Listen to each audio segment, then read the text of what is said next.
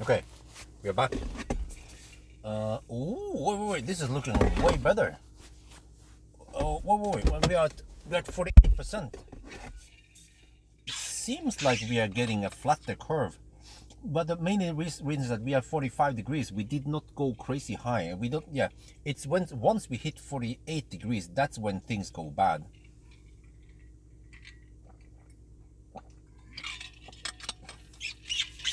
So we charged for 12 minutes. I remember it plummeted to around 50-60%, and it stayed there. Now it seems to have a flatter curve. Yeah, look at this. 85 kilowatt at 49%. I'll take it. So if I go, okay, Ionity, I will blow the temperature again at Ionity. I think we're just gonna go for it, man. We have to go for Malmö. But on the way back, I will try to use V2. Like, I could even stop at Mellbystrand. But then, somehow, I have to go to Göteborg on the last one. Wait, I can't go to Kungsbacka. Wait, how do I charge the last bit? Well, I need to document this, that this is way better.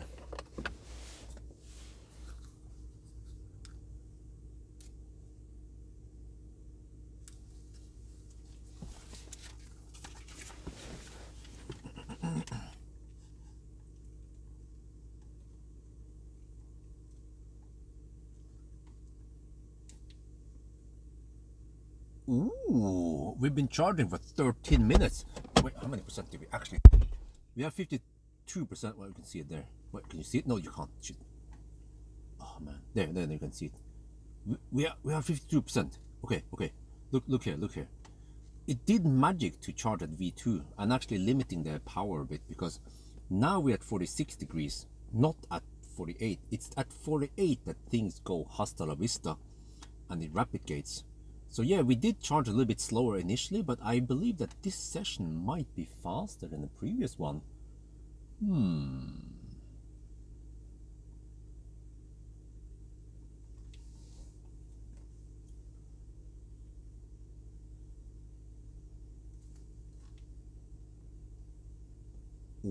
เนี่ยตอนนี้เรารับ77กิโลวัตต์นะครับแล้วตอนนี้เรามีเท่าไหร่ฮะ53%ประเทศเนี่ยเดี๋ยวซูมไปคุณเห็นไหม53%โอเคนี่ดูให้54แล้วก็เนี่ยที่มันสำคัญนะครับคือเพราะว่าเราชาร์จช้าหน่อยแบตเตอรี่มันไม่ร้อนไป46องศาถ้ามันโดน48นั่นมันจะแย่นะครับเนี่ย53%แล้วเรารับ75กิโลวัตต์มันก็ยังดีนะเนี่ยใช่ก็แปลว่าผมคิดว่าตอนนี้เราได้ชาร์จโอเคเราได้ชาร์จ15นาทีนะแล้วก็เราชาร์จไปถึงนี่แล้วว่ะแปลว่า charging session นี้มันน่าจะเร็วกว่าครั้งสุดท้ายนะครั้งที่แล้วนะ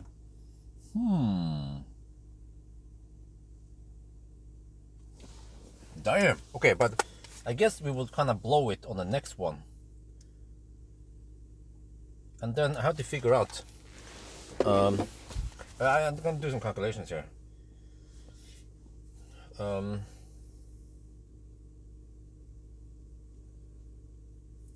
Malmö to Oslo, Malmö to Göteborg. Ionity. I remember I-99 somewhere right in the Göteborg area.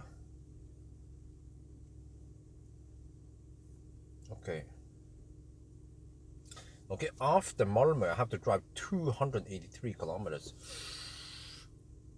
Maybe I split it in 3. That would be around, let's see, 283 divided by 3.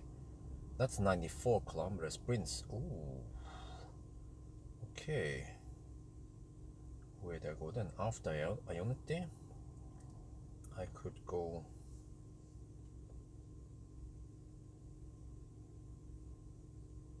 Halmstad. No, that's V3. I'm actually tempted to go to V2 again. Can I go Mellbystrand? Oh, that's 127 kilometers. Oh shit. Angelholm, no wait. Helsingborg, no, there's nothing here.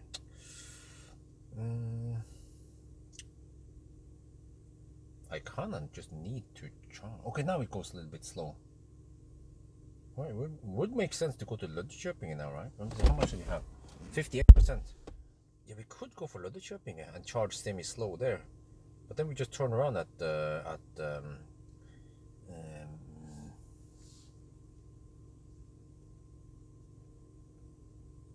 oh, 47 degrees. It's about to rapid gate. Oh shit. Well, maybe it's a gradual rapid gate. Yeah, it could be gradual rapid gate. Maybe there's no difference. It's same shit, no matter what you do. Okay, but we might have to take 2 charging stops on the way back from Malmö. Yeah, I'm not sure. Speed-wise, I think that might be the best, because we will then be riding on the cooling yeah, afterwards. But I'm just super afraid of hitting the limit. Yeah, on this session we will pass the 2. Yeah, let me see. We are already at 175%. So this one will step over the 200. It will be 230 something percent. And once we hit 380 roughly, then it throttles. Why HBG is not the turnaround point, huh? Oh no, we start from Kongalv, that's why. Yeah, okay, I have to explain to you guys. First of all, he didn't use question mark. I didn't know what the heck it was.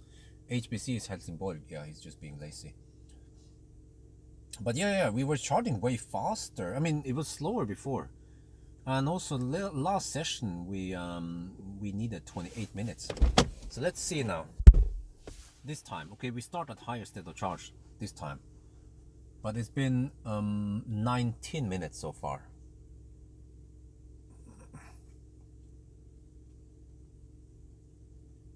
And we had 62% already. Oh shit! We had 62%. Wait. We could go at 65%. Yeah. But actually my gut feeling says that maybe I want to go for 70% after all. Because it might not take that long. Yeah. You see? 20 minutes soon. Wow, this is a lot faster than the session.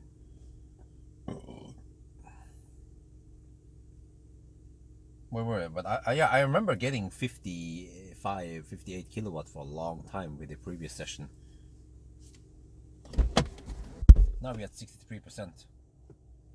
So I could leave at 65, but then I'll go semi-deep. Nah, it's only not going to be that deep. I might arrive with 5% at Helsingborg. I mean, at Malmö. But that's no big deal, right? Oh, wait, I have to count that we did go slow, yeah. Okay, you know what? That's probably why I ended up with more juice than I expected. So I might want to go 70%. Okay, it shouldn't take too long to go 70%. Start going a little bit slow now. So a couple of more minutes and then we can leave. 64% now.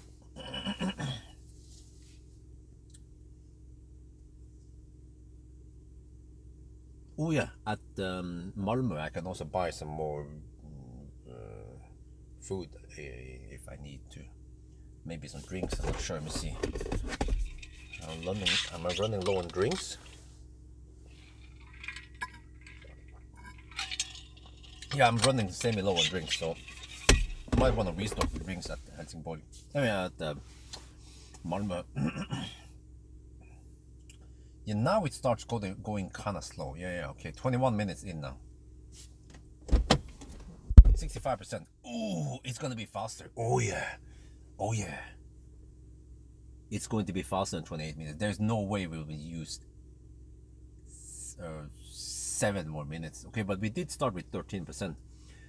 But no, and last time it was 7%. But I guess it doesn't take that long to go. Yeah, I mean, I can calculate actually how long it takes. And also it's not linear, so it's actually around 5%. So that's only 2.9 kilowatt hour, and then we're pumping in 130 kilowatt. It takes 1 minute, little bit over 1 minute. Okay, so it means that in comparison, this time it should take 27 minutes to reach 70%. We're at 66 now. It's been 22 minutes. Wow. Yeah, and also the thing is that we are not camping on 55 kilowatt for too long. We've been riding on mostly 70, 80 kilowatt actually for a long time. And also we have been riding on 115 for a long time when the temperature was nice and low. Now, but you see, we didn't even hit 48. We never hit 48. Ha! So it is actually better. We should try to use V2 supercharger on the way back. It sounds crazy. I should visit, if I can visit Falkenberg as the last stop. Okay, we have to go Helsingborg somewhere and then Falkenberg, I think. And then 999. That would be pretty good. So yeah, one extra charging stop, I guess. But yeah, I'll figure out something. I just have to pray that I don't hit the limit. 68%. Oh, okay, let's go. Let's go. Let's get ready.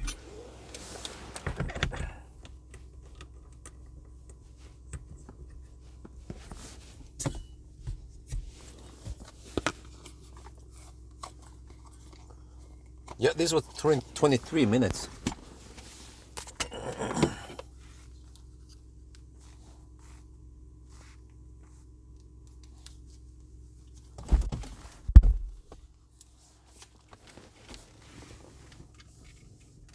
$69. Oh, we're about to leave now.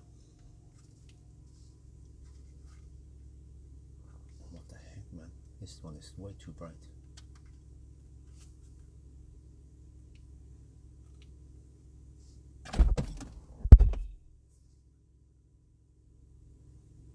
Oh, we are almost good to go now. Previous session. Now let's see. This is yeah. We charged for 24 minutes. On the previous session, we charged for 27 minutes. So this session is 3 minutes faster. Wow, we have to go for V2 supercharger from now on.70%เราใช้เวลา24 นาทีคราวที่แล้วเราใช้เวลา27 นาทีแปลว่าอันนี้3 นาทีเร็วกว่าเราต้องใช้ V2 supercharger นะถ้าเรามีโอกาสนะโอเคป่ะต้องไปแล้ว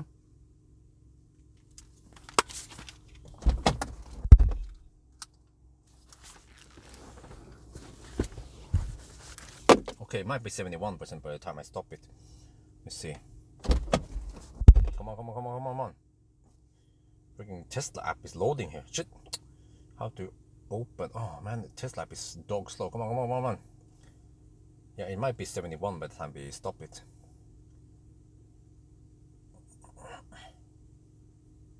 Yeah, 71. Okay, I have to write down that one. Stop charging.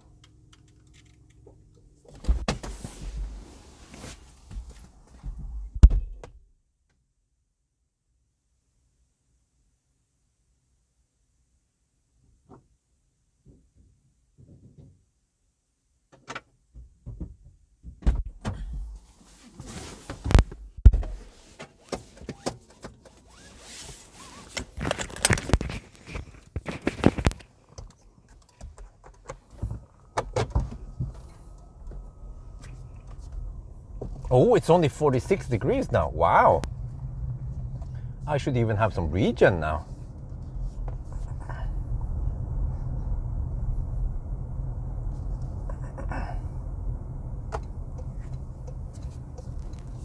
Yeah. On the previous sessions, it heated up until 48. It was staying at 48 for the longest time. And the car is being stingy and didn't want to cool down enough. But you know, this could easily be avoided if Toyota just cool enough.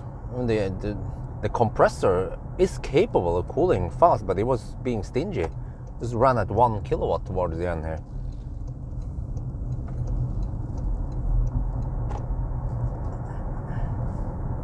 By the way, the total consumption right now is 265 minus 1.2%, so that's like 260 only. Well, there's some, oh man, there's some Cybex stuff in the back there, dangling around.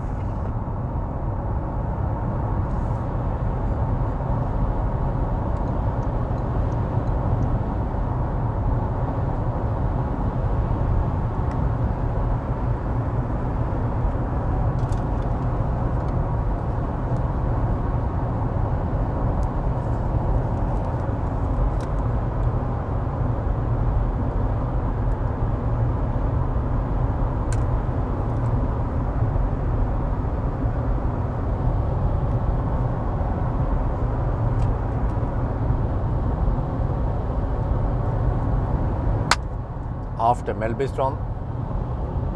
Oh, look at this, 46 degrees only. Let me check how much regen we have here. Oh, look at that, 48 kilowatt regen, a lot better.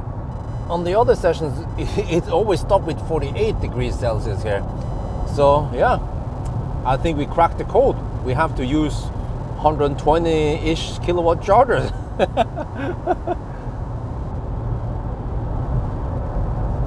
โอ้เนี่ยตอนนี้อุณหภูมินั้นมันเป็น46องศานะครับเดี๋ยวจะเช็คดูว่าเรามี regen เท่าไหร่นะเนี่ยโอ้เกือบ50กิโลวัตต์ แล้วก็เนี่ยปกตินะครั้งอื่นนะมันจะตอนเราหยุดชาร์จมันจะเป็น48องศาตอนนี้เป็น46มันก็ดีกว่าตั้งเยอะนะครับก็แปลว่าเนี่ยเราพบเจอแล้วนะว่าเราจะต้องพยายามใช้120กิโลวัตต์ชาร์จมันจะดีสุดนะ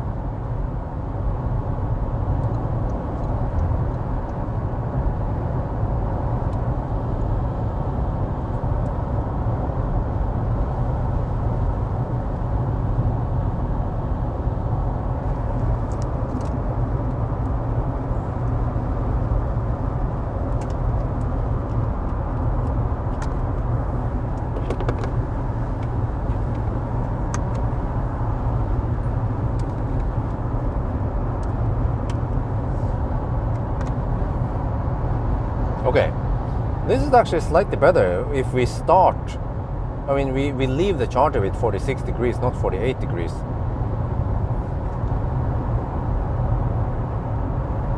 It's all about the heat now. We don't, I almost lost focus on the penalty points.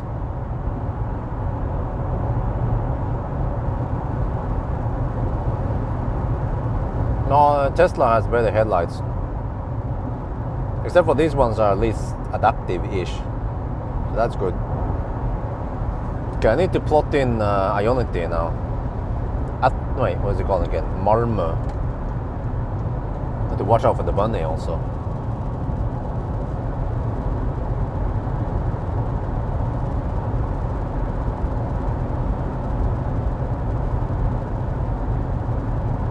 Oh, I found it. So okay.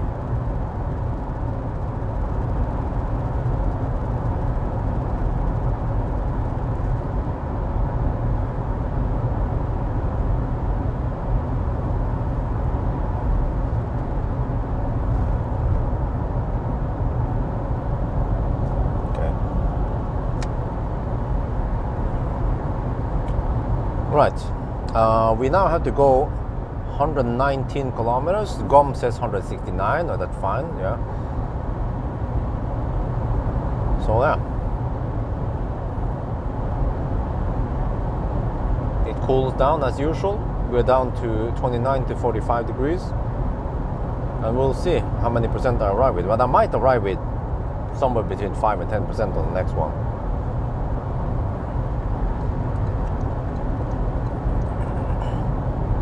So yeah, I will try to, it seems like the struggle is real. We have to try to get slightly below 35 degrees if we can.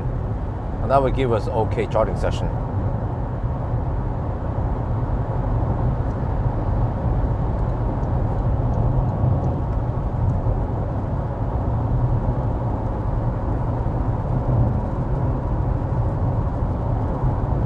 Well, the shit there won't detect in time.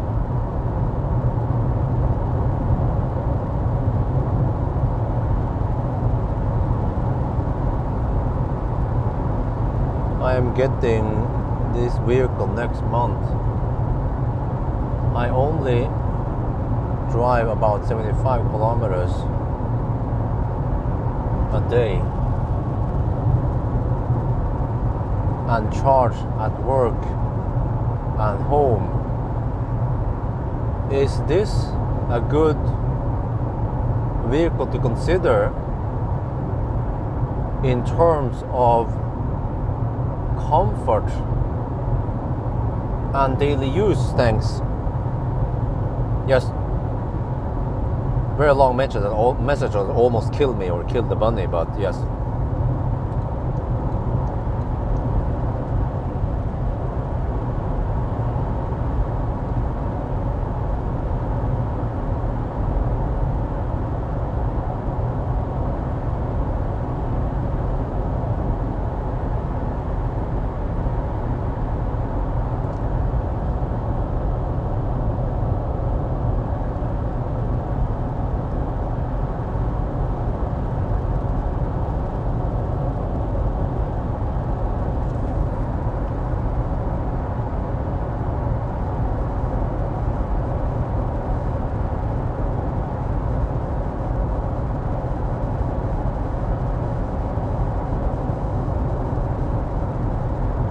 I think it's gonna be bright soon. Yeah, it's past 3 at night. I can see a little bit of daylight coming. Okay, so we'll be at Helsingborg. Oh, sorry, I keep saying that. We'll be at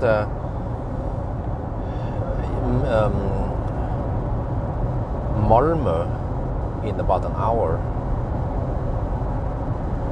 Actually, slightly less than an hour.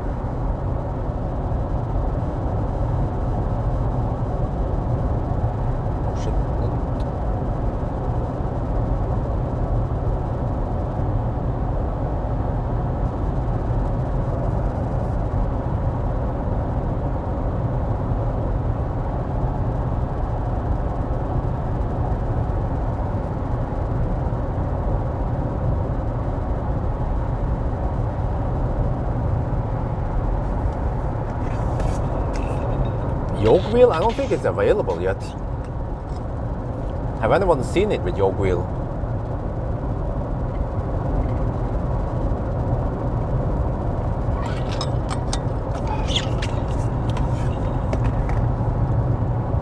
Uh, 600 kilometers on display now, which means we have to, let me see, 1.2% is roughly 7 point, okay, we are at 608 kilometers now, real distance. Consumption is around 260, a little bit over 260, which is not that bad for a crossover.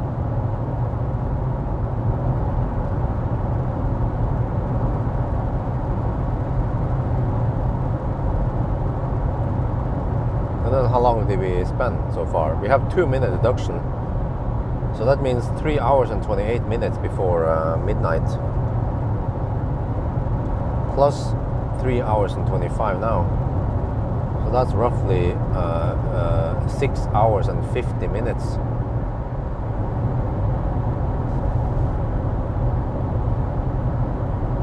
Plus the charging, yeah. I should measure right before we end. I mean, right before we plug in instead. It almost doesn't make any sense now.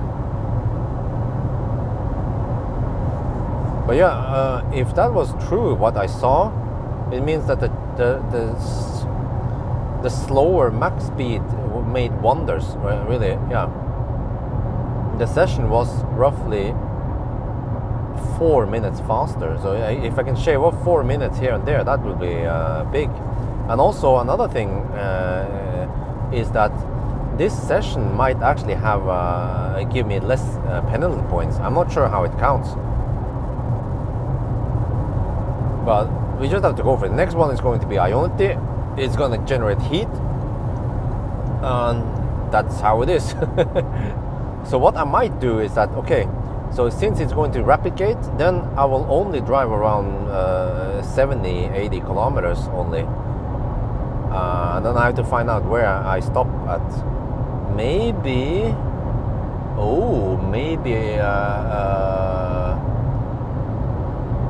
Halmstad. I haven't checked the distances yet.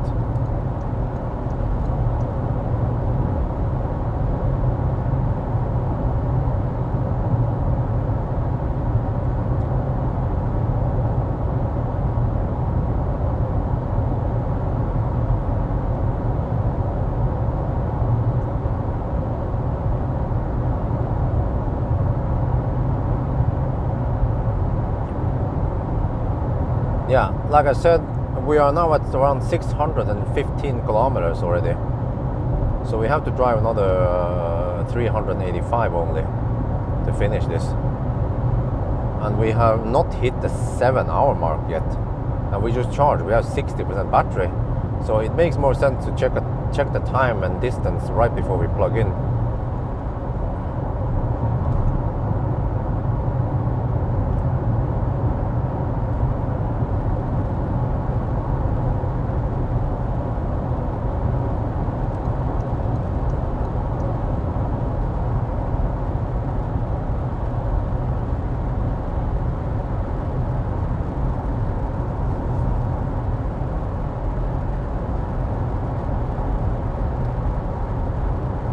But I just wonder, this high, I don't know if the high temperature also gives me penalty points.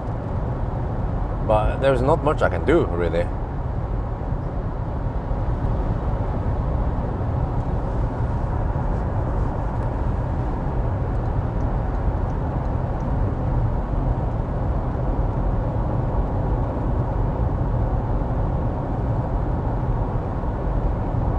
Added 58% last time, okay. We are now currently at 233% charged, roughly. Yeah. So which means that we can charge another 150. Wait, I can expect that the next stop I will charge less.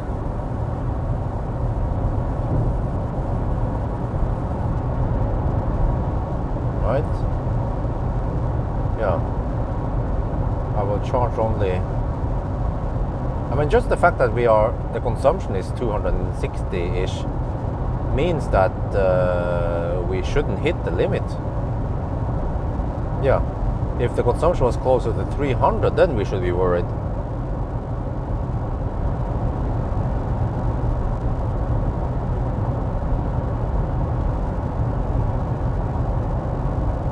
I think maybe we will, the last session, it will put us at maybe 350, 360% added.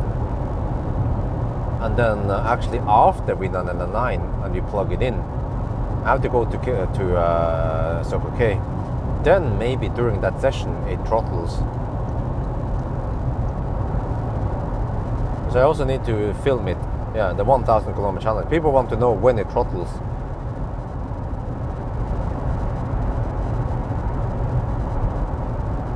Well, it's not only a charging curve race, it's also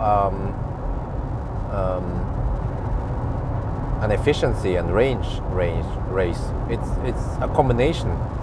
Efficiency plus range plus charging speed plus any I don't know what you call it, exhausted feature like rapid gate, cold gate, or both of it. Yeah.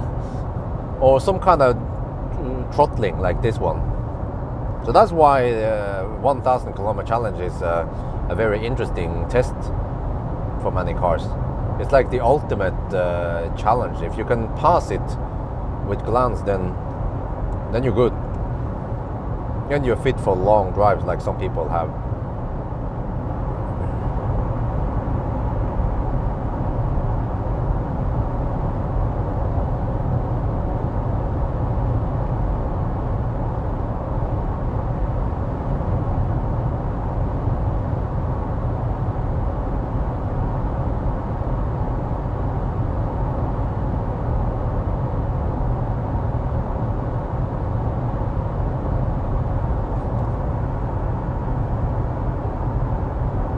Oh, I see it here, trip duration. Okay. Oh, nice. Okay, this is good. There is a counter that automatically resets. Okay, so I can see that this leg is 16 minutes long. I will pay attention and see how many minutes it takes before the cooling stops.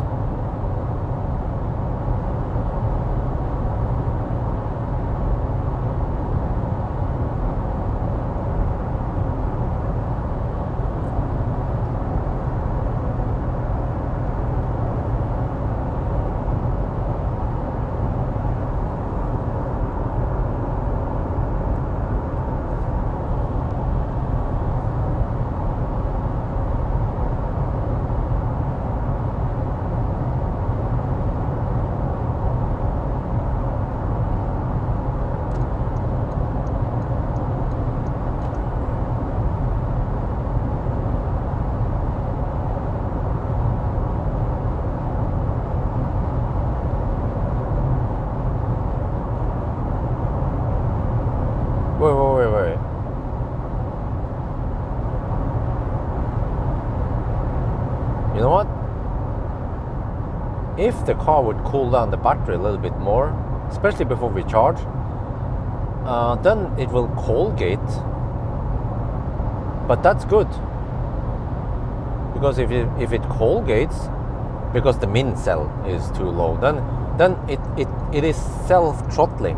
Yeah, that is actually brilliant, because if it cold gates, it will not go too high on the max speed, or the current won't be too high, and then the heat buildup won't be crazy high.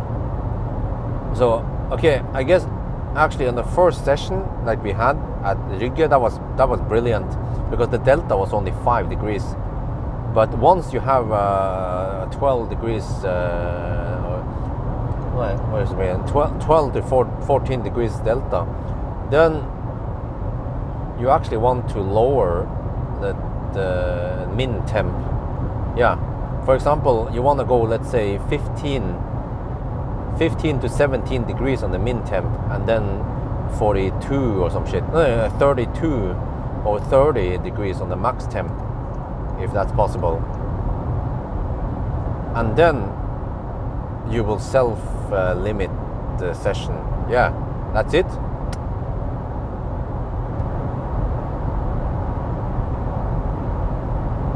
Listen to the music. What music?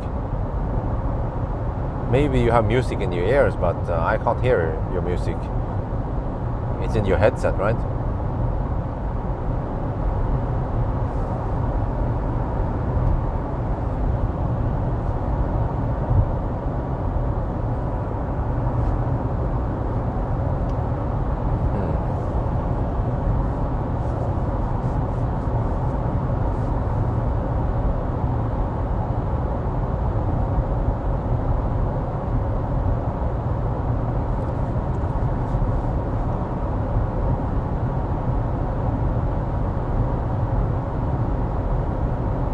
Okay, it was 20 to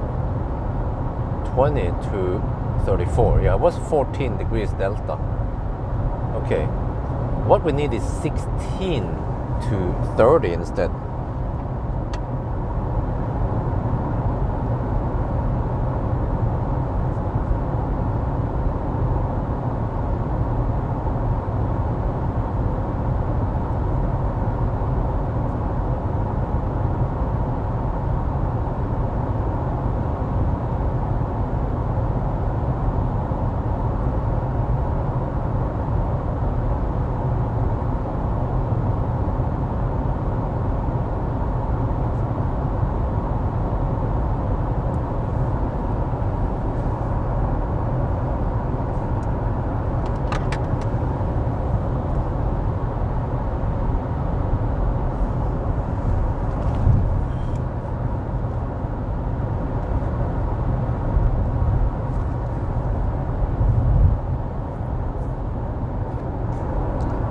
Can we just admit this Toyota is an EV time machine? Takes you back to 2016 or 17 charging speeds.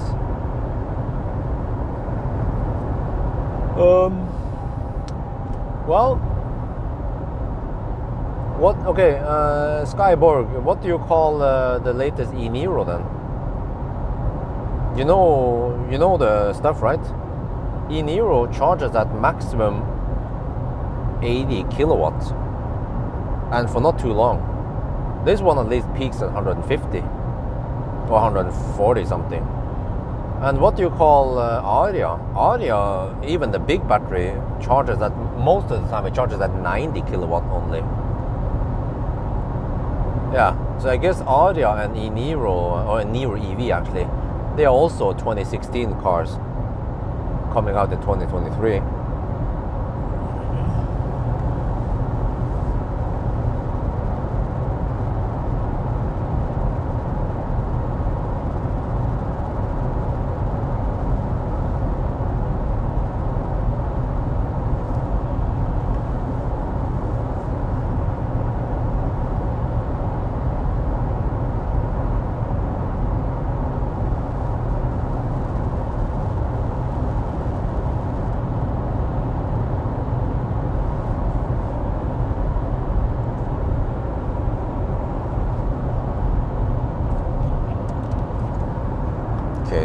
bright now. Wow. 3:30. Damn. Nordic winters are awesome. Just that Nordic summers are awesome. Nordic winters sucks. But then Thai winters are awesome.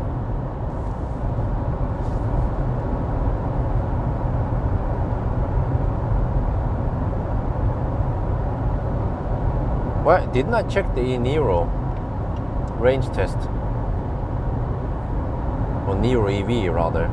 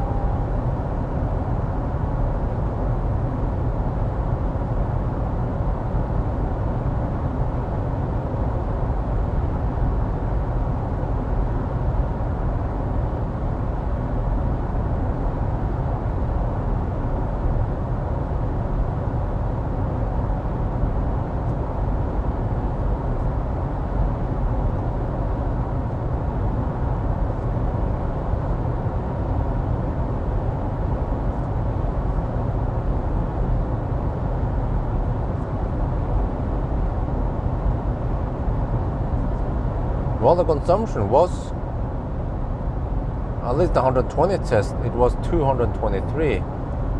Okay, it's better than this one. This one is more like 200 and, what was it again?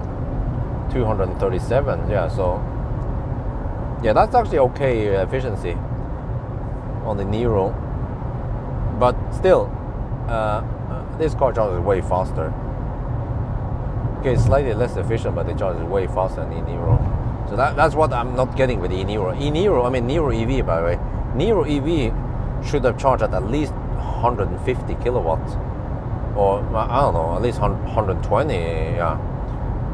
Charging at only 80 kilowatts coming out in 2023 is a joke. Hi, Björn. Tesla Model Y rear-wheel drive here. Short question. Do you know why?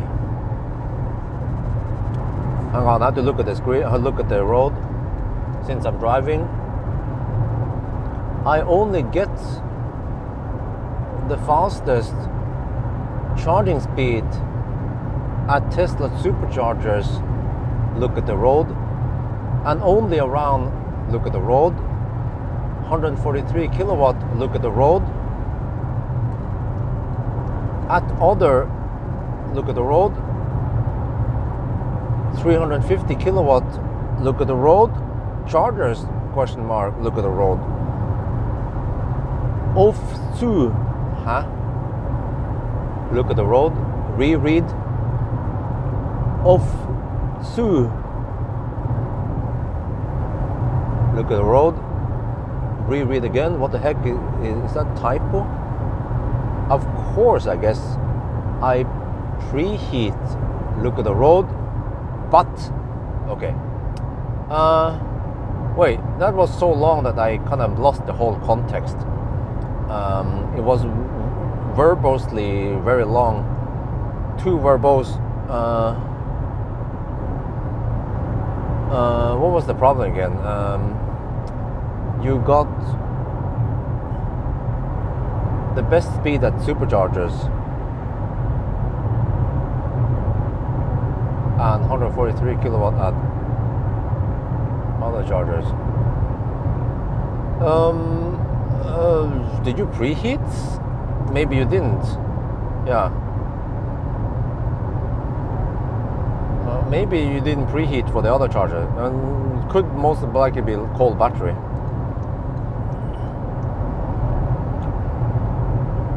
Yeah. No, I don't want text-to-speech, trust me. Why?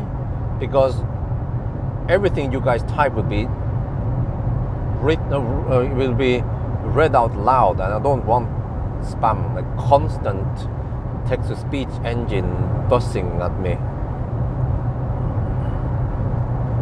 Wait, the cooling stopped? Okay, I didn't pay attention. I think the cooling stops every time we dip below 40 degrees Celsius.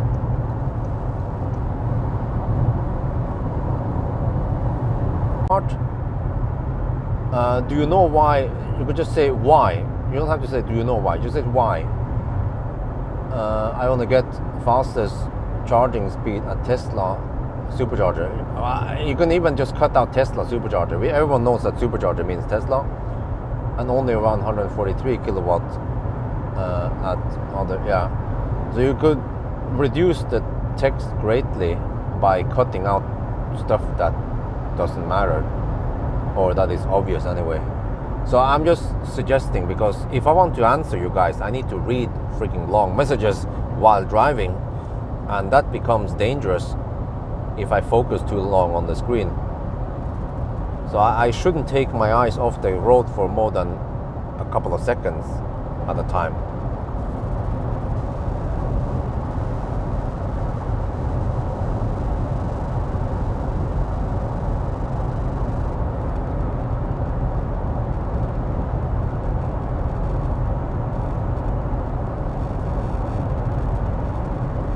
Renault Megane any good? Yeah, it's good. I have videos about it. I just did ignore the rest of the line now. I can try to read the rest. Don't care about charging speed, also care about efficiency. Well, go watch the range test. You get the answer. I don't remember, but from what I remember, it was fairly efficient, at least at low speed. But I mean, maybe at 120 test, it was slightly thirstier. But yeah. So yeah, Megane is the car for you. For what if you want to know all the details, you can watch the range test.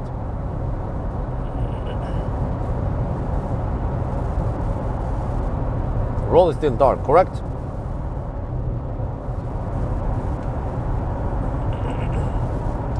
$64 kilometers to destination, and we have 107 kilometers on com. Oh.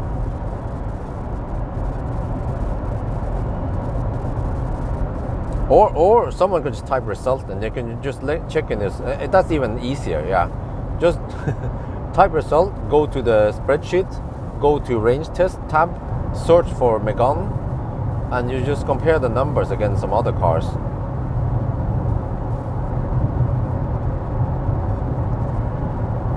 Wow, freaking asphalt, that is noisy over here. I'm getting sleepy. Ah, shit. But so far so good. No throttling yet. And yeah, just have to deal with Rapid-Gate. Oh, battery temperature 20 to 37 degrees. Oh, okay. All right. 17 degrees delta again. Shit, man.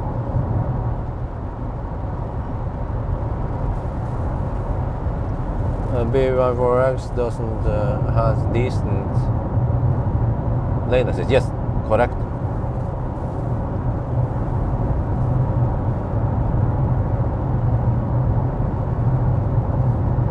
Oh, the asphalt here is really rough.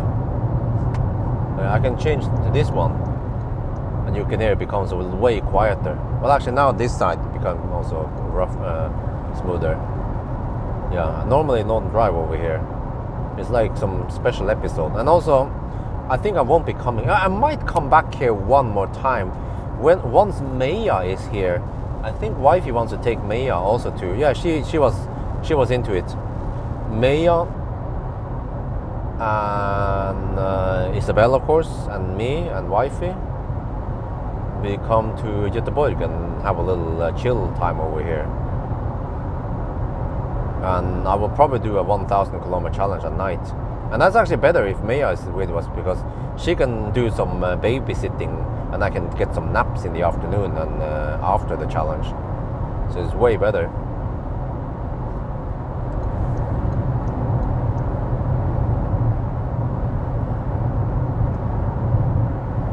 Whatever, I can feed wifey and wifey's sister. Yeah, no problems.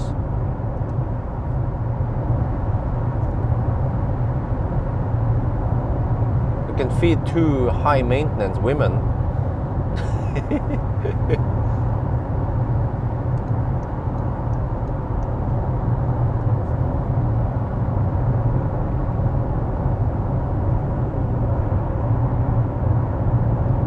Oh, the asphalt is quite rough over here.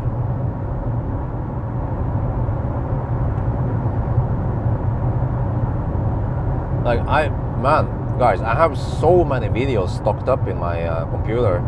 Like, I could probably just stop driving for a whole week or 10 days and just edit my videos and push them out 1 per day. But what I'll probably do is push out 2 videos per day.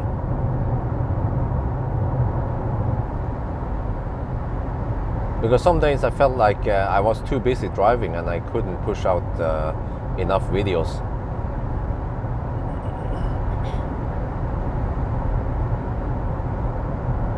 But they actually come in wrong order right now. I prioritize the Lucid video because I consider it important.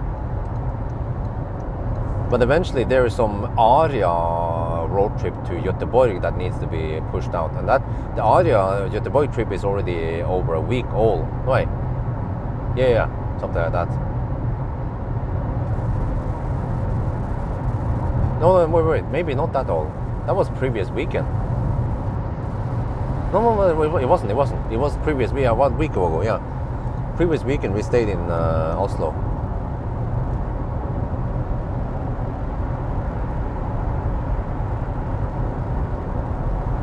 My speed is like a typical Toyota driver.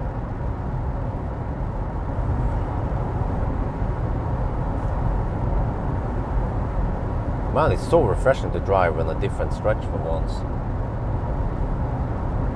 So yeah, if everything goes as planned, if the weather is okay, then I will probably do, well, we can check.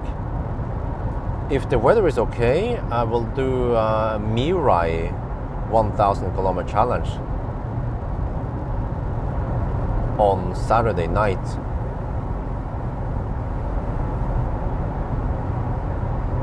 Yeah, it is good.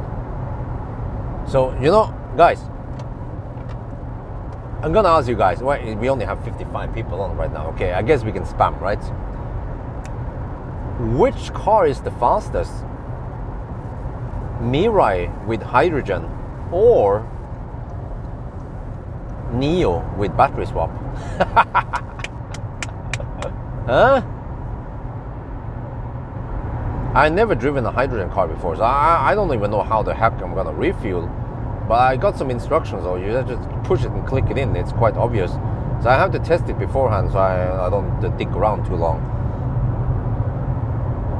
Neo, okay.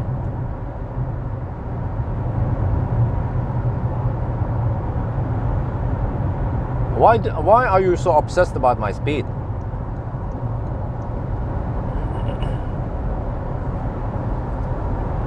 It's same fast. Okay, yeah, same fast.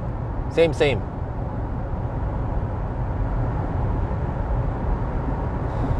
Because Toyota claims 500 kilometer range on Mirai.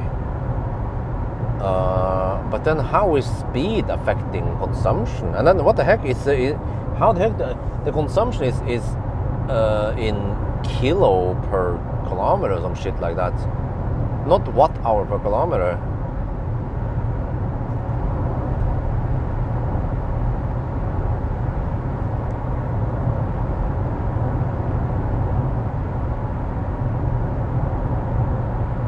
Well, the thing is that I'm going to be driving back and forth to the same station because there aren't that many. We have one on the west side of Oslo and one on the north side. That's it. There's supposed to be one in Göteborg, but they haven't opened it. So, yeah. But, okay, if Mirai claims 500... I mean, Toyota claims 500 kilometers of range. That's probably when you are driving. like, do we even know how many kilos the tank can take?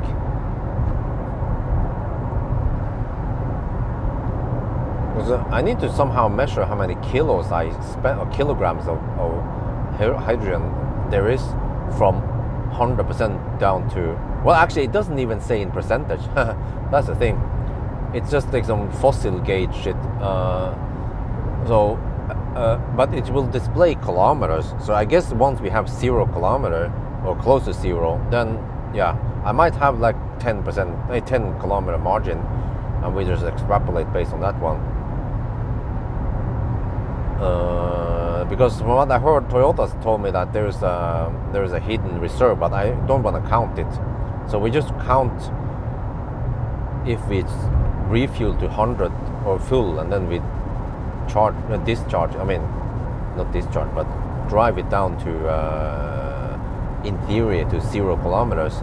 And if there's a hidden reserve, then you can still drive or get over to the hydrogen station, I guess. Yeah. But I don't know how big the tanks are, but we might be utilizing only 90-95% of the tank.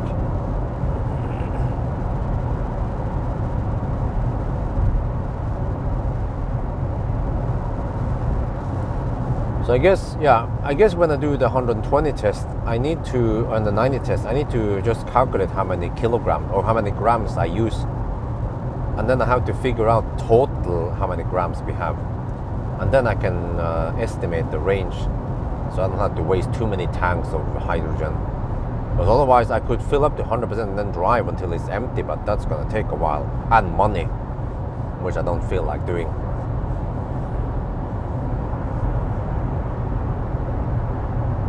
But I can't wait to see what kind of range we get at 120. Like I'm not going to be surprised if if the range on Mirai is actually worse than Tesla or many other modern EVs with decent sized batteries, like Model 3. Because I wonder if the Mirai has similar space as Model 3, maybe even less, because of the gas tanks taking up space. But we'll see. I have no idea how it is. Oh shit, freaking noisy asphalt again. I mean, I want to find out how it is. I mean, is it good or is it bad? Just like this Toyota. Like, okay, many people bitch about the Toyota, okay, fine, but I'm gonna be honest, the Toyota here is good in many ways. Like I said, auto steer is very good. Soundproofing is just average, but at least not that bad. What else is it?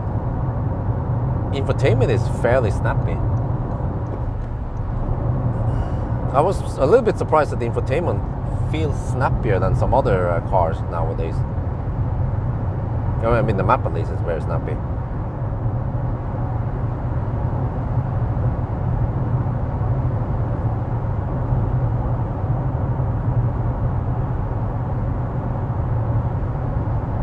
Well, I hope I don't exhaust the hydrogen station during my 1,000 kilometer challenge.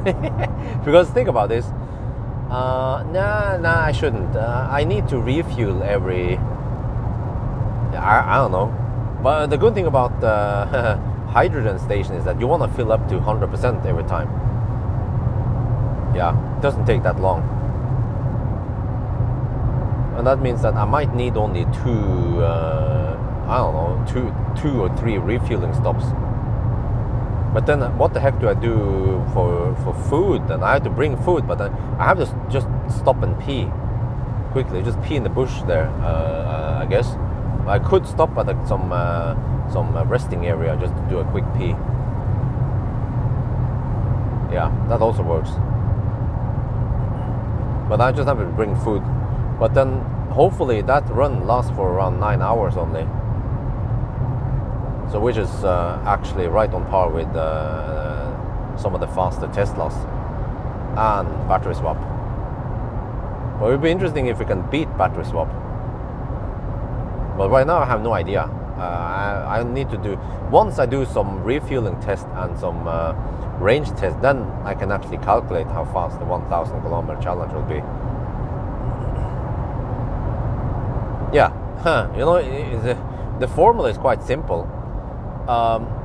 I basically calculate that we charge to 100% within 5 minutes, and then I find out the range at 120 kilometers per hour roughly, and that gives us the 1,000 kilometer time. So we can use the same formula or the same spreadsheet section, and should give us a quite good indication.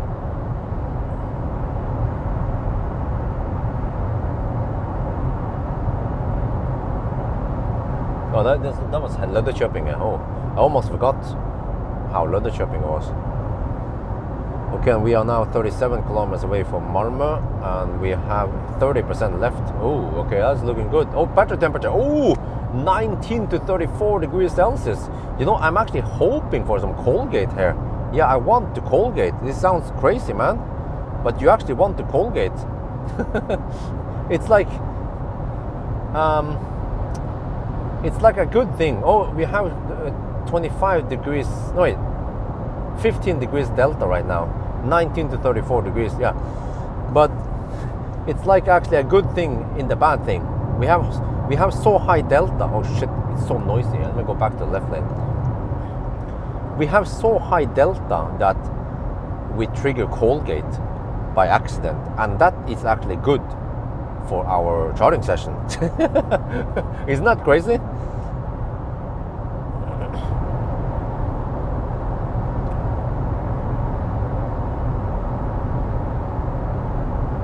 Four at night now. All right, okay, getting close. That means we have, oh shit, now it's noisy on this side also. But that means we have now traveled for 7.5 hours. In 2 minutes, it will be 7.5.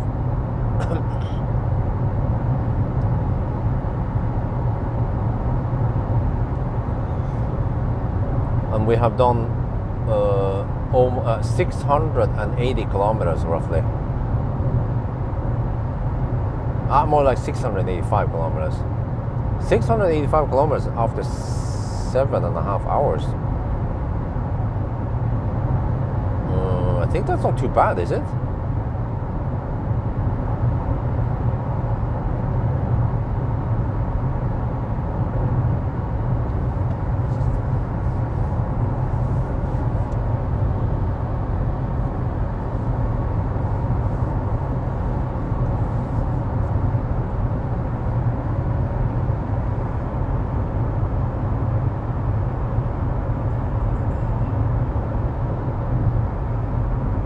Malmö, here we come. I think last time I was, I think I was in Malmö around 6 in the morning last time, because I started later. And that was with Aria. Yeah, okay. But Aria was a little bit faster, wasn't it? Where actually was it? Yeah, you see, Aria had that nice and flat 90 kilowatt, and we were charging at, we were riding on 50 kilowatt for a long time with this car. Well, we better not be beaten by Aria, right?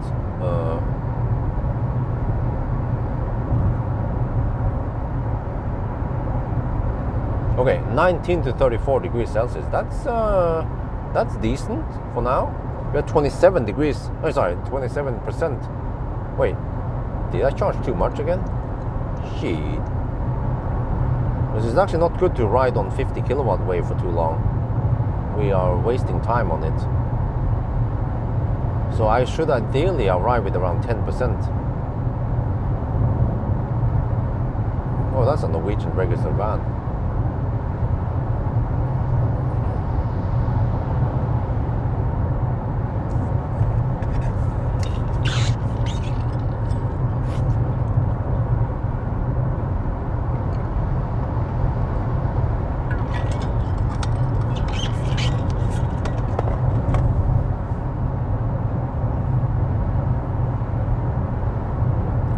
I think it was good that I managed to start early today, because then I'm not dead tired yet. But normally if I have to stay awake until 10 in the morning, now I'll be dead tired. Sometimes I stay up until noon. That is really hard for the sleep.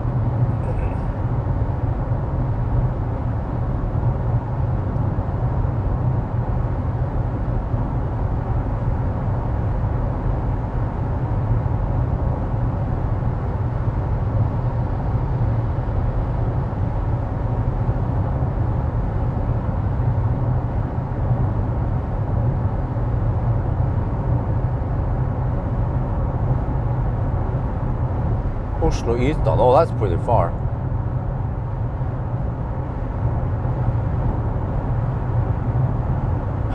Well, I love driving, and many of these cars, they have auto steer and such, so it becomes quite pleasant to drive. And also I just like highway driving, very quiet and calm compared to city driving. That's why I never have any city test, because it's gonna annoy the heck out of me. I have to focus so much on traffic and pedestrians and red light and shit. But over here, it's just wide open roads and very little CPU power is needed. You can run this on 286 CPU.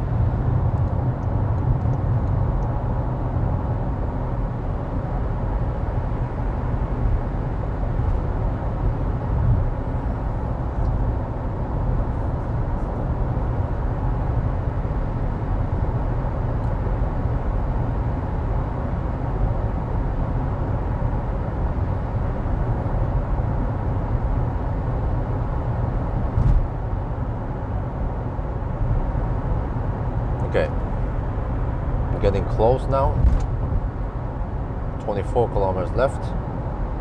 Wow, 24%. Is that too much again? Shit. Well, okay, 70% might have been overkill. Wait, or I can actually go 70% and then just travel far. But I mean, the temperature seems to drop and then it just stays there. So, I feel like maybe I should. Maybe I could just have one more charging session. No, wait, now that's gonna be tough, man. I have to drive around 140 kilometers between each charge. Yeah, that might not be. Well, actually. Okay, let me figure it out once I'm at Malmö. But I don't have that much time. I have to go and pee and shoot a video, and then I have roughly 5-10 minutes left of thinking before I decide what to do. Especially if I'm only charging to around 50% and then hammer it.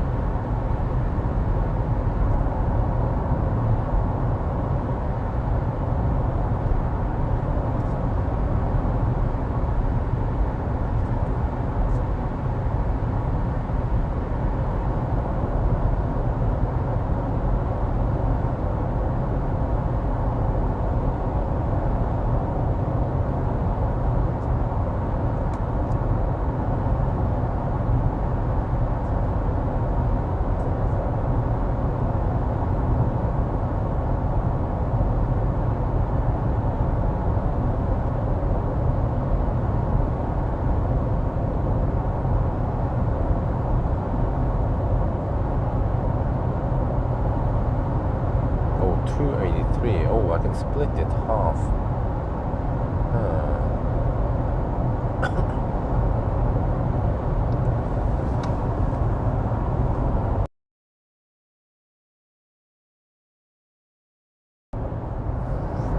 I could go 140 kilometers and then charge and then go another 140 kilometers, but I think that's too much. Yeah, it's probably too much.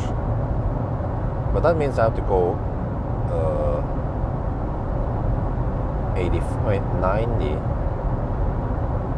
95 kilometers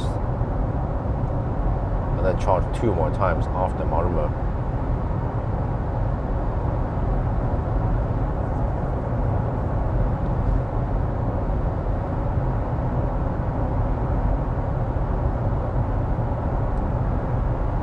All-wheel drive.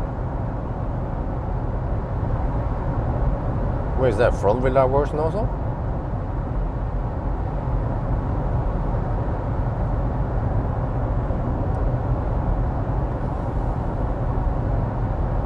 Maybe that one is called bZ4X, not 4X.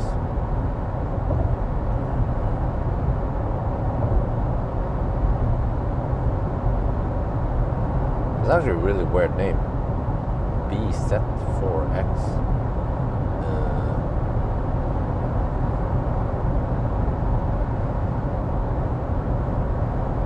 Sounds like Elon Musk's kid.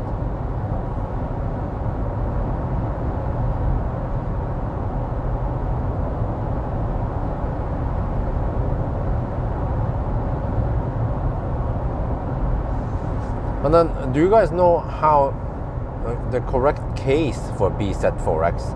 It actually has a word. I mean, just like i3, it's supposed to be a lowercase I and 3, and then I-pace is supposed to be uppercase I dash uppercase P, I-pace.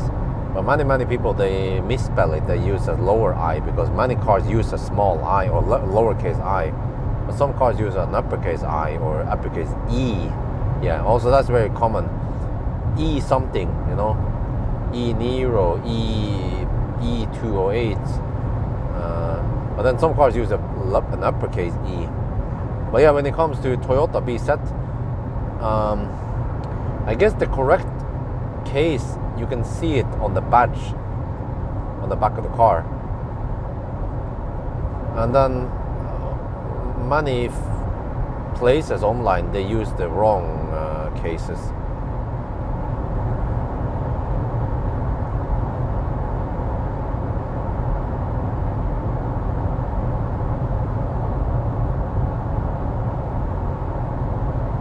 Right, 9 to 34 degrees Celsius. So it will slightly Colgate, but that's fine. I'm getting tired. That's not good.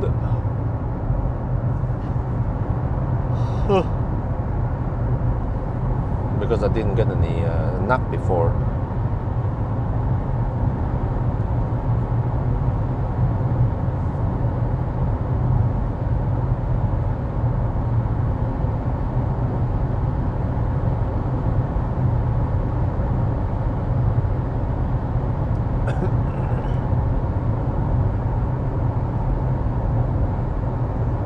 Okay, so the Malmö exit is the last exit actually before Denmark.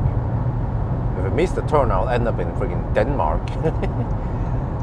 Probably don't want to do that. Let me see, I have to catch this one because I don't come here too often. But I should remember where to exit.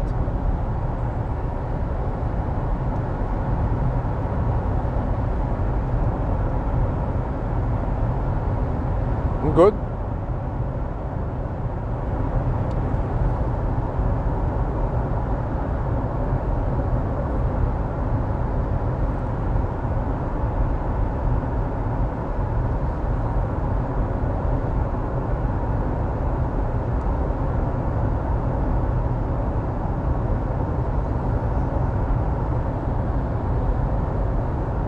Yeah, what was the Honda call again?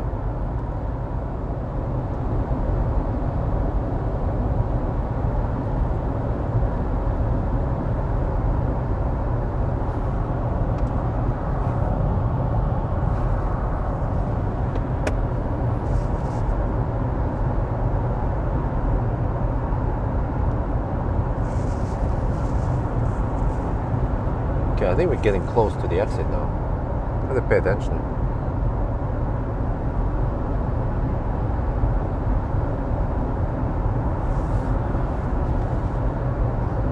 You know, if the Japanese car industry could just spend less time and money on fancy names and more time and money on R&D and making proper software and hardware for EVs, then they would probably sell more cars, regardless of what the name of the car is. Like I don't think classic Ioniq sold so much. It was loved by so many people because the Ioniq name was fancy. People probably didn't give a shit. It was affordable, very important, and it ticked the right boxes as an EV, like efficient car, fast charging, nice features like auto steer-ish, and yeah, that's what matters. ENY1. What the heck, man? Shit, man. Frigging Japanese car industry is going down the drain. They used to kick so much ass before.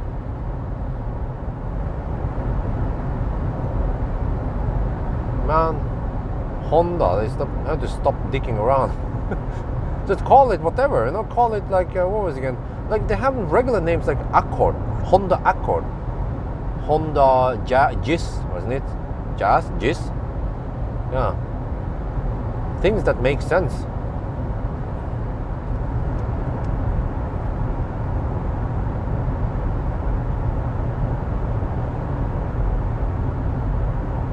No, I'm not going to Helsingborg.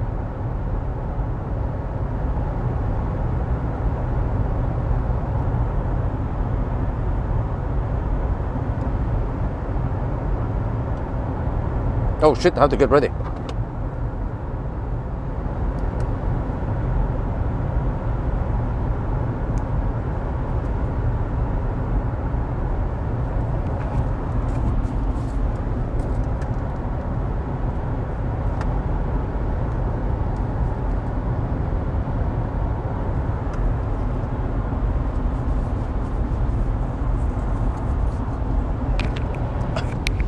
Right, Helsingborg, Malmö coming up. Yeah, don't want to miss this. What was that? Bird. Okay. Yeah, I can see this one. So okay. Littenham. Okay.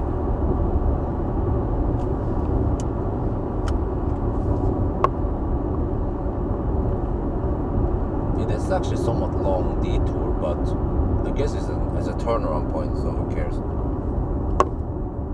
Wait, navigation is messed up now. Navigation couldn't follow my exit. He wants me to go back into the motorway and then U-turn and do some more shit. Well, I have 13% again. Shit, I charged too much again. What the heck is going on? Keep missing the target. Well, I mean, it's good because I have 20 to 34 degrees Celsius. But actually riding on 50 kilowatt wave for too long is actually not good. I should arrive with 10% or... yeah. Well, actually, I only had 3 kilometers too much, 3% too much, which is no big deal. It's like a minute. Wait. Yeah, like one minute extra maybe.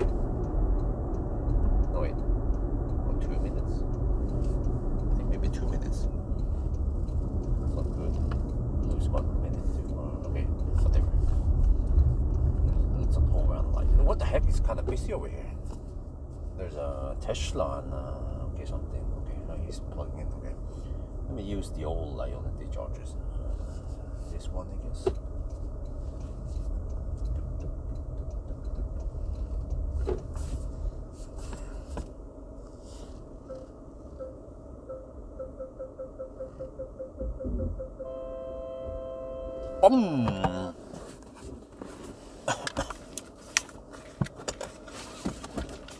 Right, 709.3 kilometers, 266 consumption. Time 4:18. Malmö.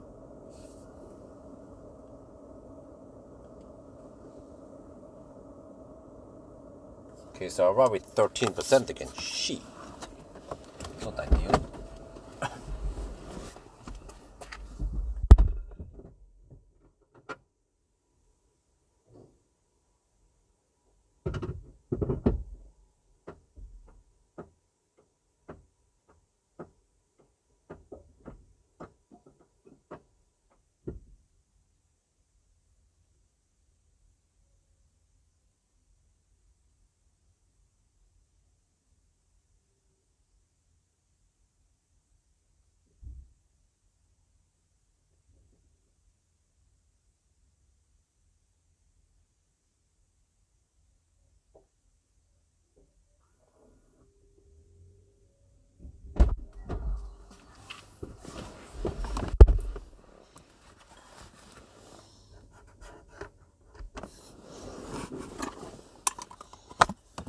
30% at arrival. All right.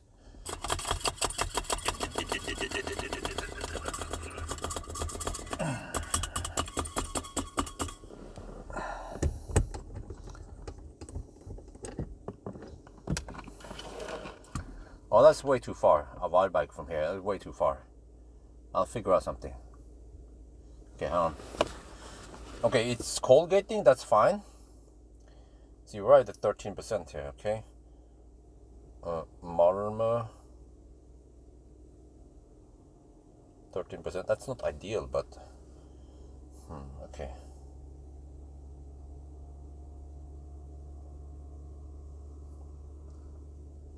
I need to figure out my next stop now, already now.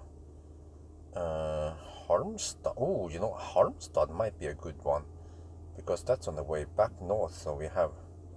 Yeah, okay.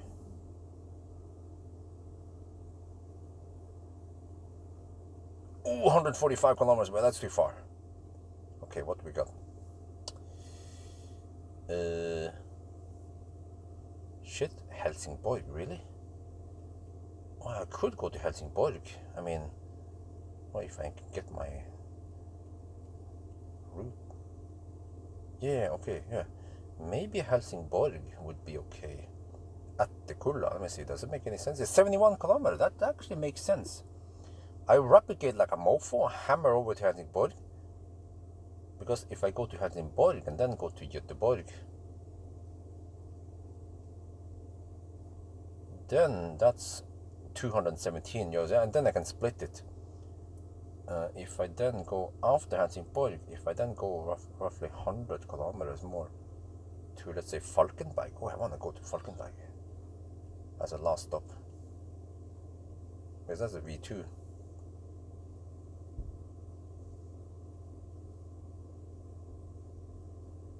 Then that's 119 kilometers. Yeah, that sounds pretty good. Wait, and then no, wait, I'll be replicating like a mofo.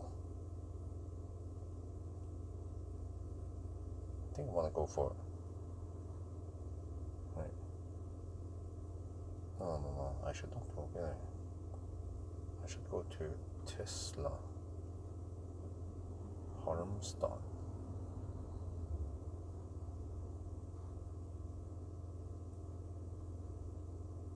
Okay, another 78. Okay, hammer over to Halmstad. And then what? And then Göteborg.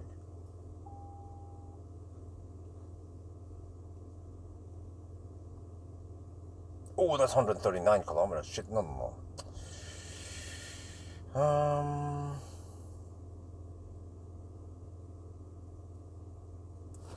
Let me film the stuff here.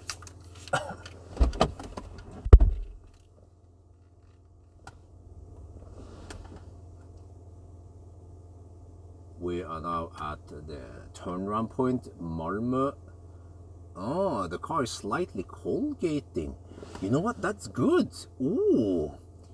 Yeah, the battery is a little bit cold. So it Colgates, but I don't care, because then it means that we're charging slightly slower and we don't heat up the top too much. Okay, all good for now.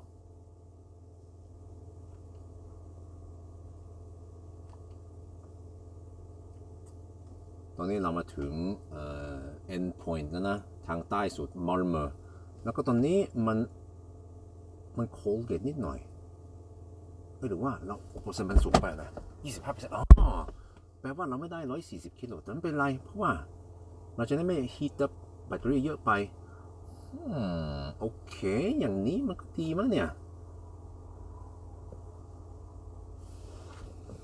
News for BYD in Europe. What kind of news?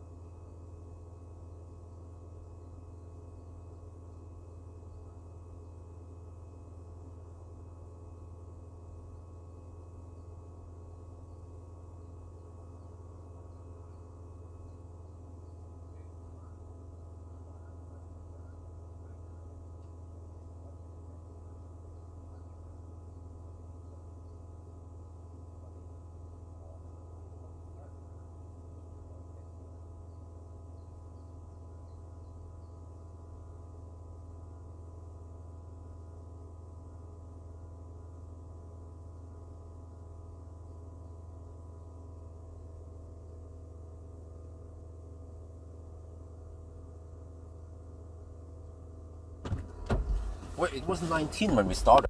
Yeah, I remember. I saw it. Oh, maybe it's a good idea to not go too deep. Yeah, to try to end with around 10% rather than 7% or even 13%. Because now we just avoid the 140 kilowatt, which is actually no big deal. Ooh. Okay, what do I do next then?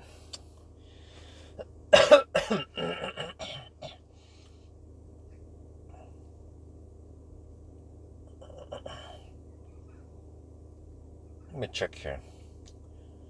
So we have to go around 280 more kilometers.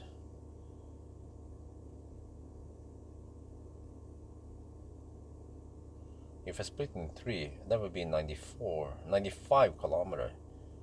The problem is that there is no charger 95 kilometers from here. Wait, what was Helsingborg? Helsingborg was too close. That's 70. Okay, I need to find Ankelholm. What is this? Mellbystrand. Wait, does it make any sense to go back to Mellbystrand? Oh, but that's 127 kilometers. That's also kind of far.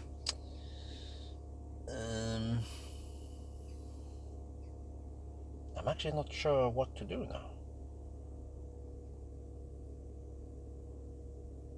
The problem is that we don't have enough chargers the way where I need them to be. That's the problem. There's nothing there. Millby. Yeah. Where's the snap pipe thing? Is that?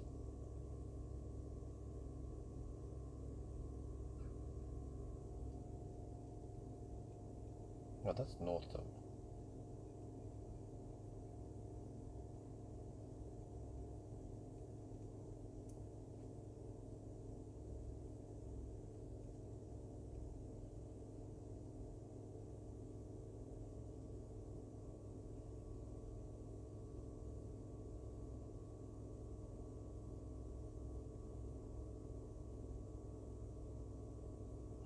Direction doesn't work. What the heck?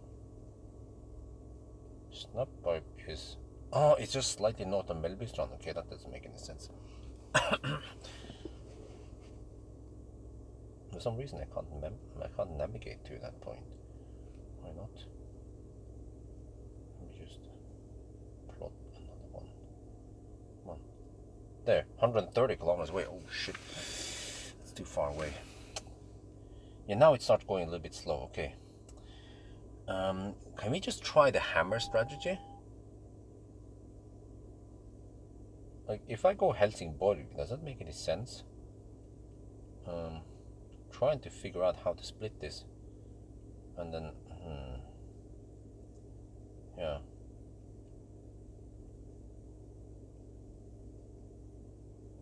That's only 70 kilometers away. 71. 71 times 265-ish. Okay. Yeah, I need to go like 42%. 42 is the answer. Wait, how much do I have now? I have 43. I could hammer now and go to Helsingborg, but then I have to figure out the rest then. I guess once I'm there, yeah. I guess that makes sense, because past Helsingborg there is really nothing for the next whatever. So let's get ready to leave. It sounds crazy, but oh shit, we are rapid gating. Okay, I'm gonna panic a little bit and go for Helsingborg. See if that helps. Yeah, we're getting quite close to the end anyway now, so we try slightly different strategy on the way back because there is not much other options. 44% now. Okay. 19. Let me see. That's. Oh, this is a quick stop. Only 11 minutes charging stop now. Okay, I can film the screen there.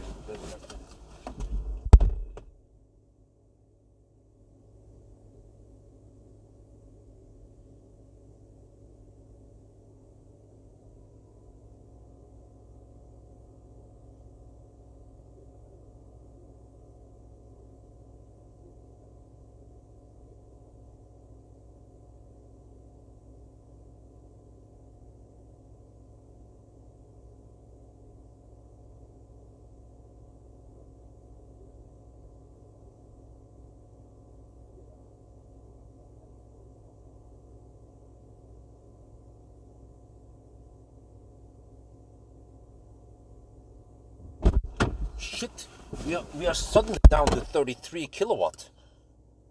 Huh? Did we hit the limit already? The fuck? Okay, let me unplug. 45%. Okay.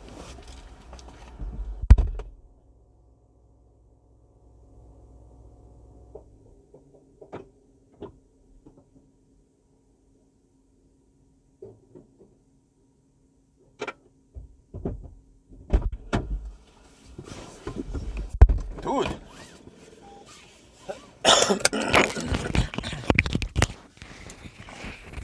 Okay, that was a fairly quick stop, but we're gonna go to Helsingborg now. So that was 13 to 45%. Okay, but that was only a 12-minute stop. So that was quite fast, but did we hit the limit? I was getting 30 kilowatt when I unplugged. I've seen it before. It's the throttle of death. Throttle of death. It could mean that we already hit the limit because, okay, when I did the 24-hour thing, whatever, you know, that was including some I mean, it was 24-hour, right? Cool down. But here, we did this within, wait, where am I supposed to go? Here, okay. We did this within just 8 hours, which is way too fast. So there's like, we didn't give enough time for the cool down or the, wait, Göteborg, straight, okay. Maybe that's the problem. When I did the other one, it naturally managed to cool down in between the battles. Unlike this time. At the Kulla, is that the one we're going for? I think so. Yeah, that's it. Go. Oh shit. But then how many people hammers this fast, right? I mean, did I get that many? Shit, I got a lot of penalty points. I got too many penalty points already. Okay, well, we did go 700 kilometers now, and we can go on. Okay, we might hit the throttle state at 800 something kilometers, or I don't know, close to 800. Yeah, so we just have to crawl the last few, right? Well, let me just try to calculate something here.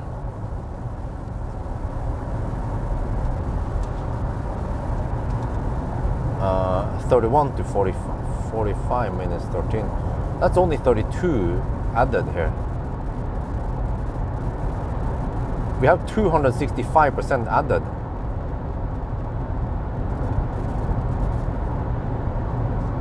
Huh? That's it? At roughly 265. Wait, how do they count this whole cycle thing? They said 3.8 cycles. Maybe they count the first discharge cycle as one cycle also. Does that make any sense? Because I count how much we add, and I thought if we add,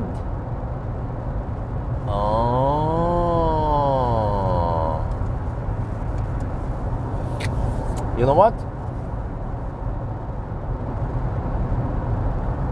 It actually kind of makes sense. Wait, does it? When they say 3.8 cycles or whatever they claim, maybe they actually mean from 100% to 0, and then you charge up 100%. That means once 2 cycles. Wait, huh? I don't know how the heck, or what the heck happened, or maybe because I have so high temperature in the battery, it counts more, or I get more penalty points.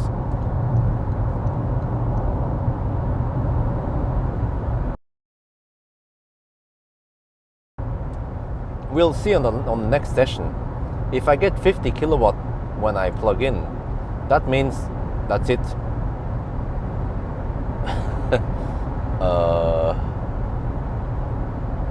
Yeah.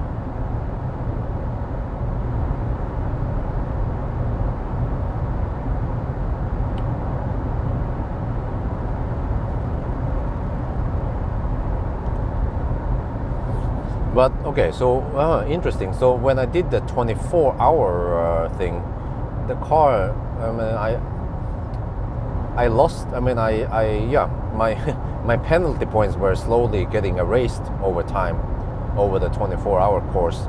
But now that I hammer it, it just accumulates. You know what's gonna happen? On the next stop, I will get okay speed initially until I get enough penalty points. Because okay, now we will lose a little bit of penalty points, just a little bit while we drive. Yeah, that might be the case. Oh, yeah, I have no other better explanation. It was quite clear that it started throttling with the throttle occurred.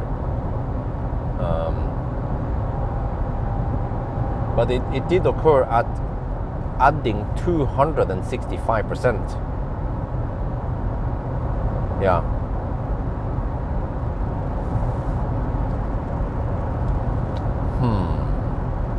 Well, the plot thickens in 62 kilometers in about half an hour. We will know for sure what the heck is going on.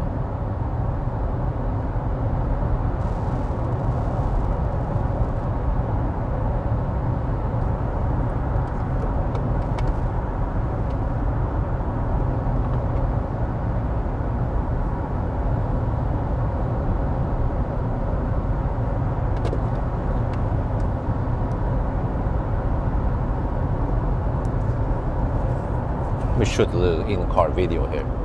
It'll be interesting to have this perspective. Oh, and I might want to use some CPL filter now. Yeah, I forgot about that one. But maybe I can wait a little bit.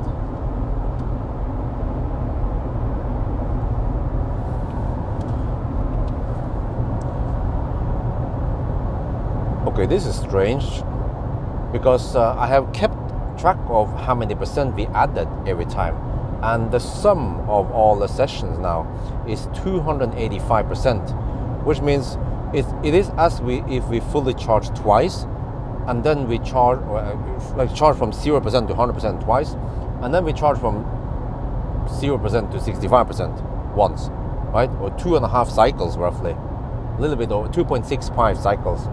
But this is way off the 3.8 cycle that Toyota claims, unless Toyota counts the first discharging cycle as one cycle. So maybe we are at 3.65 cycles somehow. I don't know. But when I did I did drive 1,000 kilometers a couple of days ago, but that was over a 24-hour span, and then it took way longer before I hit it. But that makes sense based on the algorithm, because then over 24 hours there is a little bit of cool down in between, whereas now we hammer it and we've been traveling now for 8 hours. It's a very condensed driving within 8 hours, and that means you hit the limit. So I suspect that it's going to take around 35 minutes to go from the previous charger to the next charger.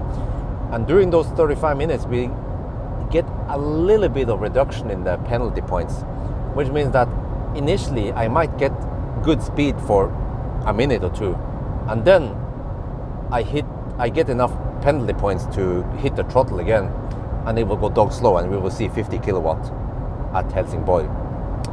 We shall see. The plot thickens at Helsingborg.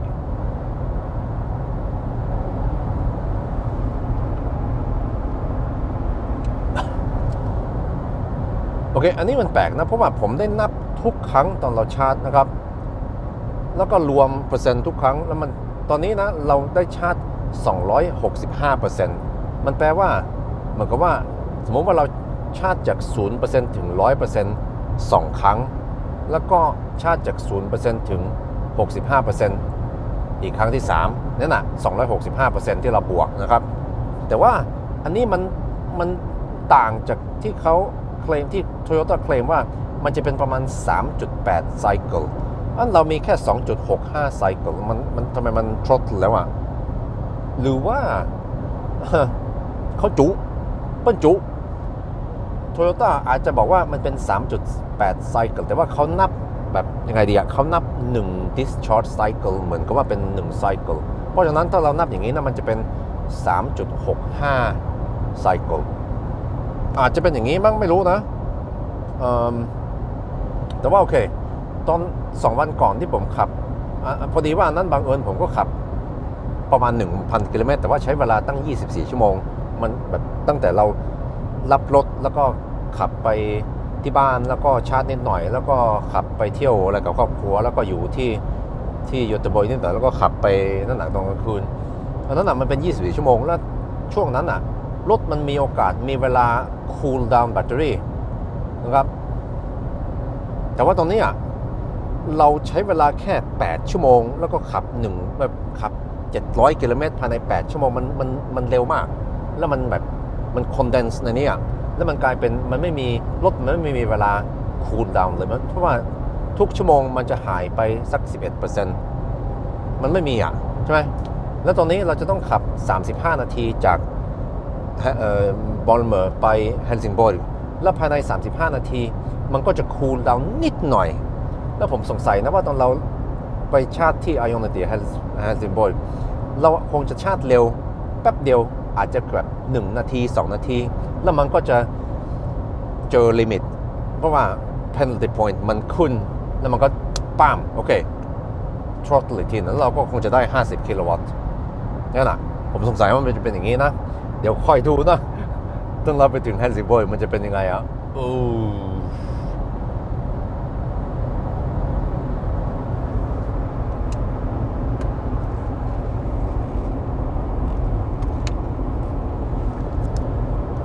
Well, they gave me the algorithm, but they just didn't explain it thoroughly enough. But I think I know how it works.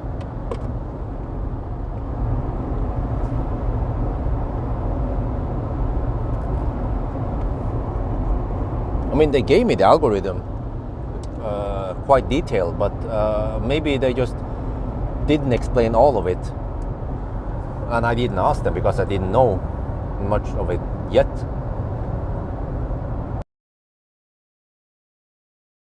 But it makes sense. For example, they say the cooldown time that on average you lose 11% per hour, and that makes sense because for the 24-hour run I did, or when I just happened to drive 1,000 kilometers over a 24-hour span, I gave the car enough time to cool down and to delete some of the punishment points. But this time everything was so condensed in just 8 hours roughly that I didn't give the car enough time to delete points. Yeah, so it makes sense what they said so far. And if I interpret the algorithm correctly now, it means that at Helsingborg we will get 120-30 kilowatt like briefly for a minute or two, and then it goes to 50 kilowatts. Yeah, we shall see. In 46 kilometers, and now it's cooling down quite rapidly, which is good, but yeah.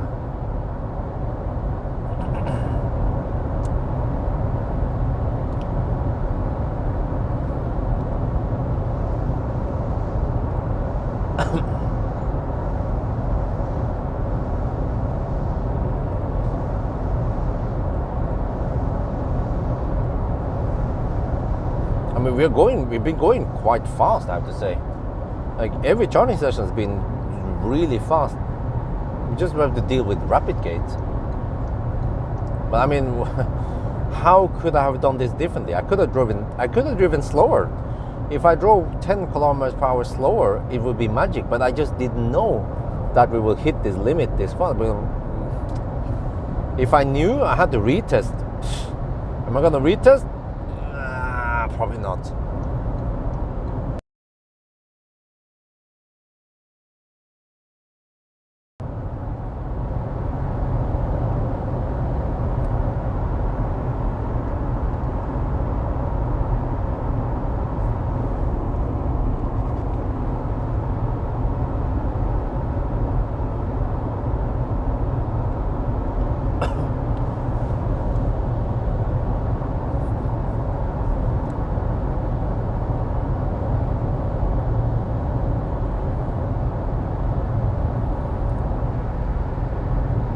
Yeah, what's up with BYD in Europe, by the way, since you ask? I'm not sure what you're asking for. I mean, is this something I should know about BYD in Europe?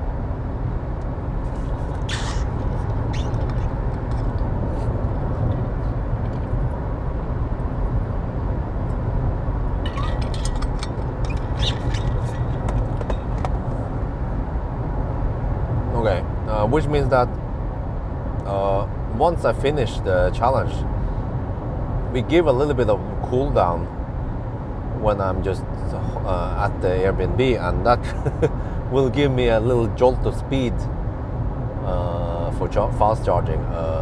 Okay, but at least if you get let's say an 8-hour, 10-hour rest, you will remove a big chunk of the penalty points. But yeah, okay, so I was a bit surprised because they claimed 3.8 cycles or whatever, but how did they count it really? Well, I was pretty sure that in the previous test I did avoid fast charging on purpose. Yeah, but it seems to occur already after. Okay, first charging session, okay. Second charging session, okay. Just a little bit cold gate, but no big deal. But the third one, boom. Yeah, I think at Helsingborg it was like that, boom. But the problem is that I didn't add 100%. Well, I mean, they claim 2 sessions or whatever, right? I didn't add 200%.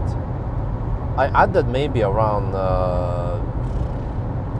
I think I added around 75% the first time, and second time maybe, I don't know, 60. No, there was more. Yeah, maybe it was 75% twice. So that's only 150%. But for some reason, I guess I got more penalty points for some reason. Maybe the temperature was higher, and then So the only explanation I have is that high temperature might have given me so much penalty points that somehow 285% of me charging equals to 380% if the battery was cooler, or if you would drive like a Toyota driver, you will then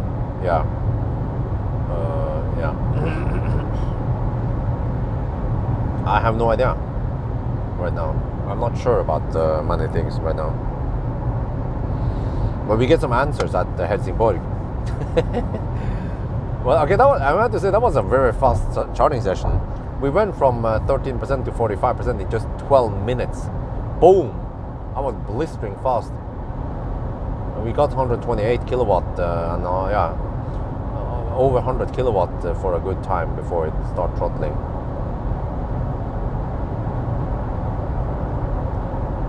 A cycle is low to 80%. Oh, that's how they count cycles. Oh, now I understand what they mean. Yeah. Okay, that makes sense. So the 265%, they count roughly 70% as a cycle. Yeah, so if you go from 10% to 70%, roughly. No, sorry, 10 to 80%, or adding 70% to the battery, that is one cycle, and that actually perfectly corresponds with my case. So I did actually use 3.8 of those so-called cycles, just like, when you are at driving school, they say driving hour. One driving hour is actually, or one driving hour lesson is not 1 hour, it's only 45 minutes, but they count it as an hour. Same at school. When you say you have 1 hour, it's only 45 minutes. So one cycle here, one Toyota charging cycle is actually only 70%. That makes perfect sense.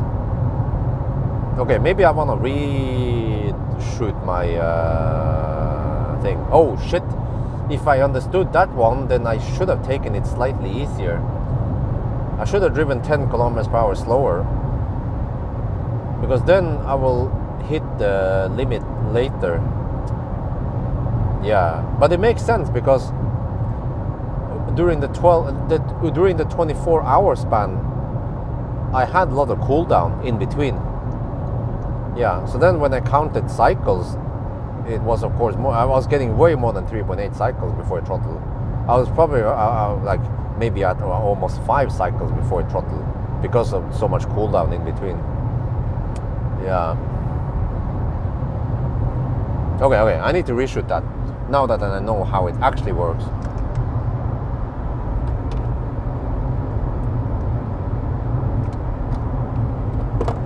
Because actually that's exactly what Toyota told me, but I just didn't I didn't interpret it the way I should. But it makes perfect sense now.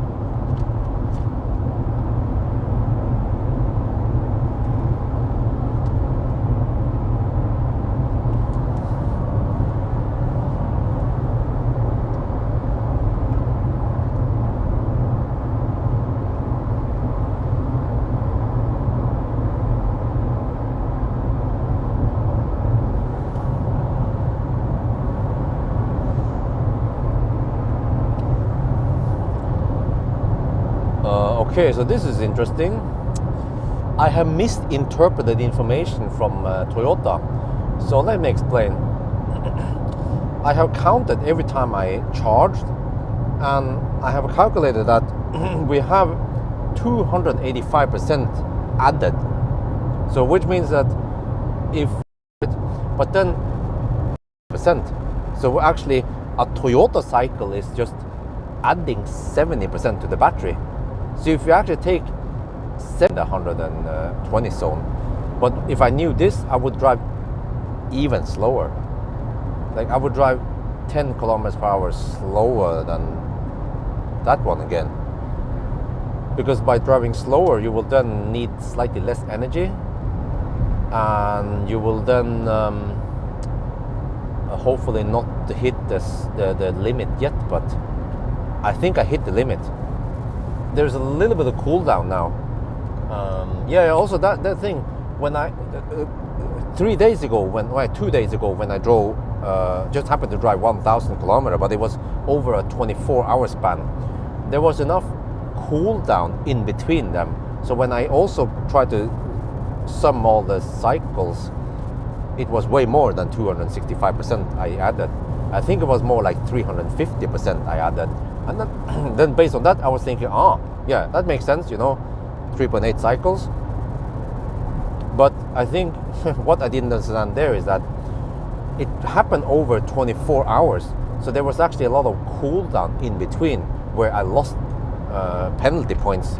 But now that I'm doing 1,000 kilometer challenge, I condensed it down to only 8 hours. So there is no time to cool down, or very little time to cool down. And that's why we hit the limit now. So I suspect that once we get over to Helsingborg, we will see 120, 130 kilowatt for a minute maybe, and then 50 kilowatt. Yeah, we will see the plot thickens at Helsingborg.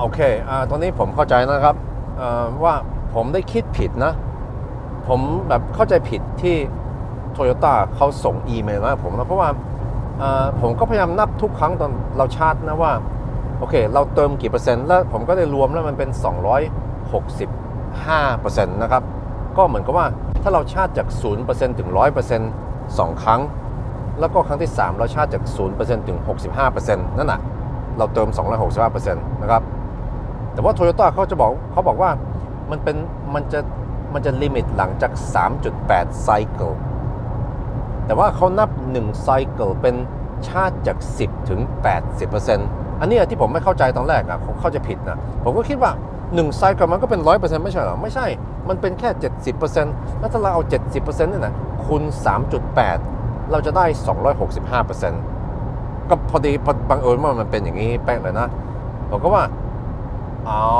ถ้าเป็นอย่างนี้เหรอถ้าผมรู้ว่าเป็นอย่างนี้เหรอผมก็จะไม่ขับเร็วหรือว่าไม่ขับเร็วที่จริงเราขับช้ากว่าปกตินะที่ใน120ลิมิตเราขับช้ากว่าปกตินะแล้วก็ที่อื่นเราก็ขับเร็วเท่าคันอื่นแต่ว่า ถ้าเรารู้อย่างนี้เราก็ต้องขับยิ่งช้ากว่านี้ต้องขับแบบประมาณ10 กิโลเมตรต่อชั่วโมง12 กิโลเมตรต่อชั่วโมงช้ากว่าคันอื่นเพื่อที่จะใช้ไฟฟ้าน้อยลงแล้วถ้าเราใช้ไฟฟ้าน้อยเราก็ไม่ต้องชาร์จเยอะแล้วก็แปลว่าเราก็จะได้ขับเต็มแบบ 1,000 กิโลเมตรก่อนเราเจอลิมิตเพราะว่าลิมิตอันนี้มันทำให้มันชาร์จช้ามากเราจะเสียเวลาช้ามากเลยถ้าเทียบกับว่าเราขับช้าลงนิดหน่อย แล้วก็เราจะไปถึงช้าลงนิดหน่อยแค่นั้นนะแต่ว่าตอนเราบังเอิญที่เราขับ 1,000 กิโลเมตร2 วันก่อนที่เรารับรถแล้วก็ขับไปออสโลแล้วก็ขับจากออสโลไปกับครอบครัวอันนั้นมันใช้เวลา24 ชั่วโมงแล้วก็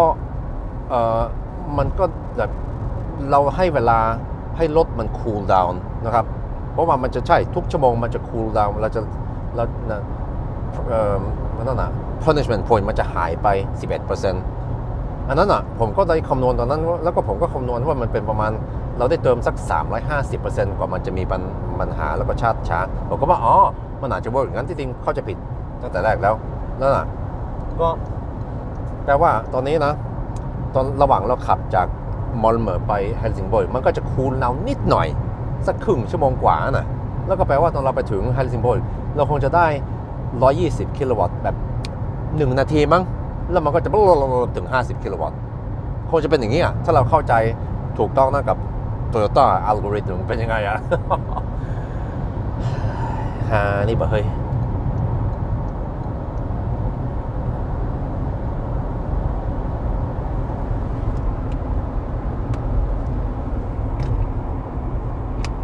Yeah, everything makes sense now. I mean, they were telling it in the email. They told me, 3.8 cycle, one cycle being 20 to 80%. I was like, okay, great. But sneaky count. I think the rest of the industry doesn't count cycles like that. I mean, when you say a charging cycle, you actually mean like 0 to 100%, right? Not 10 to 80%. Just a little bit confusing for me.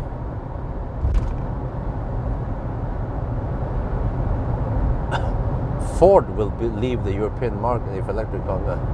Okay, I don't know about that one. Maybe.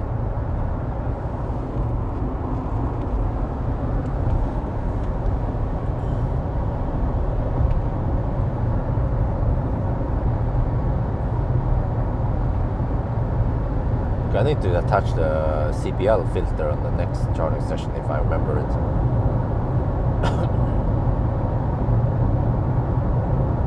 But the next charging session might be a long one, like half an hour, just to get a little bit of juice.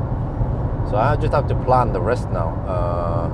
We'll be close to 800 kilometers on the next session, and then I have to figure out what the heck we're gonna do once we, But also on the other hand, even if I drive 10 kilometers per hour slower, it's not gonna make any huge impact because, okay, you will arrive a lot slower, that's for sure. Like I can calculate how much slower it will be. It will be I will drive. Okay, I will drive almost 10% slower. Yeah, which means that I will spend 10% longer.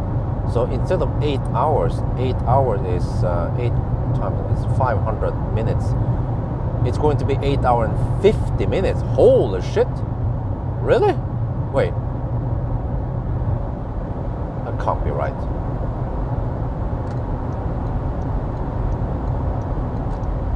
I think that's right. Wait, you spent 50 extra minutes? Yeah, I think so. Oh, freaking birds, man! Get out of the way! Birds! Oh, shit.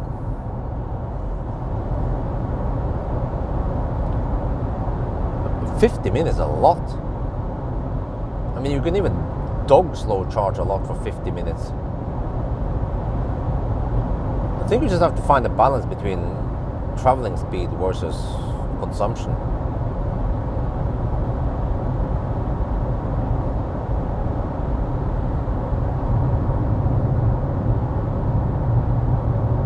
Okay, I need to take the right turn now. We're getting close to Helsingborg. Oh shit, 9 kilometers left. I have 15%. Okay, we're good, that one.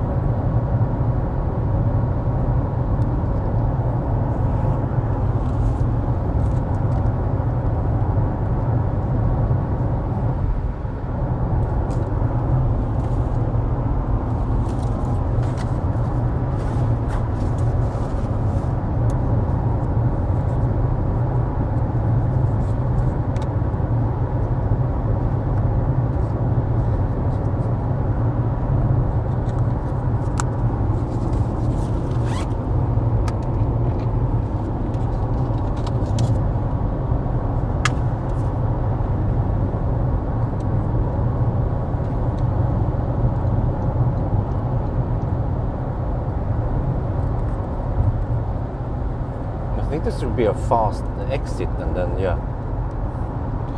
Let's see.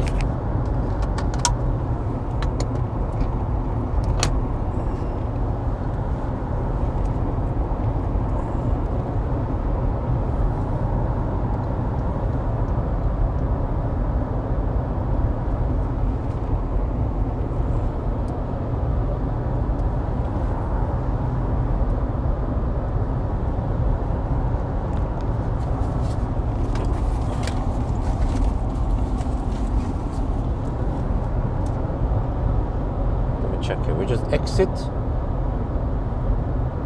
and then we get on the same one. Okay, and then I know the rest. Yeah, I think I know the route now. I normally don't come from south and go to Helsingborg, but I think the Helsingborg route is not too bad deal because we drive fairly fast. There is no stoplight or anything like that. I want to avoid detours that, I mean, charging stops that include stoplights.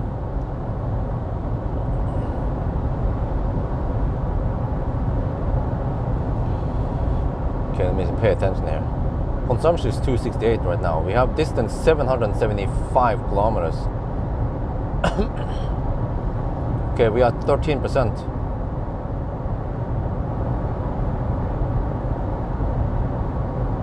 Okay, let me see. Pay attention here. Helsingborg, okay. 1 kilometer, yeah, for the exit, okay.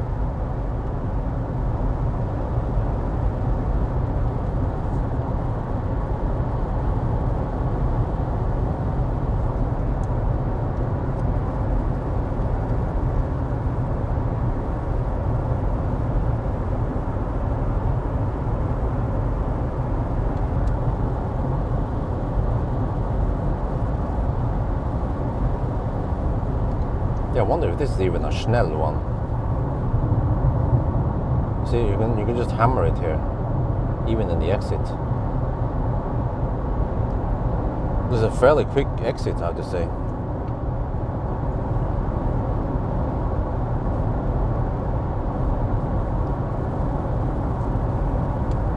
And then it joins with the other direction.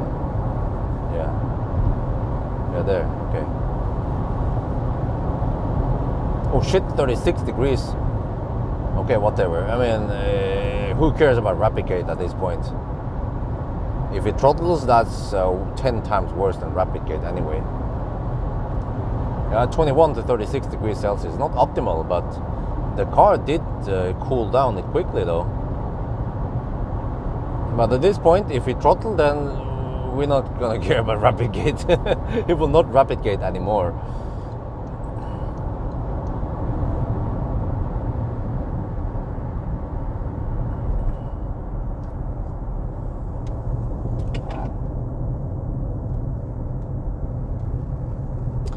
Yeah,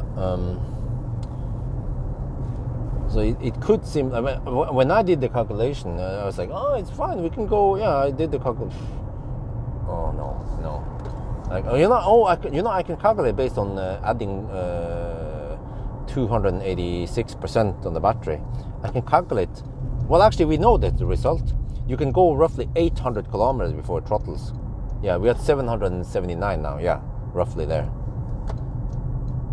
So that's it.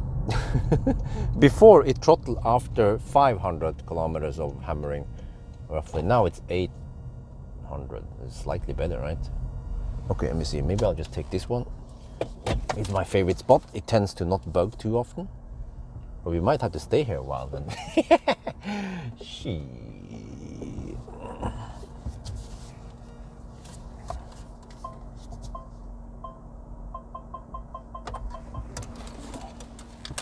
Okay. 779.2 kilometers, 268 consumption. Helsingborg. We're 11% at Helsingborg now. Let me check, let me write down the stuff. 8 minutes past 5, okay. Helsingborg, 11%, okay. Alright, let's see now. Party time. Actually, let me let it cool. Okay, I just use one extra minute for this. Because I guess you guys want to see this anyway.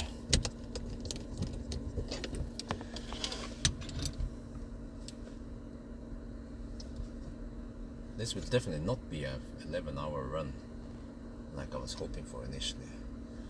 Ain't gonna happen. Okay, let's go. Party time.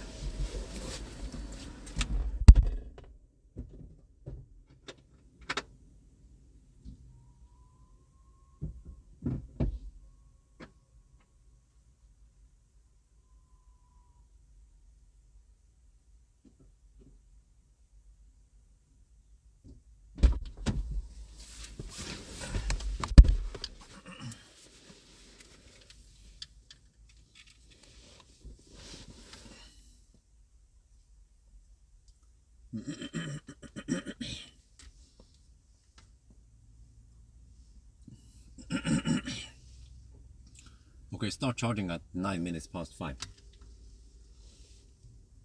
Alright, we are charging. 9 minutes past 5 we start. Let's see.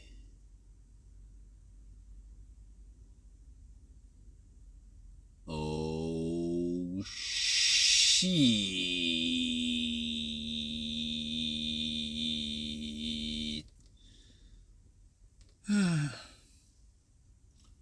Well, well, well.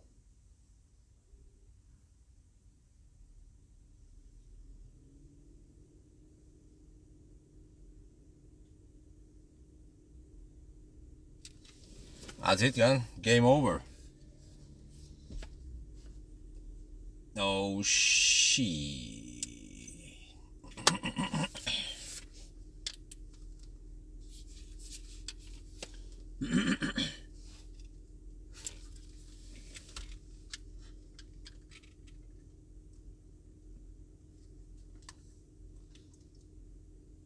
โอเคเรามาถึงเฮลซิงบอร์กนะครับแล้วก็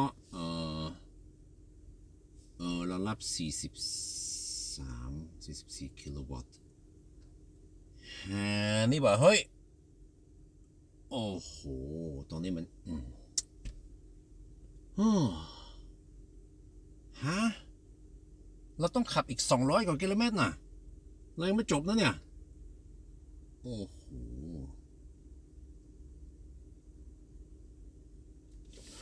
Damn, man, I could just go and order the fattest burger at Circle K right now because we're gonna stay here a while. Not okay. I want to avoid. Okay, we want to ride on at least 40 kilowatt wave, right? 45 kilowatt wave, right? Okay, let's not give up yet. Okay, I don't know how. I can stop counting this one at least the percent. Yeah, I don't have to worry about that one for now. Whoa, that's it. Okay, let me calculate something. So 265%, right? Divided by 100, okay, is 265 multiplied by 58 kilowatt hour. So only after adding around 150 kilowatt hour, you get the throttle. Oh, okay, I see. Okay. So if you add 150 kilowatt hour and we start with, yeah, so, Okay. This is the thing. To avoid throttle, Plus 50 kilowatt hour. Yeah, around 200. That's it. So if I can do 1,000 kilometer challenge and average around 200 watt hour per kilometer, I can then avoid throttling. Because this is the question people will be asking, like, oh Bjorn, you should have driven slower because then you can avoid throttling. Yes, okay. Sherlock Holmes, how are you going to avoid throttling? We can avoid throttling by keeping the consumption below 200, roughly. How slow do we have to drive to keep the consumption below 200? I know the answer. You have to drive at roughly 100 to 110 kilometers. I'm guessing 105 kilometers per hour on average. That is kind of slow. Yeah. Okay, at least, okay. I think what we need, the cruising speed needs to be roughly 110, and then there are some slower sections. Yeah. Yeah, that's it. Which means that you will be driving roughly 200. Okay.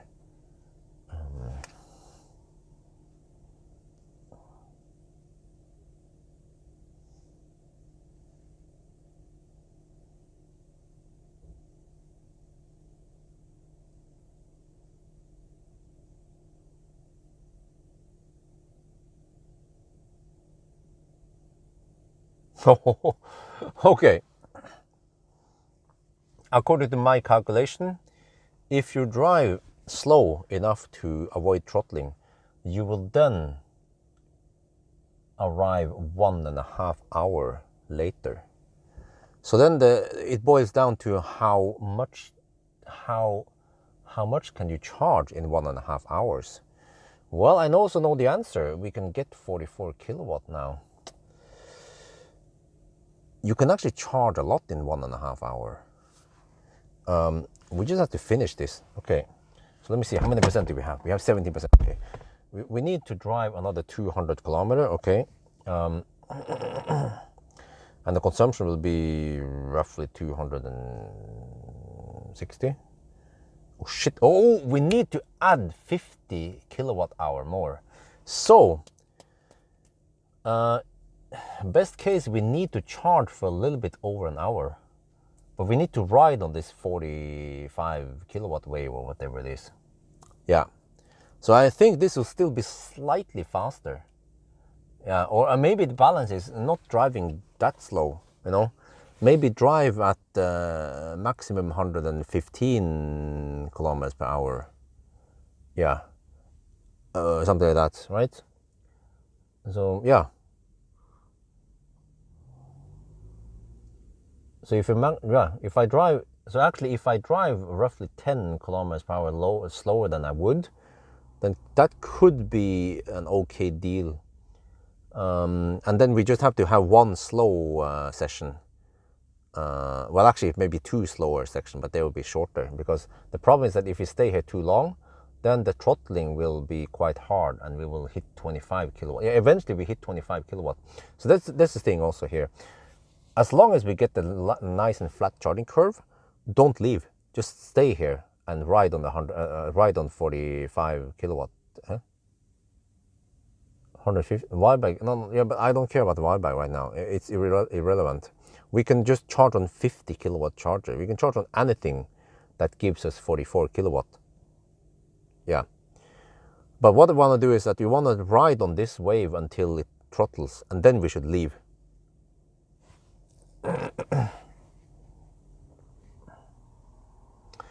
Even at this point now, I can even run the HVAC, or what they will call it, my mode, my room, because oh no, it will then suck extra power from what should have gone into the battery.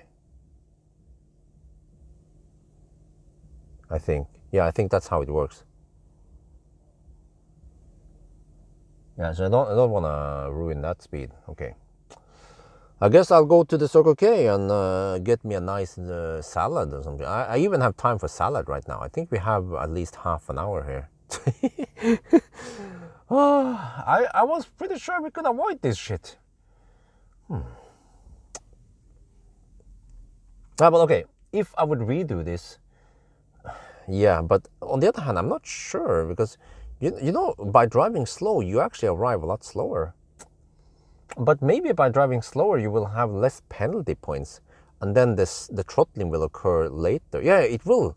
You spread out the charging session slightly so that the last session will be 1 hour slower, and also you get slightly less penalty points. So maybe that was the answer. I should have driven 10 kilometers per hour slower.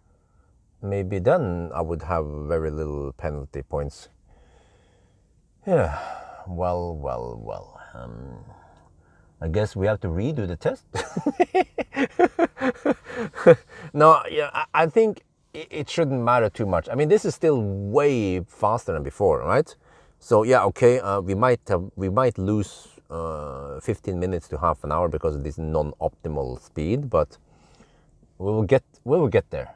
Just gonna take some time. Yeah. Okay, so now I'm just gonna go for McDonald's. I mean, what's it called? Circle K. Maybe get me a salad or something healthy this time.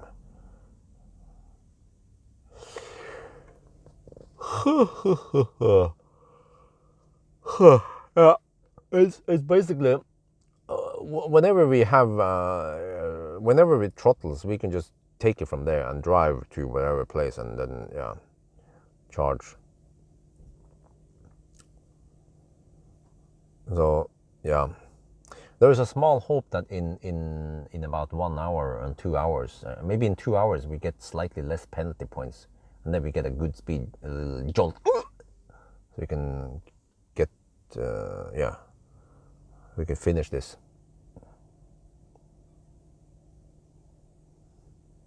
What's the problem with the CATL battery then?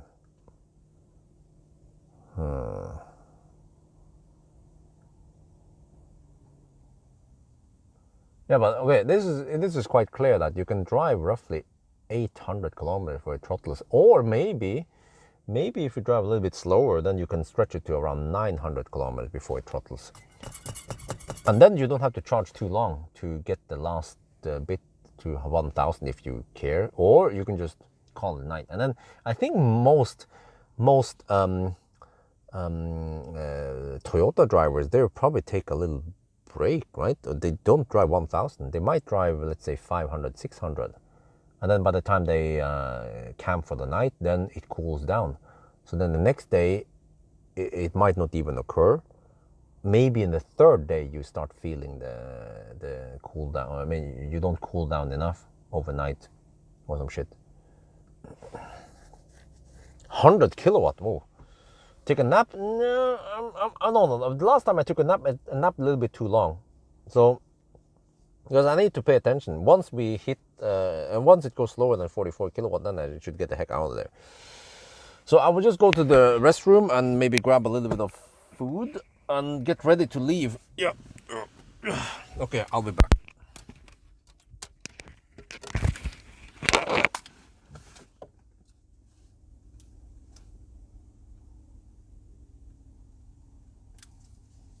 Let me see outside how long we're charging now. We started at 11%.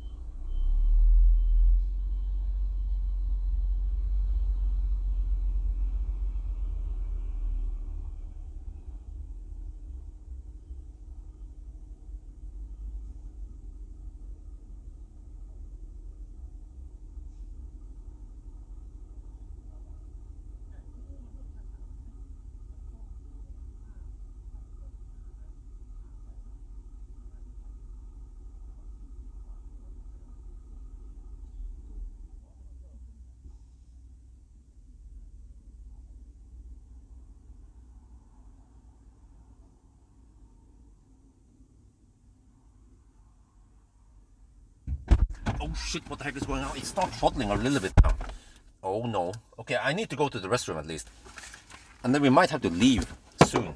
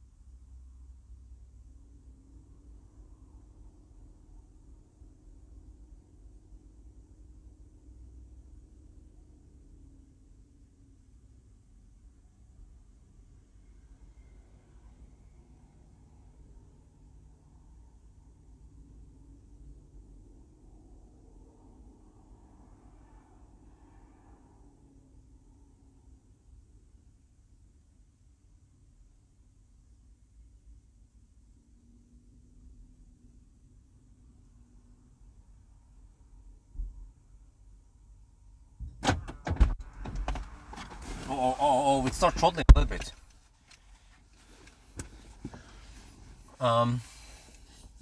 Wait, let me see. How much do I have? I have 35%. Okay. Oh, you know, at this point, it actually makes sense to go a little bit slower because you'll be saving a little bit of juice. And we stretch out the thing. Yeah. I actually don't want to hammer too hard right now.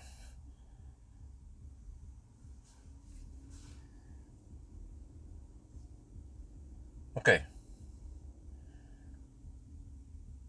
Can I make it to Halmstad at least?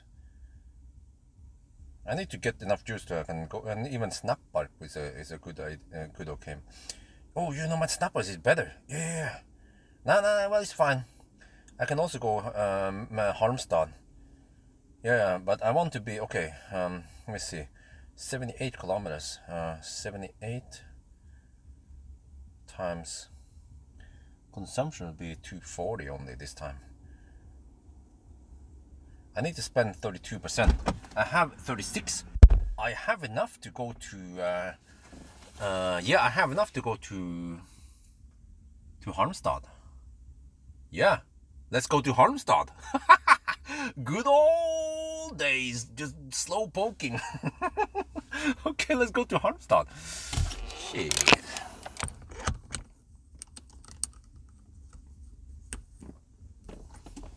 We just have to drive now, take small steps and get over there.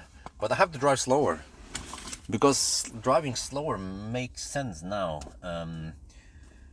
Yeah, because actually by driving slower you might be getting 45 kilowatt wave for a little bit longer, and so on. Okay, let me see now. If I fire up the car, what happens then? And I fire up the heater.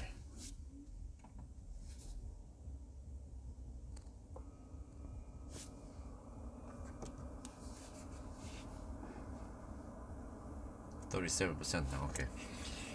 Yeah,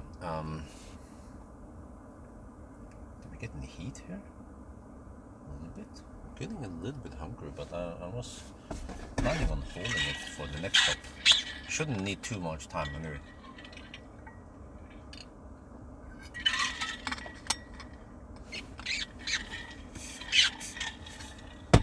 I'll probably find something to eat at the next stop.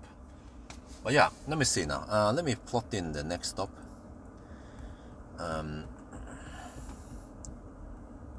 Halmstad.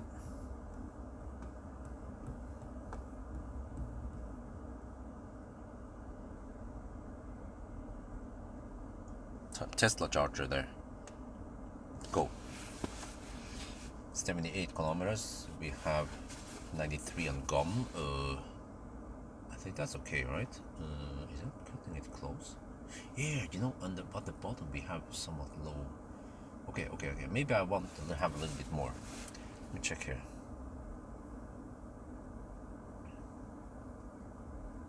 Divided by 78. I have budget of 260. Now that should be plenty. Okay, let's go. Yeah, let's go to. Let me explain what my plan is to the video, and I go for it.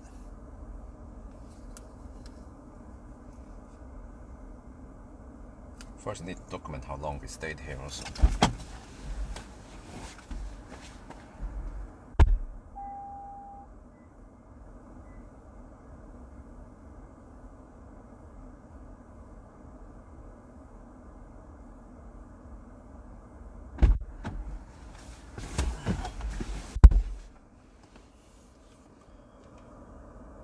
We have charged for 23 minutes now, and I calculate we have just enough juice to go to Halmstad.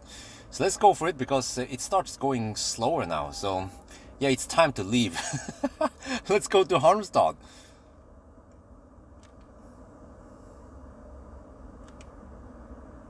Now we have charged 23 นาทีแล้วก็มันเริ่มชาร์จช้าลงนะครับแล้วเราก็ไม่น่าจะอยู่นี่นานไปนะก็ไม่เป็นไรตอนนี้เรามีไฟฟ้าพอนะขับ78 กิโลเมตรไปฮอลมสตอร์แล้วก็ไปชาร์จที่ซูเปอร์ชาร์เจอร์ Okay, let's go. Okay.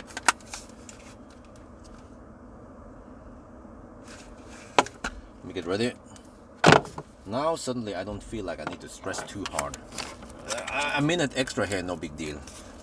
You're charging at 31 kilowatt anyway, so it's yeah, it's slow anyway, right? Okay, let's get going.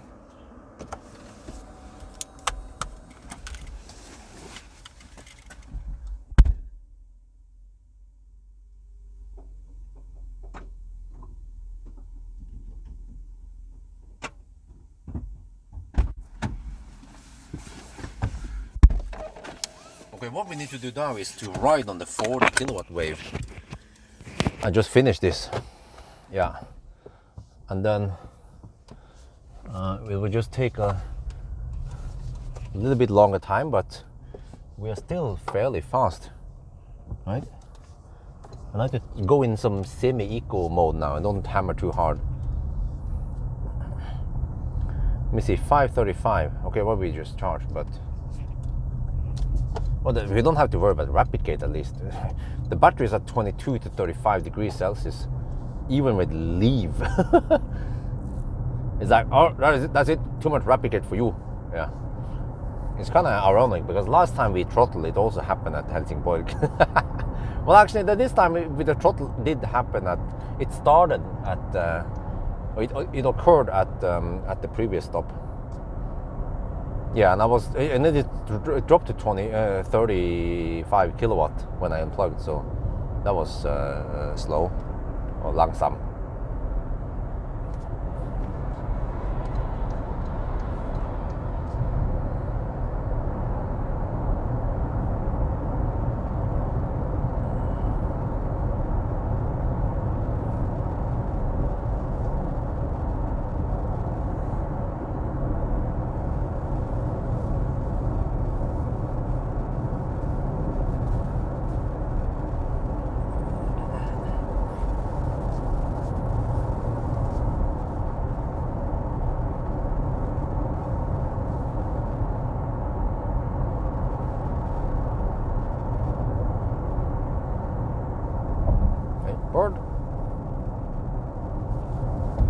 Bird.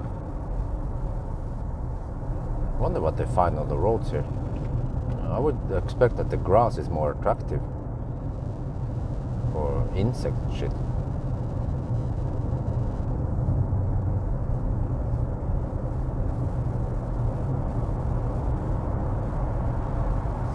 Oh, it's public holiday, so it's very quiet over here now.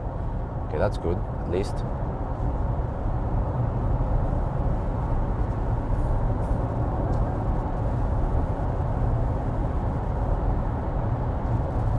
Okay, come on, let's finish this.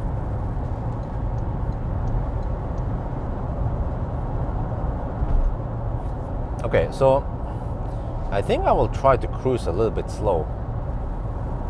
We might arrive with more juice than we need, or do we go further? What if I go past Halmstad? What do we have there? We have Falkenberg. Nah, it's probably too far away.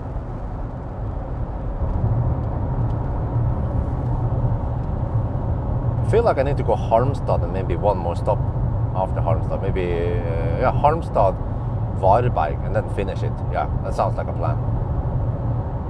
But it would be too far to go straight to, let's say, Falkenberg and then finish it. Yeah, the charging would be dog slow towards the end. We would be getting only 25 kilowatt, which is a bit painful to watch. So I think that the plan now is good enough.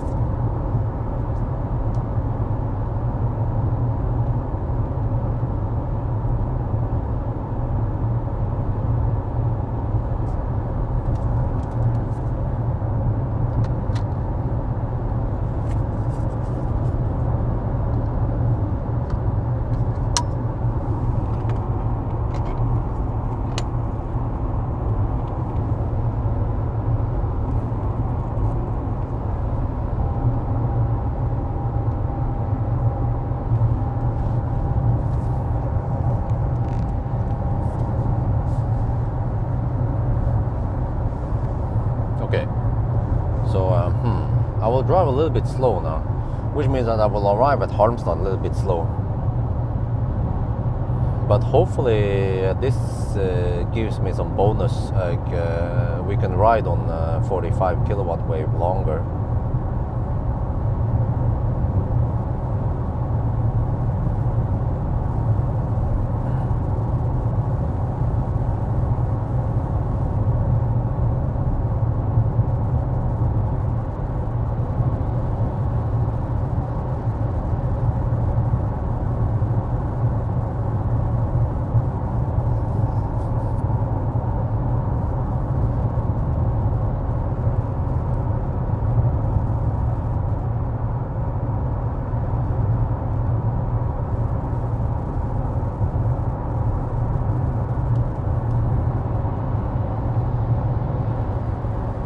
Wait, so what is the time now? We have 3.5 hours roughly before midnight. 5, 6, 7, 8, 9. We have passed the 9-hour mark. Oh, we're getting close to the target though. Wait, we still have to drive 2 more hours. Shit. That would be 11-hour mark. Oh shit, can we finish this within roughly around hour improvement, right? Okay, let's go for it. Yeah, but you see, if I draw dog slow, we will also arrive a lot slower. Maybe I could avoid more penalty points. Yeah. But that would be interesting if I redo it. And I'll find out if, because now I documented that after 265% we hit the penalty points. I mean, we hit the throttle. So maybe if I drive slower, I can charge more than 265%, the actual 200% before I throttle. You know, let's say if I'm a big good boy Toyota driver, I might have to charge 300% before I get the throttle. That would be huge. Yeah. Not only do you spend less energy, but you can also ride on the good speed for longer.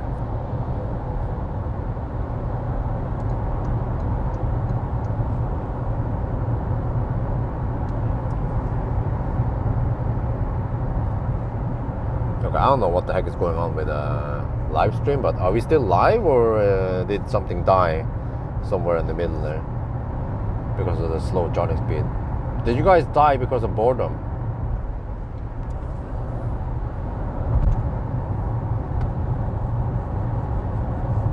But I was hoping that the throttle state would be faster, but it isn't. Seems like the throttle state was not changed at all, so it's still dog slow once it throttles. Oh, you are alive. Okay. Oh, this is gonna take a while, man. I have to drive 66 kilometers. I'm cruising at 110 on the speedo, which is around 107 GPS speed. Yeah. Oh man, it's gonna take a while.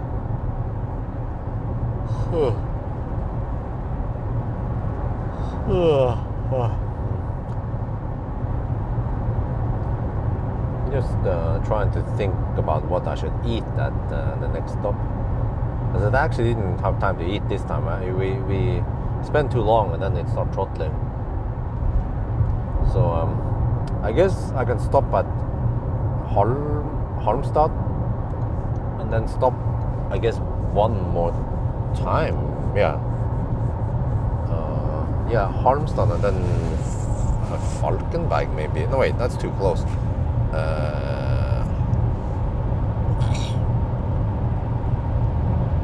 Halmstad, Varberg, I guess, and then Göteborg. And I could stop anywhere. I could stop right after the night, you know, like Kungsbacka or somewhere. And there's a top up on 50 kilowatt, because I won't be charging much faster than 50 kilowatt anyway. And then I might want to take a nap, a 1 hour nap before I go home to Wi-Fi. Because it doesn't matter if I nap at home. Actually, if I nap at home, I will be getting 2 kilowatt. Well, I will of course do some cool down. But if I nap at the fast charger, I will at least be getting 30, 40 kilowatt, at least 30 kilowatt average. So that helps. And I just need to have just enough juice to go from Göteborg to Norrby. Then we can have a lunch there, and I don't care if it takes 1 hour to top up. But oh, you know what? I'm going to do a 0 mile test. So we have to make sure that we don't have too much juice once we're back in Oslo also.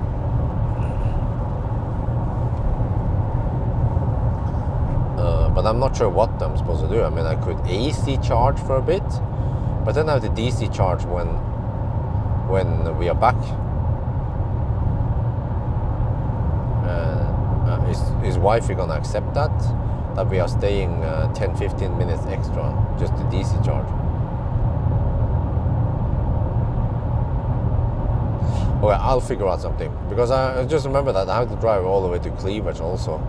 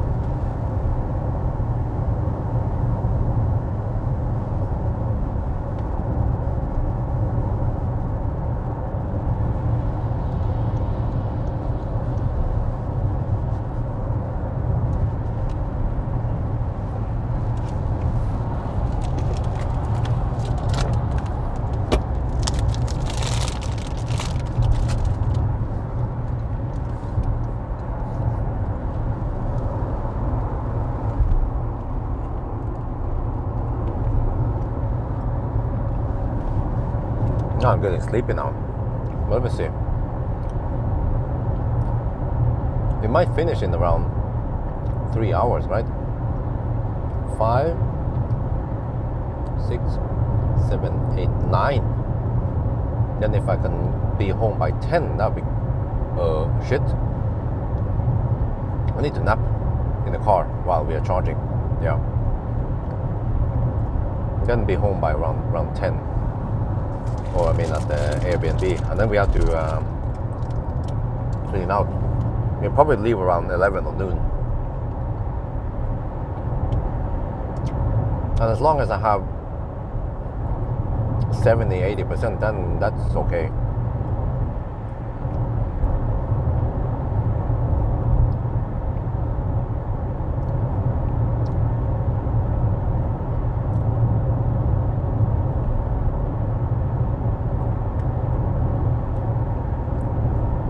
What I might want to do is DC charge for about 5-10 minutes, and then switch over to AC, and then we go eat for an hour.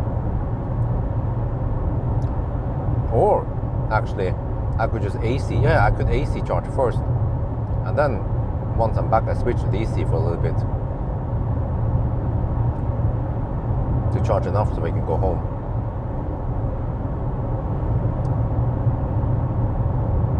Yeah.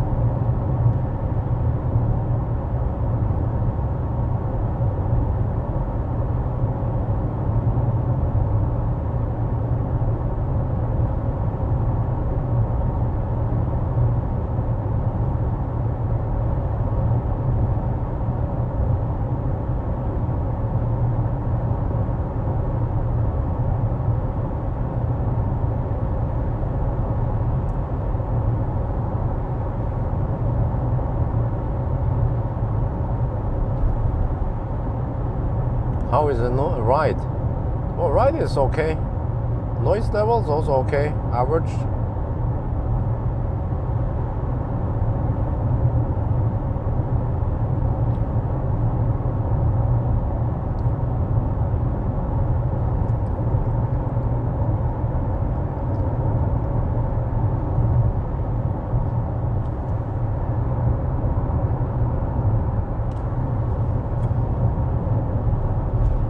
I guess consumption will be dropping a little bit. Well, we hit 800 kilometers, yay!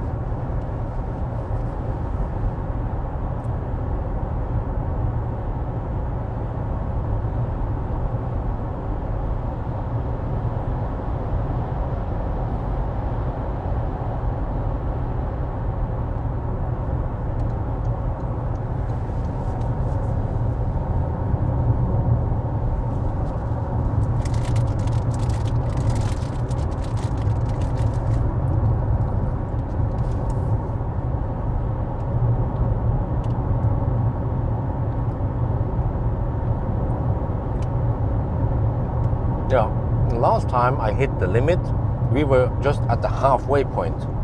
This time we were at least at the 80% mark, roughly, which is a lot better. Because last time we had roughly 500 kilometers of distance we have to go, but this time we have only 200.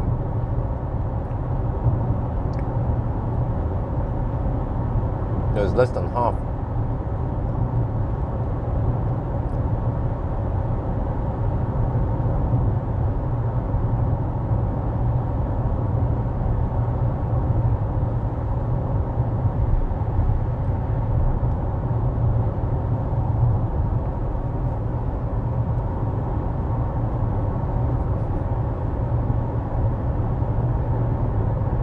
Now the road is not that bumpy, it's just that the camera mount for some reason today is a bit bumpy.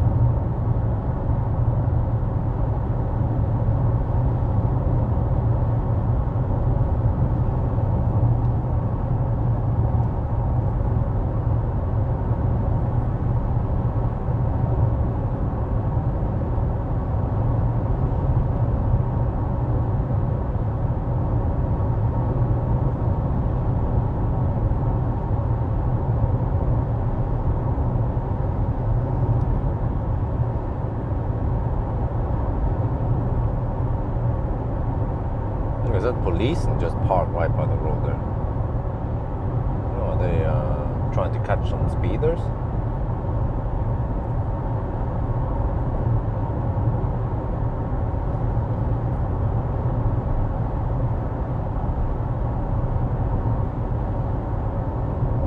Oh, damn, that was quite bumpy. What the heck? Never experienced that before.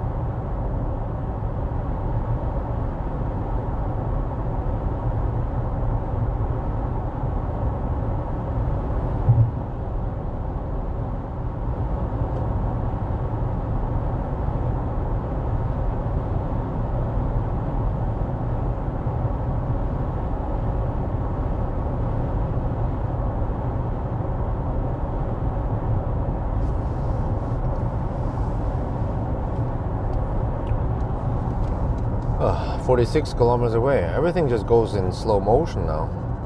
Voices usually hammer it. Maybe I can at least go faster down the. Let's go again.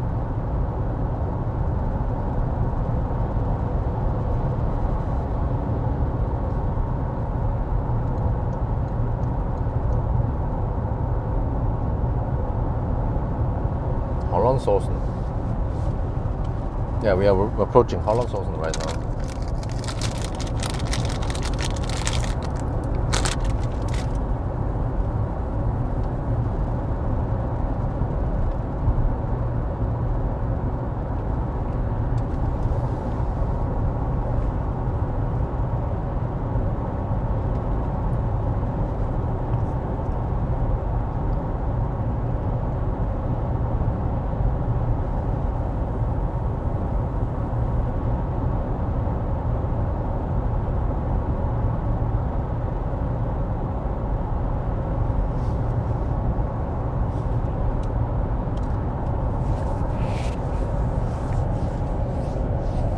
Well, anyone want to know the status? 813 kilometers with 1.2% underreporting.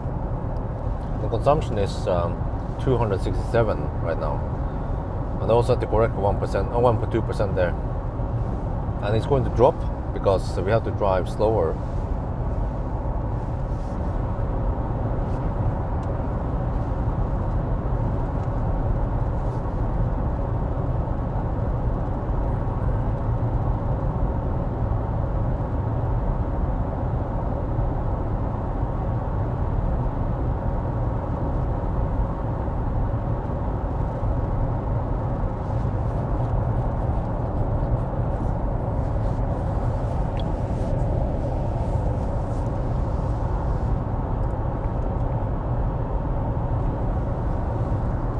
That takes freaking forever, man.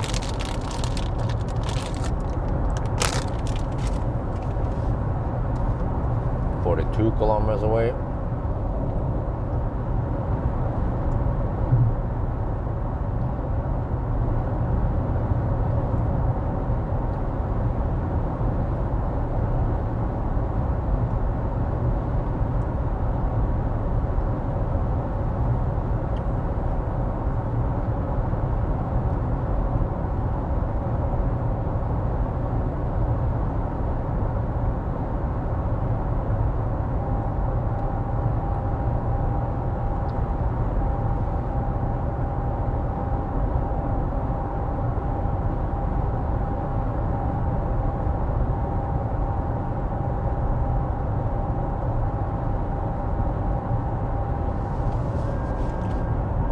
What the heck?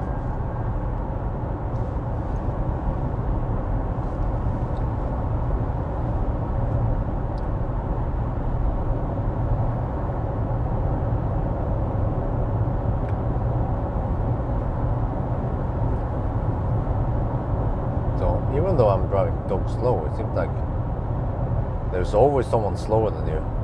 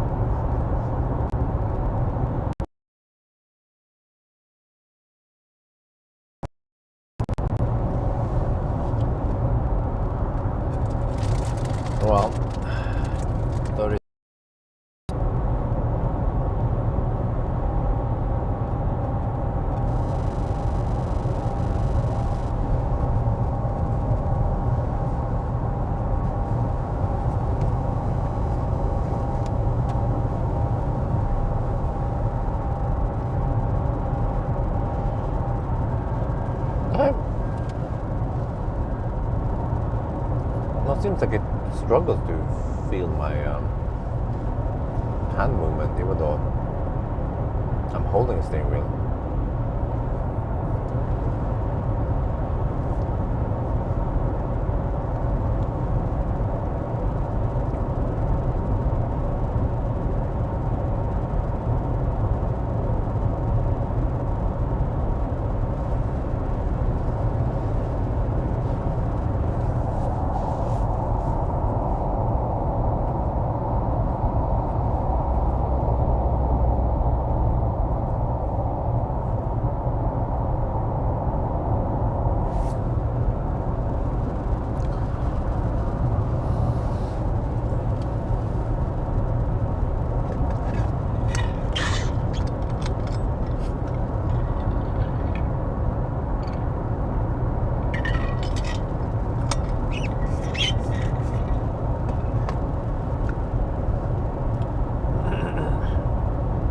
I could maybe take a nap, but I have to set the clock to let's say 20 minutes only. That could work, but I'm not sure how much I can nap. What about from Halstad, where they'll go then?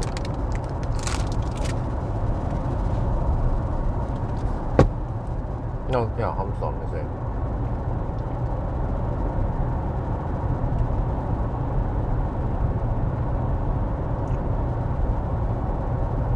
Halstad, the boat is 130. Okay, I have to go 70 kilometers.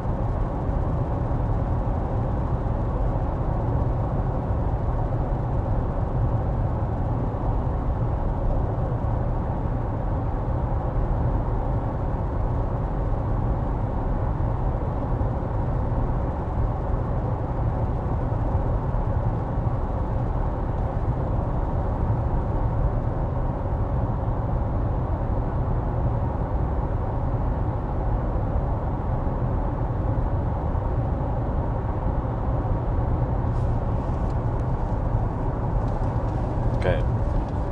Wait, can I put this thing in neutral? Let me find out.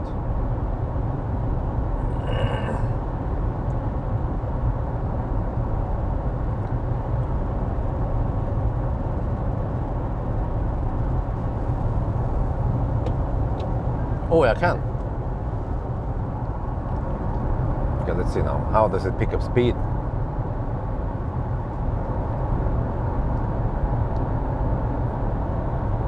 I guess we just avoid converting kinetic energy to electric and then back to kinetic. We just keep it in the kinetic form.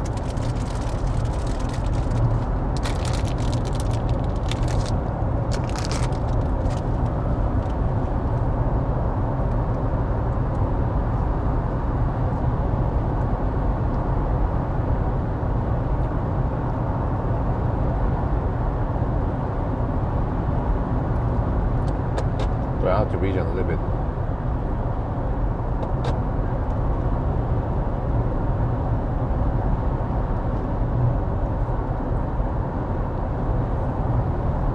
Not sure if this helps at all, but it's hella fun at least.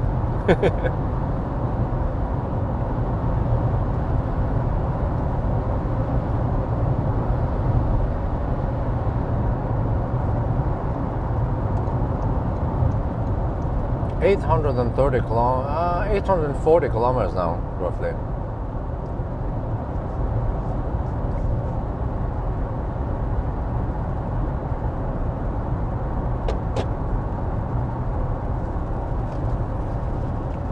Yeah, roughly 840 kilometers done, and 9.5 hours done.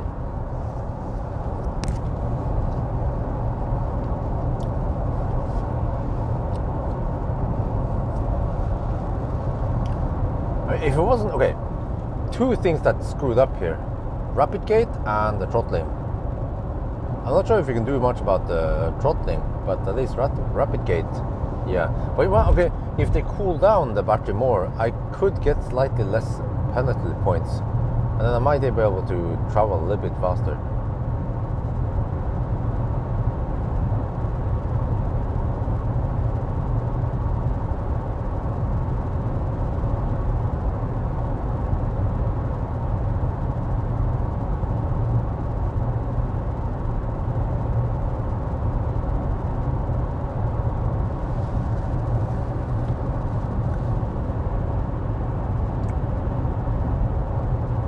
Wow, I'm actually going semi-deep now.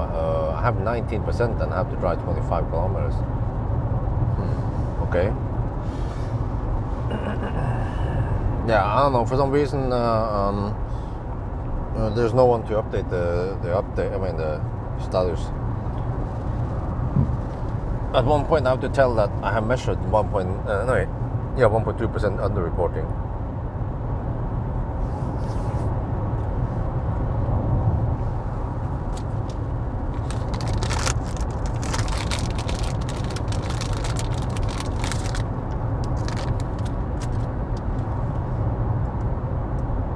I think I need to take a nap at the next stop if I can. I have the storm bag pillow with me. Just have to set the clock to around 20 minutes, 25 maybe.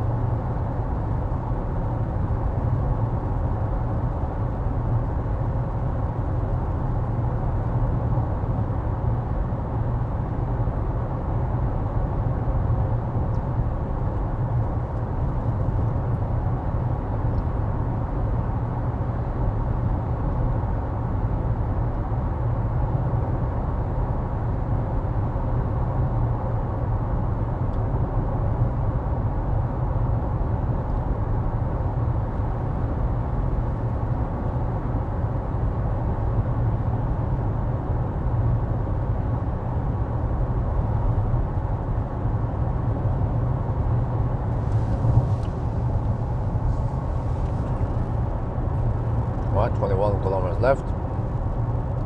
Let's see if this eco run helps at all or not.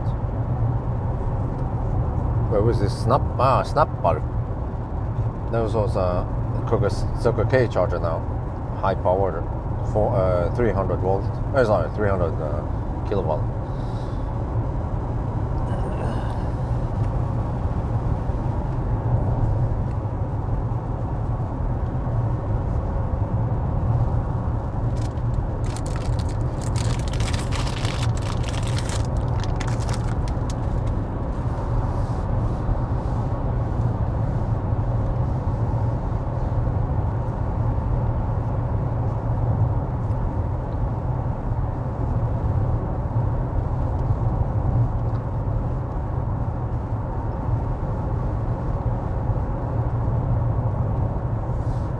Melby. Oh, it's Melby's run now.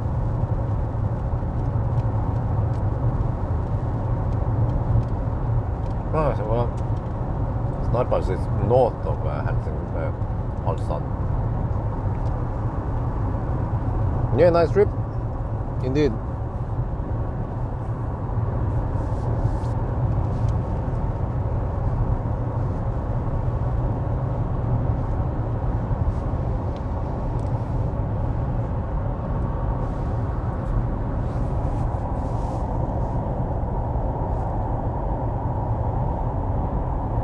Right, 19 kilometers left. Ooh.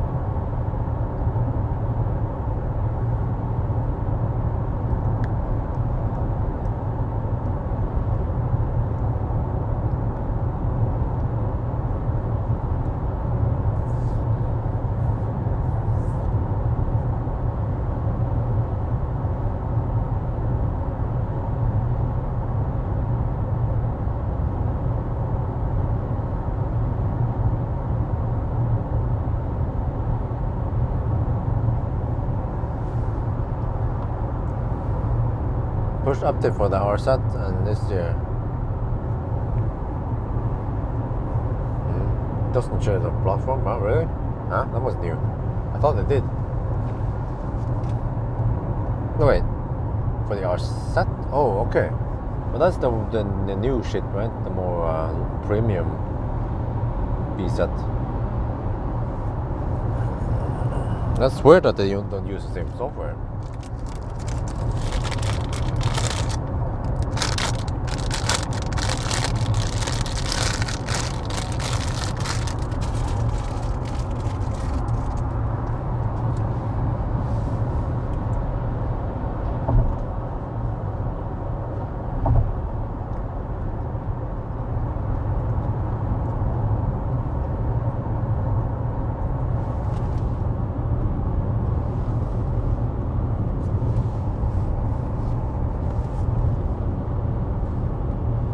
Here's a snap bar, but no, we didn't. No way. Halmstad is perfect balance. Halmstad and then Tesla supercharger. Well, they are both Tesla supercharger. We just stuck around 45 kilowatt from them.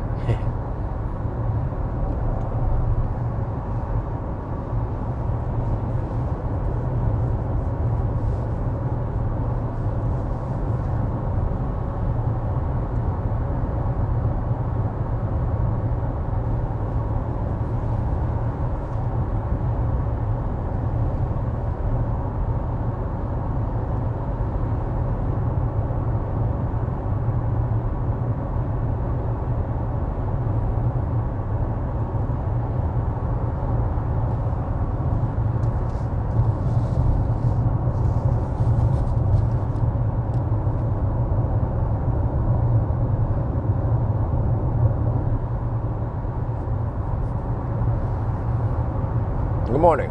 It's good to have good ability. Yeah. Yeah, I think I need to take a little nap, otherwise I'll just be dead. Wow, that guy's hammering it. I mean, tired. Seems to be going about 150 kilometers per hour. I go at 107 kilometers per hour right now. So hopefully this pays off slightly, because we now arrive with 12%-ish. And I guess we'll see how the charging speed is. And I guess I'll try to nap for around 15-20 minutes.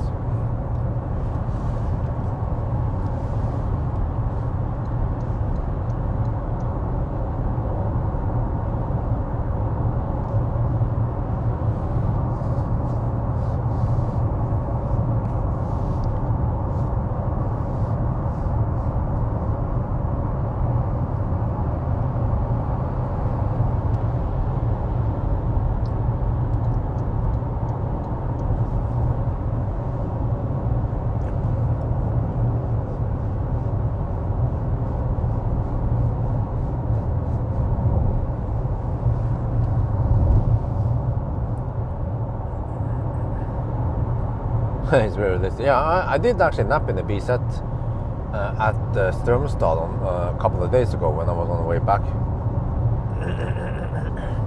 But then it wasn't throttling anything. This time it is throttling. But I know the charging session should be around 25% when it throttles, that is.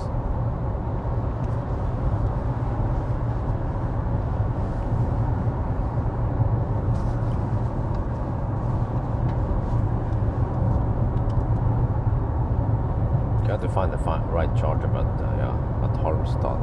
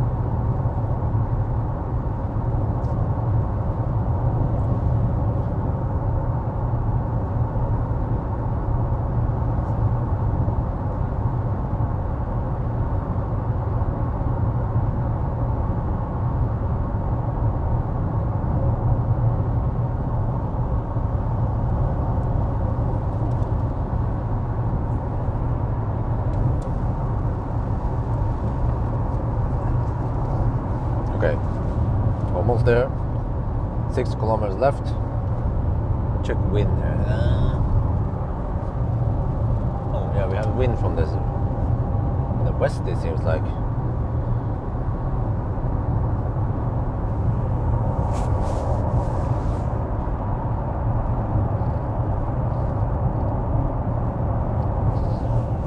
So I'm hoping for some 50 kilowatt wave now, or 45 at least for a little while. Autopilot, yes. Well, it's I don't know what they call it, but there's some kind of autopilot-ish. Well, actually, it's actually a good autopilot.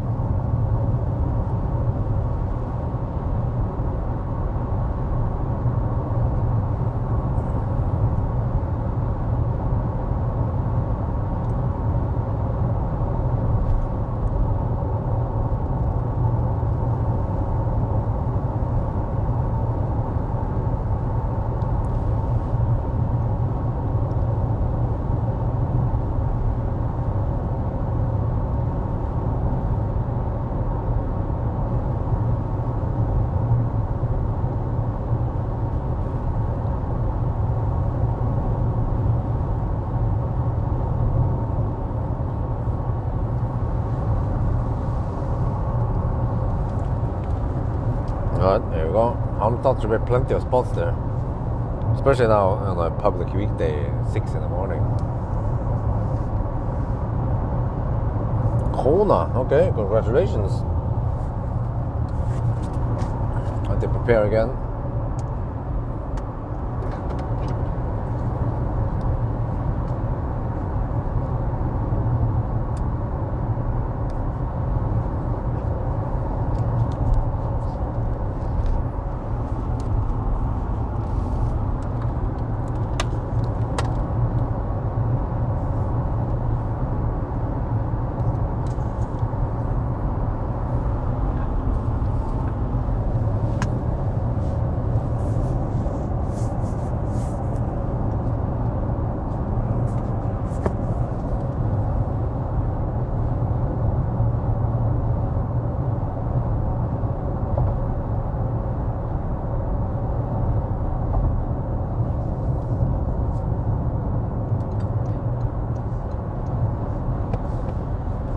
Same trailer as the Optimus Prime.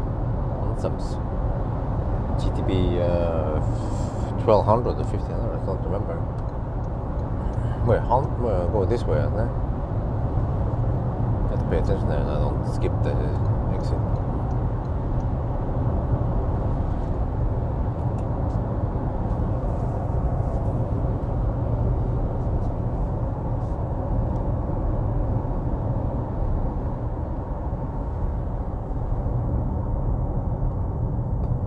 So we go this way, right?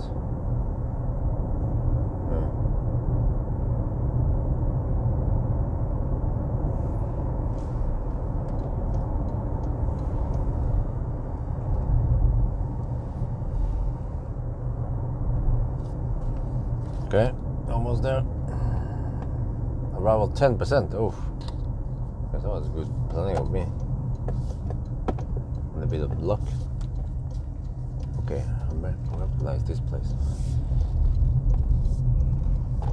Okay, I guess we'll just stop here.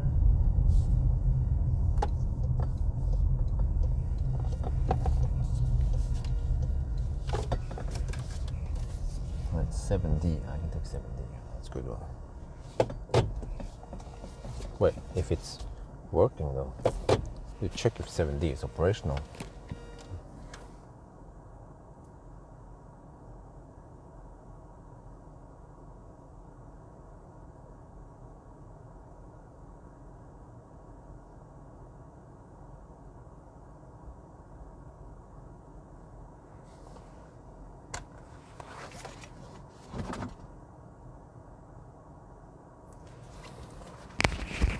I need to document the stats here. 856.3 and 265 consumption. Harmstad.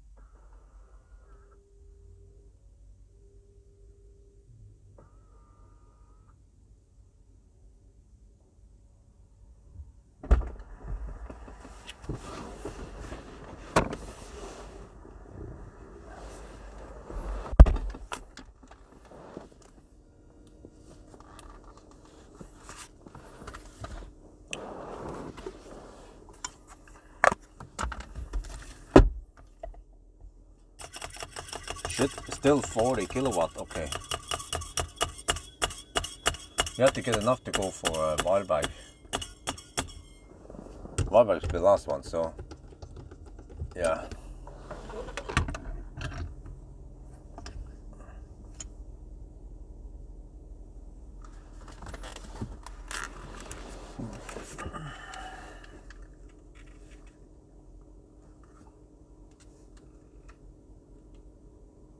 We are now at Hallstatt Super. Wait.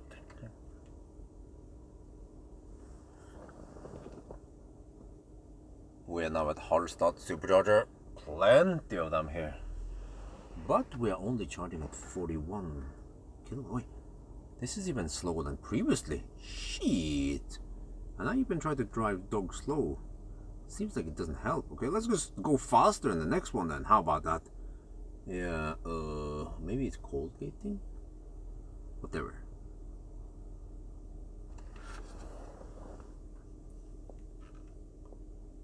Lamatung, Hallstatt. Did I say Hallstatt? Yes, Lamatung, Hallstatt Supercharger นะมีที่ชาร์จปลั๊กเลยเนี่ยซุปแต่ว่าเราได้แค่42กิโลวัตต์ฮะมันช้ากว่าเมื่อกี้นี่นะโอเคแล้วอันนี้ขนาดผมพยายามจะขับช้าหน่อยนะก็ต่อไปเราก็ขับเร็วนะก็ชาร์จเพิ่มอีกนิดหน่อยก็ขับเร็วๆนะจะได้ถึงเร็วสุด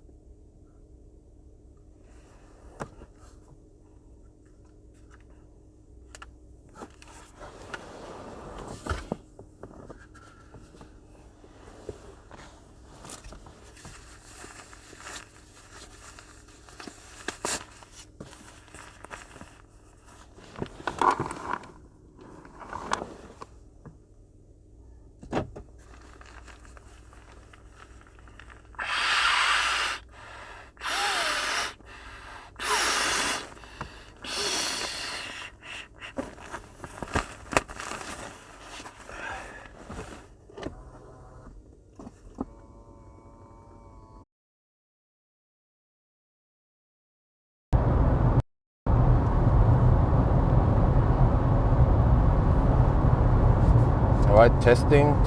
Are we live?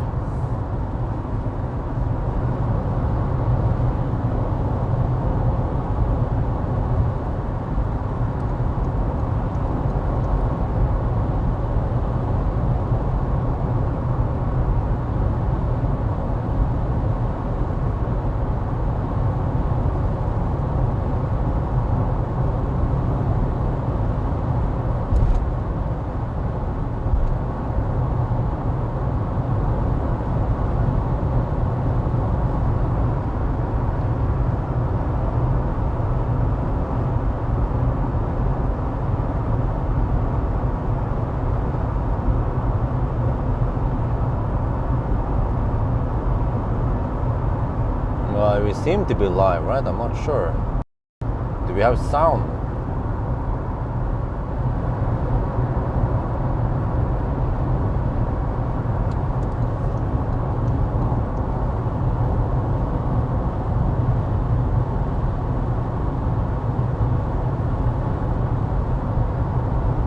Wait, we were offline earlier, right? As I didn't see it. It wasn't clear in the chat that we were offline, so I was actually talking to myself for a good 10-20 minutes after we left the charger. We are not hammering it. I decided to just go for it. We can just hammer it. Seems like at this point, once it throttles, it doesn't matter how fast or slow you travel. You still get the same charging speed. I was hoping for maybe 50 kilowatt, but no, it's just 45, 42 kilowatts regardless. So you might as well just hammer it.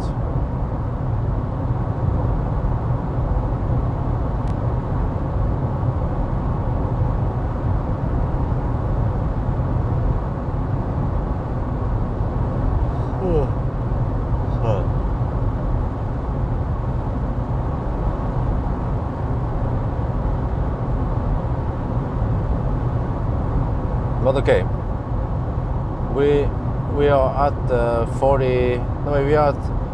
What is it?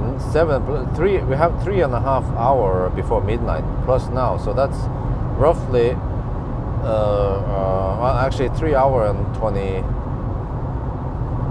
3 hours and 32 minutes before midnight. Oh yeah, 28. Yeah, 28. I think that's how you count it. 2-minute deduction.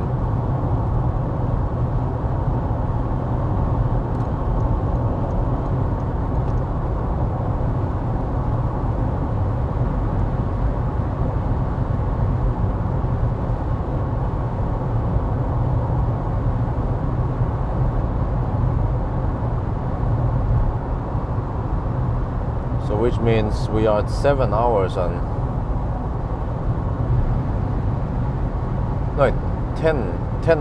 10:40 roughly so far. 10:40. We're getting close now. We're at 800 and around 880 kilometers.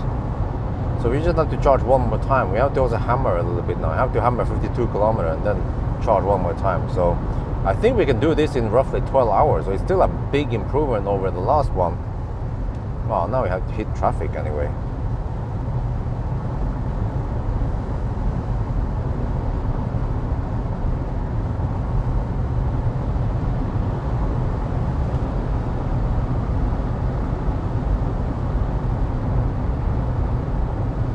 Yeah, good morning.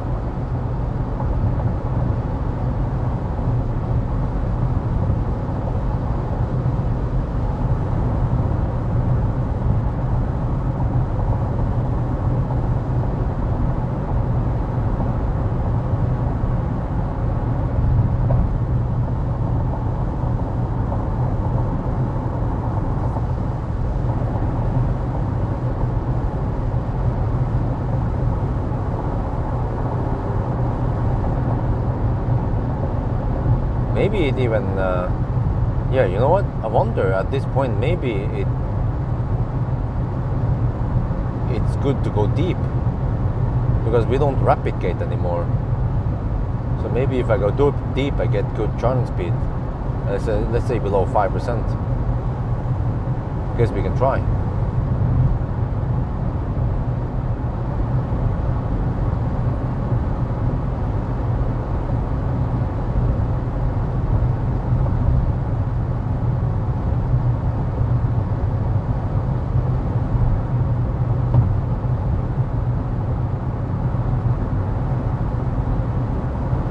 The rapid gate was a freaking bummer, man.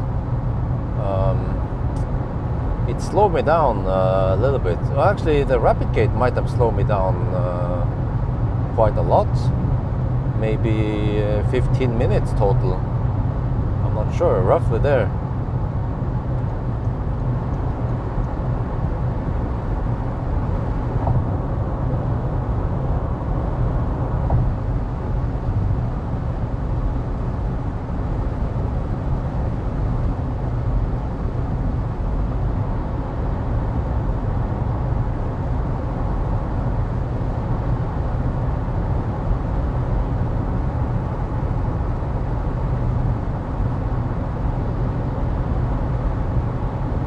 I mean, okay, the previous one was 14:25. That is dog slow. So I mean, if you can be in the 12 hour or something, that is still quite big improvement.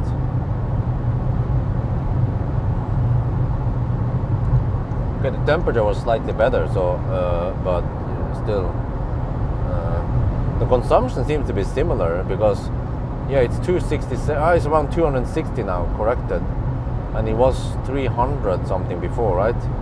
So yeah, the consumption is slightly better on the, which makes sense.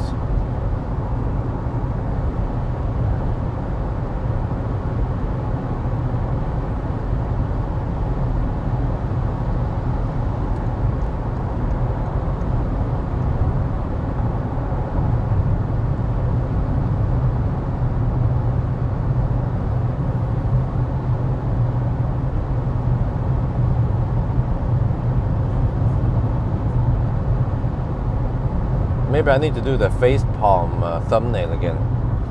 Much better butt. Yeah, and the big butt this time is freaking rapid gate. So I mean, the improvement is as expected. Well, there are some buts here also because it's a little bit misleading in a way, like the way they say, oh, it was 2 cycles before, now it's 3.8 cycles. I think most people, they don't think it in like that. Or I don't know, maybe people think in 70% cycle, but I think more like 100% cycles. Maybe just me. What do you guys think, huh? How do you count one cycle? Do you count 20 to 80% as a cycle, or do you count 0 to 100% as a cycle, as a charging cycle?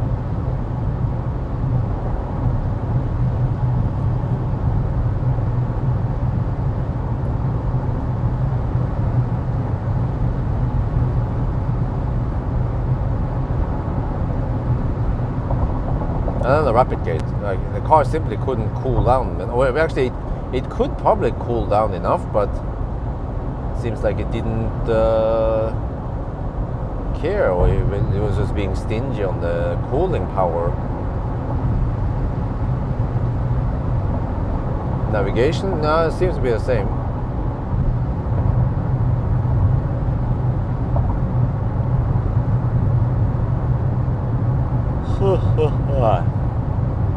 Okay, we come to the slow stretch soon. Just wonder how much we need to deduct. I suspect we might not need to deduct 3 minutes this time. I will check.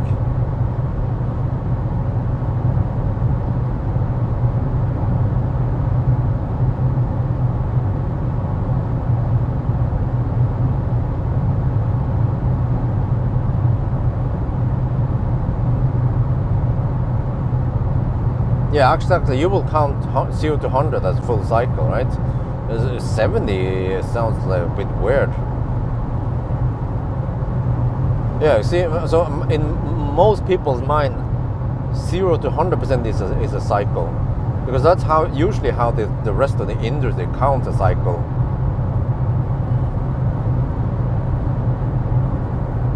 But you see, Toyota, they also have some smart wording on things. They posted this article story. Some, I don't know, some influencers drove. I talked about this before, but I need to mention it. They travel from Drammen to Bergen, but it was like a 500 kilometer route, right? So they drove 500 kilometers, and they say the Toyota bZ could drive 500 kilometers in a single charge. What does that tell you? Because when you read the story, it turns out that they charge once. I was like, wait, but they made a trip in a single charge. Well, yeah, that's literally what it says. They had charged one single time during the trip. But that's usually not how the rest of the industry say it. They will say a single charge means you don't have to charge. Or they can. I think maybe they said in one charge. Yeah, they travel to 500 kilometers in one charge. That's kind of sneaky way of saying it. Well, I don't know what you guys think.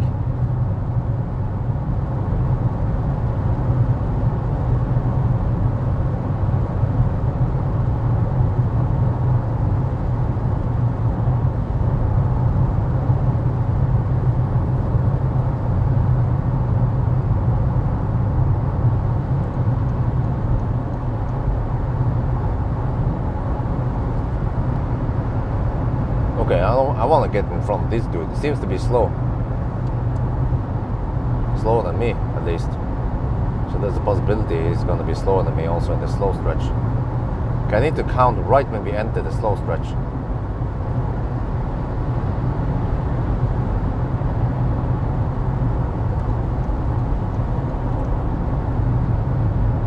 And I will count in seconds this time. Accurate numbers. Okay, slow down. Oh shit, that was slowpoke in front of me.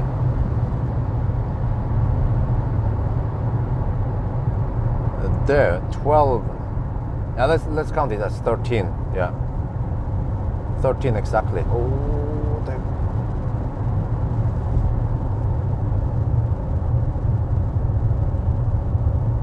No, maybe the guy in front is not that slow. Okay. 13 minutes in a counter, the live stream counter actually.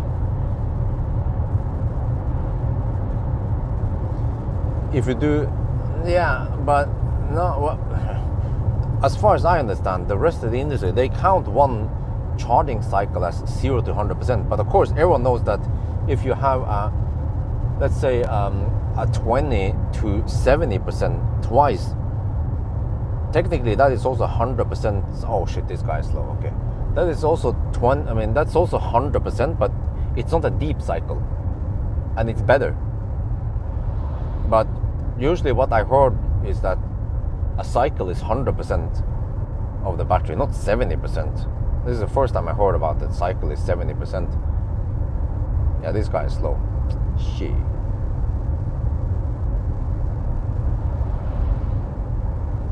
So yeah, at night I measured this stretch to be exactly 5 minutes long.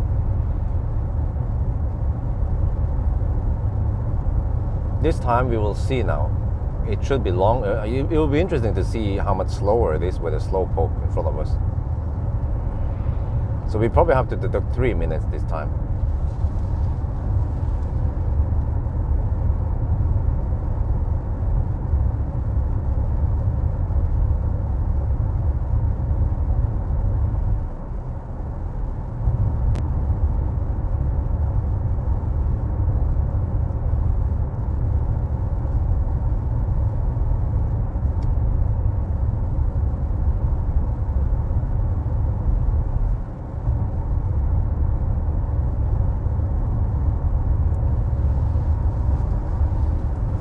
Yeah, I love the sight of the turbines.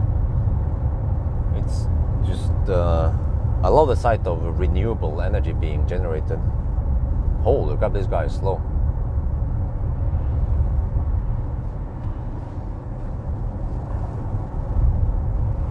Okay, it was 13.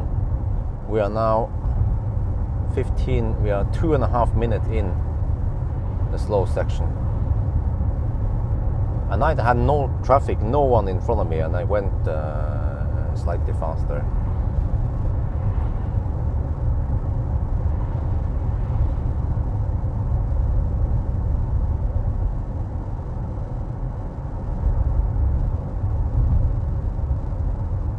Yeah, the self-charging, yeah, also very misleading.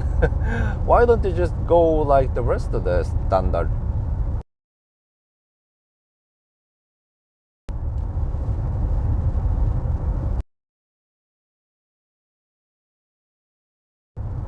Sorry, it's a bit bumpy over here. Okay, it was 13, now it's 16. 3 minutes in now.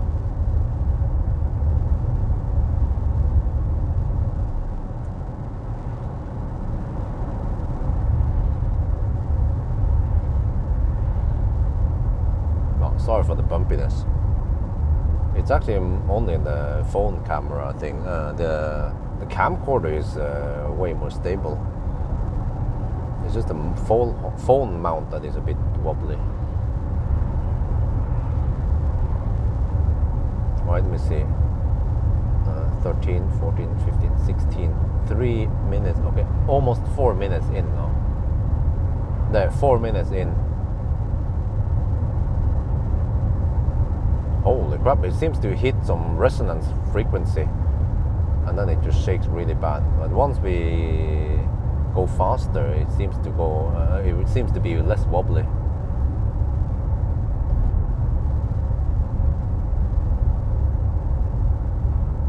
Oh, but you know, remember at night I actually counted it as it was 1.5 minute delay. So this one might be 2 minute delay.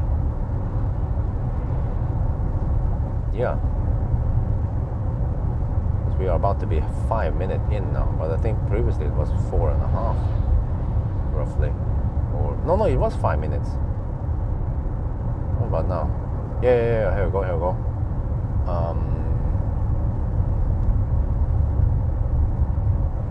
Well, we're not done yet, but really soon. Okay, That's 5 minutes. So it's 5 minutes and 10 seconds. So it's only 10 seconds slower.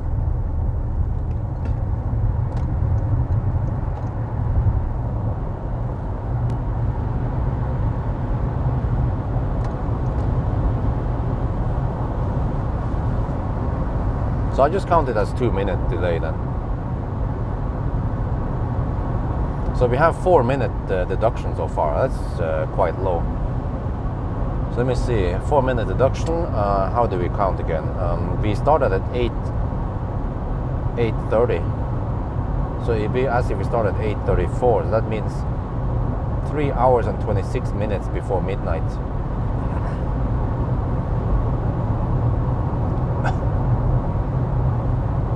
Well, fortunately, they are not sinking too much money into hydrogen, and they are, well, loosely electrifying stuff like the rest of the car industry is doing. And you can see that I see that even Sweden they buy more and more electric cars, and especially Norway and China and many countries now, they buy more and more electric cars, which means that there's a big demand for electric cars. Toyota have been claiming for the longest time that there isn't, but it's just that there's no demand for Toyota's electric cars. That's also, again, that's also very, how they put this,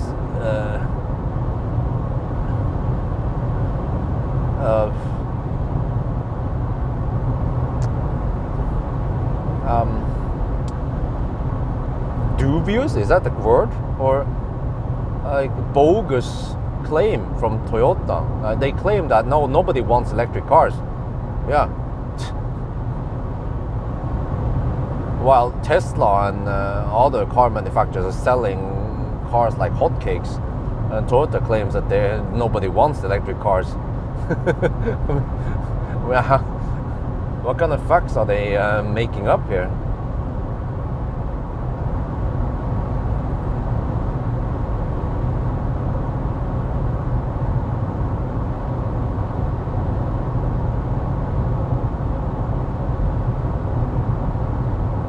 Disingenuous, okay? I'm not sure what that means.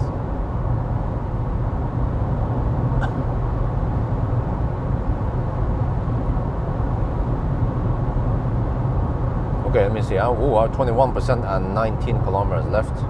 Okay, it means that the last session won't be too long. Yeah, plus that I have to expect to go semi-slow in Göteborg anyway.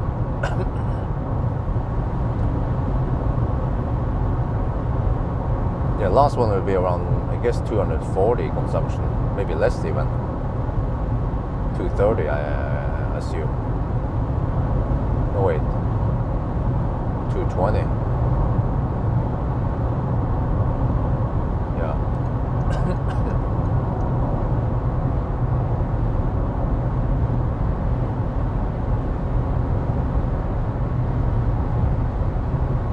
Maybe this time I don't even want to care about the convenient charge. I might stop at Bakkabol or somewhere close and charge there.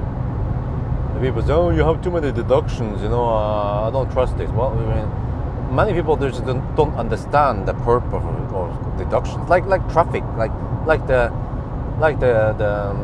traffic slowdown at Falkenberg. They just don't understand why we deduct it, because in a couple of weeks, hopefully, they will be done with that one, and suddenly you are 4 minutes faster through that section. So then it's unfair that we have to drive slow versus other cars that don't drive slow past that section. And the same for randomness. I'm almost fed up of explaining why we deduct for random queues. It's unfair because it's so random. It's based on luck, not based on car. But for example, the rapid gate here, I will not deduct for rapid gate because that's in a way like a flaw with the car, or just the way the car works. There is no way you can. In a way, yeah, you can maybe avoid rapid gate by traveling at colder temperatures, but then you will have higher consumption and you will have to deal with other shit instead. Okay, whatever. We had 900 and we had 925 kilometers now, roughly. 920 kilometers, roughly. Man, that 25-minute nap I had was magic. I'm way more awake now. Seems like that's, yeah. But it's just like an extension, but eventually I will also get tired again.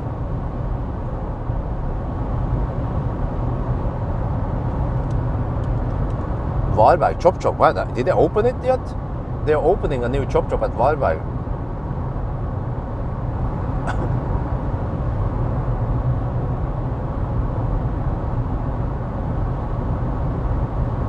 Okay, so we're getting close to the 11-hour mark.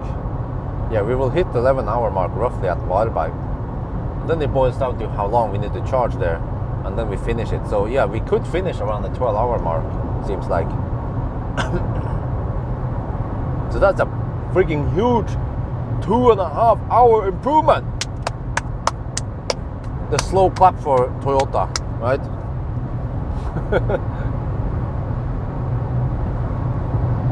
But you see, I wonder if, I don't know yet, the slow charging, I mean the rapid gate, did we gain more penalty points because the temperature was higher? Or did we gain less penalty points because we were charging slower? I would like to know. In my theory, we should gain more penalty points because we punish the battery more by allowing higher temperature over time. But that means that it's the car's fault because the car is not cooling down the battery enough. So it's actually a big facepalm if that's true. Because we cannot control the battery temperature, it's out of our control.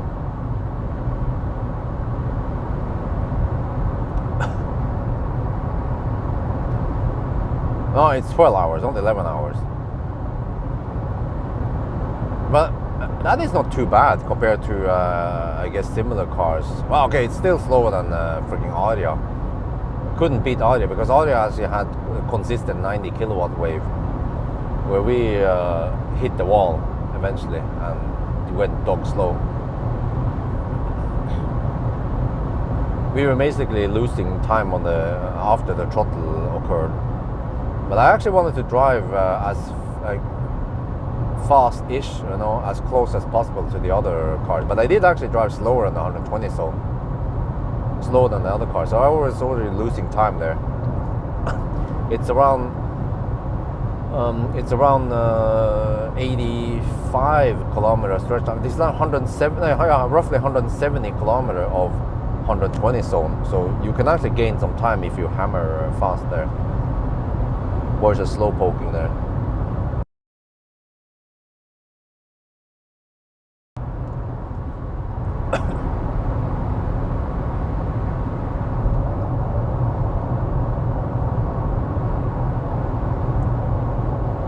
Time loss for charging. No, I will not add time loss for charging because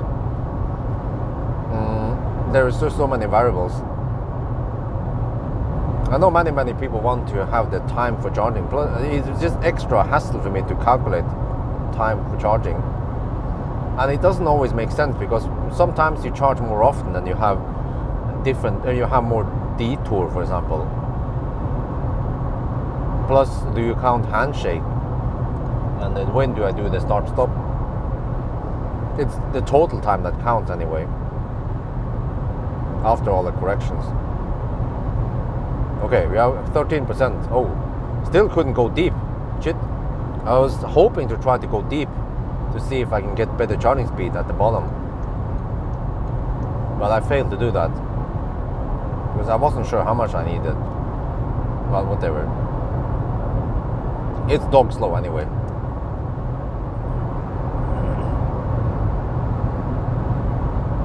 Right, 925 on the display, 1.2% underreporting.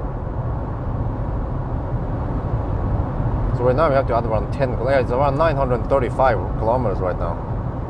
Actually a bit more, 900, yeah.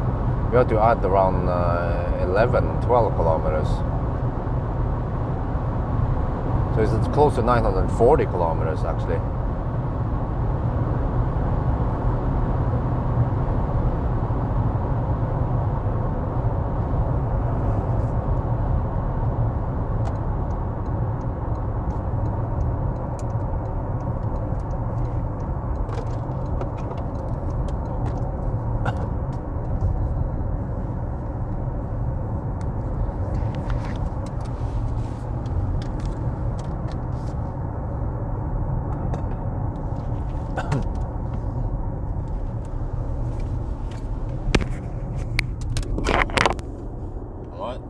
Here we come. I'm gonna connect to some 350 kilowatt charger and suck 42 kilowatt from it. Yeah, why not? Because I'm a Taycan. Oh, I have pretty snappy power here. 166 kilowatt hour per hour. There's no power limit here. Yeah, 142, 170 kilowatt. Wow. That's schnell.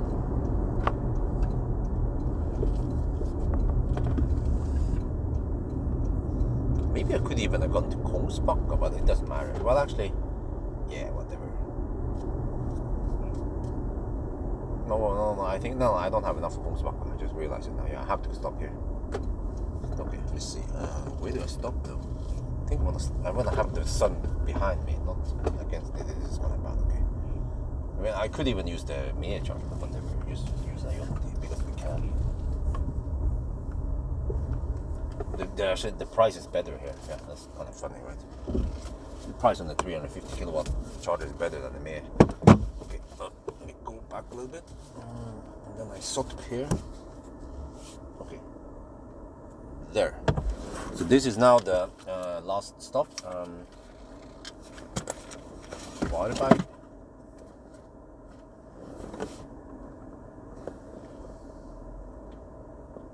Varberg. And 13% at arrival.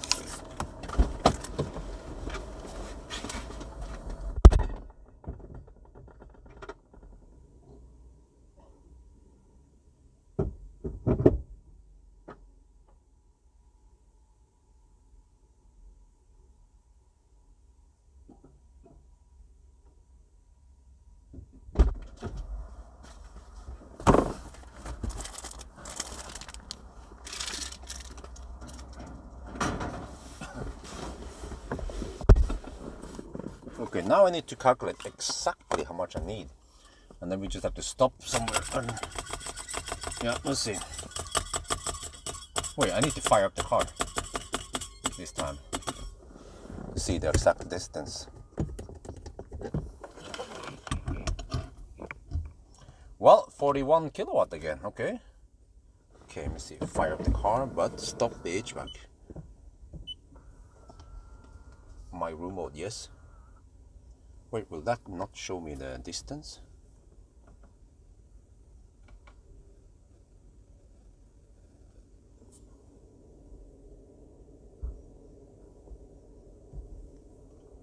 Yeah, now I don't see the distance. Oh, it's freaking clumsy.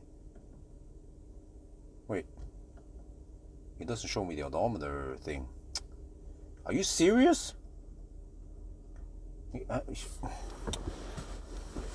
Okay, I remember it was 926 something. 926. So we are now at 937. We have to drive only 63 kilometers.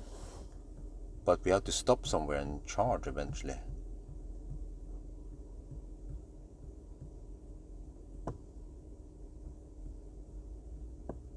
Oh shit, it's a long distance if I go all the way to Kongalv. Check here. I need to drive 63 and then Kongalv is 88 kilometers away. Okay. But maybe I have a better idea. I can stop at I can stop at Bakkabol or whatever it's called, which is closer. I want to stop close to the endpoint. Like this. McDonald's, yeah, I think this is it. Backabos, yeah, that's one. That's 72 kilometers, and then yeah, so that's only 10 kilometers extra, so we don't have to count any convenient charge here. Okay.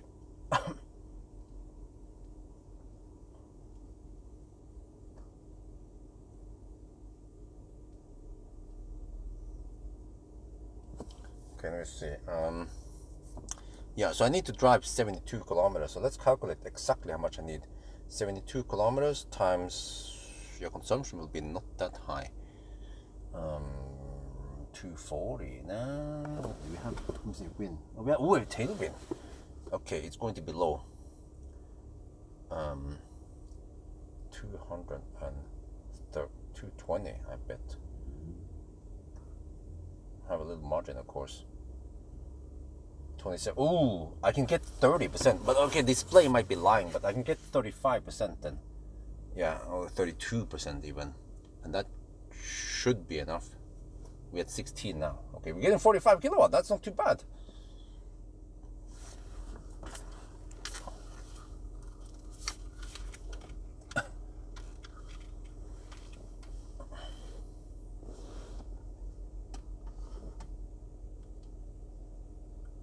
We are now at the last charging stop at Varberg.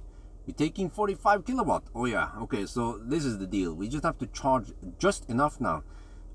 Okay, it's stupid. Once we have the my mode, my room mode on, I don't see the total trip meter. It's on the bottom here, but I remember it was how much, and we have to drive around 60 more kilometers to do 999, and then the plan is to stop at Bakkabol. That's like 10 kilometers extra. Yeah, so I don't care too much about the convenient charge now. We might charge 1 minute extra. I might just deduct it. I'm not sure, but most people who watch my video, they don't know what convenient charge is. They don't know why we deduct for road works, for example, and so on. So, but I don't want to explain too much. Just say that what the time is, and that we have 4 minutes of deduction so far because of some roadworks here at Falkenberg. But right now we are at roughly the 11 hour and 10 minute mark. So yeah, hopefully we can finish in roughly 12 hours. So that's going to be a big improvement over the old one.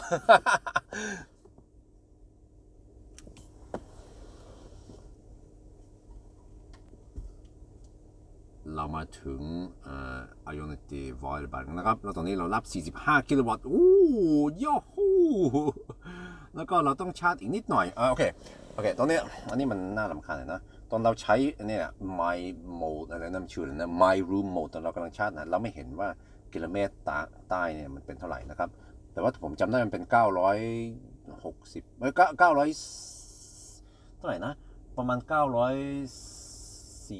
กิโลเมตร930กิโลเมตรมานั่นน่ะโอเคเราต้องขับอีกสัก60กิโลเมตรนะครับแล้วก็ตอนนี้เราจะขับไปที่50กิโลวัตต์จอร์จแล้วก็ไปชาร์จที่นั่นนะแล้วก็เราจะได้ 1,000 กิโลเมตรอีกไม่นานนะแล้วผมก็คำนวณว่าเราต้องชาร์จอีกเท่าไหร่แค่นั้นอ่ะเป๊ะเลย แล้วเราดูนาฬิกานะเราเริ่ม20:30แต่ว่าเรามี4นาทีที่เราต้องหักเวลาเพราะว่ามันมีเขาซ่อมถนน4นาทีนะ2นาที1ครั้งแล้วก็2นาทีขากลับเราก็ต้องหักอันนั้นไปแล้วก็กลายเป็นตอนนี้เราใช้เวลาสัก10ชั่วโมงเราใช้เวลาสัก11ชั่วโมงกับ10นาทีนะครับแล้วคราวนี้เราน่าจะใช้เวลาประมาณ12ชั่วโมงไม่รู้เท่าไหร่นะแต่มันจะเร็วกว่าเมื่อก่อนตั้งเยอะใช่เพราะว่าเมื่อก่อนมันโคตรช้า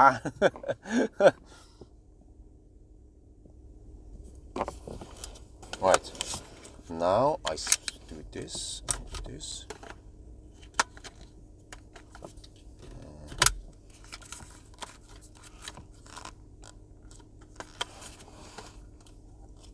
and I actually go to the restroom and I think I might have to you know what okay, let me see I forgot that we don't have to go to a high power charger. We can just go to a 50 kilowatt charger. That would be plenty for the power we need. Okay. Well, I have 20% now. Let me check. I need around 30%, 35 maybe, 32. So let's just unplug now and then I will be back.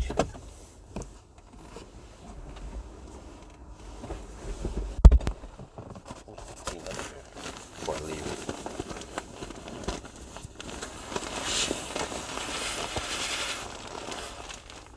46 kilowatt hour per hour. What is that wizardry? Why are we charging faster now versus before? I have no idea, man. It's just random.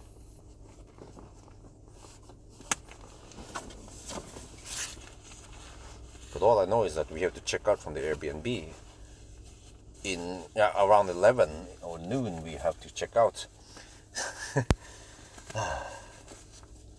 And it's almost 8 now. Yeah, by the time we leave it will be close to 8. This is way better speed than before. Actually, the Halmstad speed was kind of shitty for some reason, which I can't explain. Okay, I'll be back.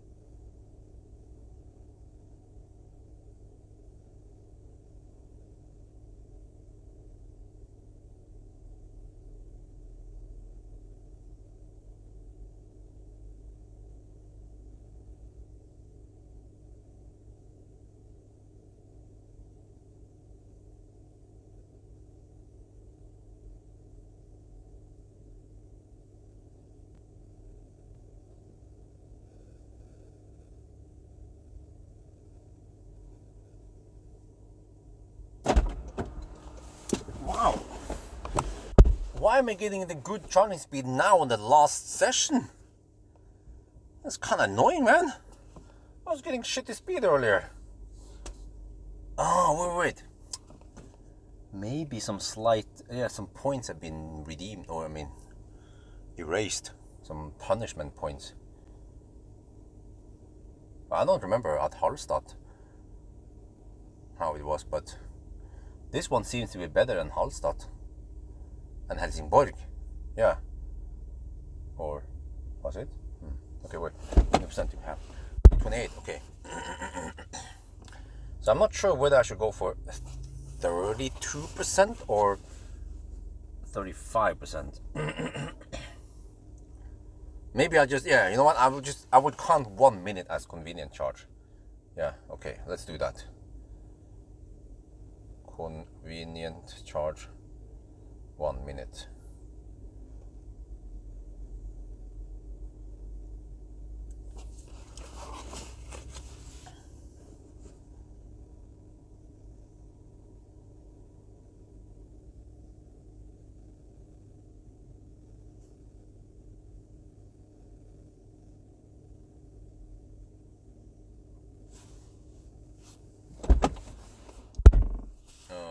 Yeah, this is amazing speed for this situation.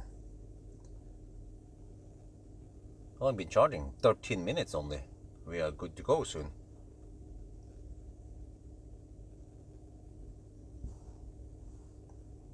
So just have to figure out where I want to stop. It's either Bakkabol or I'm not sure. I can probably not go to Kungsbakka, Kungal. So I'll probably just stop at Bakkabol. I just have 1 minute convenient charge. Yeah. It's almost too sad to leave now. We're getting whooping 45 kilowatt hour per hour. But we should leave soon. I have 30% now. Maybe I'll just go 35% just to be sure.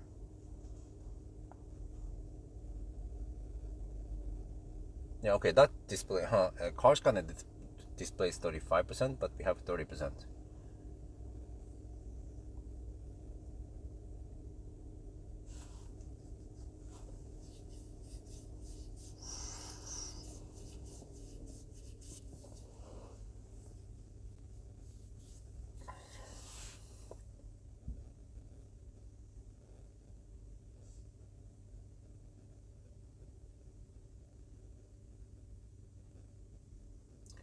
Yeah, because when I think about it, there's probably no point just going to Kungal. I could just charge at Bakkabol instead.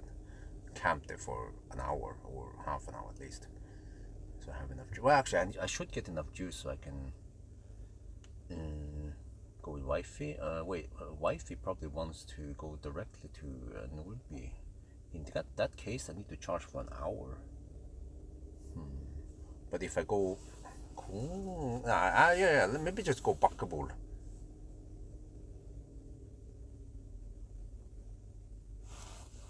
Yeah.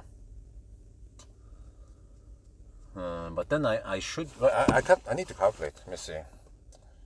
How far do I need to drive here? Has Wi-Fi wanted to go directly? Some shit. I'm checking from that point to Nordby.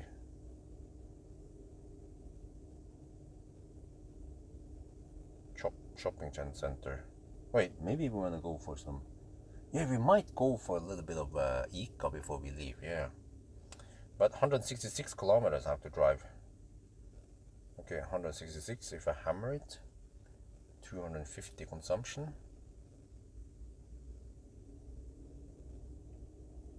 260 consumption. Oh damn! I need to spend 74%. Are you crazy, man? I'm not gonna sit around and charge that long. Yeah, I will not charge that long because once the speed drops to, once the speed drops below 20 kilowatt, then I better get going. Okay, it's 33%. We are almost good to go now. Yeah, now it starts throttling already. You see? Yeah, I remember how it was. If we go to, if we go too high, it will be dog slow. So yeah, we're gonna lose soon. 33% now.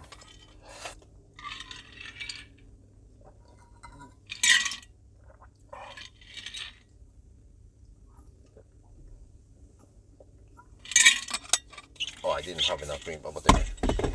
Yeah, I think I had enough anyway. Yeah, 34%. Let's get ready.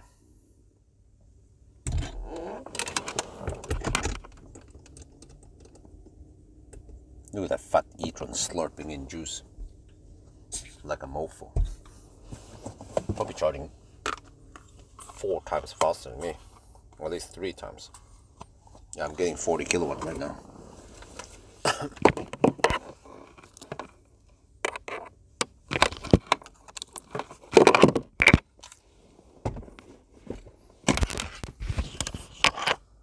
%. Let's go. That was 18 minutes. Try to go.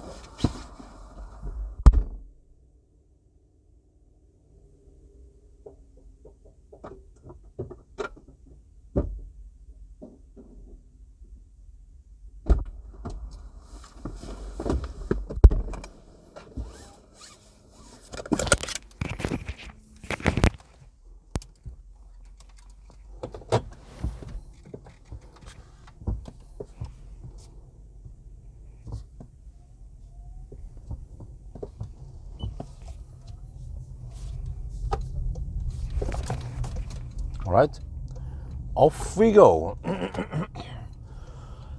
For the finish line, for victory, for, okay, let me see. I have to try to calculate now. How many minutes was it again? Yeah, we count, okay. We count just 1 minute convenience charge, right? No big deal. We don't drive that much extra. So that means 25 minutes, 3 hours and 25 minutes before midnight that we add to the current time. So we are now currently at 7:53. How is this again? 7. We are at 11 and a half soon. 11 hours and 20 something minutes now. Okay, let's go for it. And we have to go to, let me see, it was 1.2% underreporting, so we have to go to 988, right?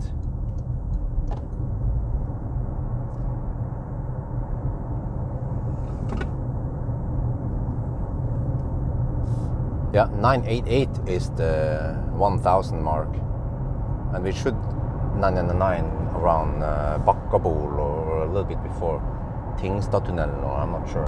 Yeah, maybe Tingstadtunnelen. This time we had so many charging stops.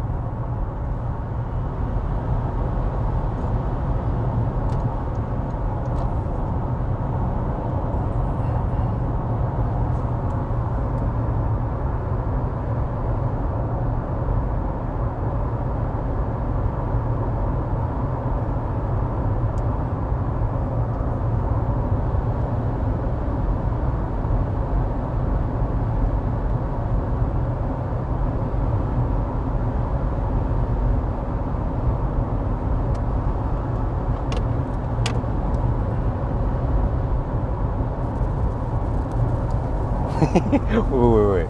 I haven't. Oh, okay.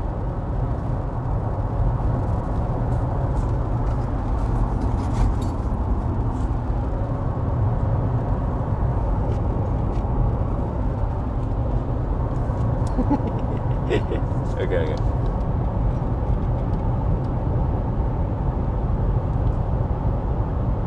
Right, this is it, the final run. So, I found out that this car underreports distance by 1.2%, which means that we have to count to 988 kilometers. Oh yeah!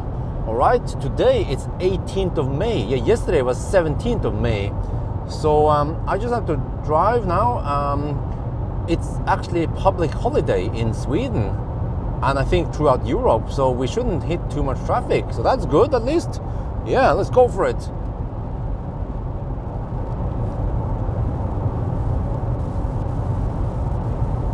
Alright, ตอนนี้รอบสุดท้ายนะครับแล้วก็เนี่ยผมได้เช็คดูนะว่ารถคันนี้มัน underreport ระยะทาง 1.2% แปลว่าเราต้องนับถึง988กิโลเมตรนะครับมันจะเป็น 1,000 กิโลเมตรนะ แล้วก็วันนี้นะมันเป็นวันที่18 เมษายนแล้วก็มันเป็นวันหยุดนะที่นี่แล้วมันคิดว่ามันเป็นวันหยุดทั่วยุโรปนะครับก็ดีนะมันจะได้ไม่ค่อยมีรถเยอะนะโอเคสู้ๆขับอีกนิดหน่อยแล้วก็จะครบ 1,000I'm getting hungry, but there's some food at home I should eat, so I'll starve a little bit. I'm out of snack, I'm out of drinks, I'm out of food. I have no food left in the car. Let's starve a bit.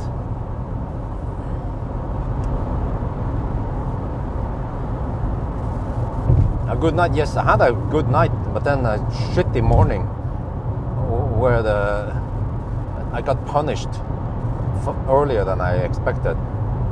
But that was just because I didn't understand the instructions from or the explanation from Toyota or the Toyota.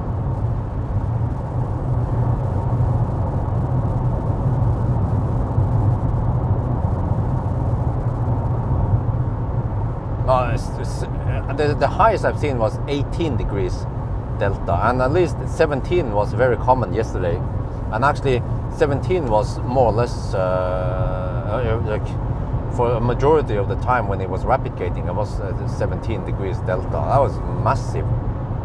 I talk about this for the longest time, and people don't care.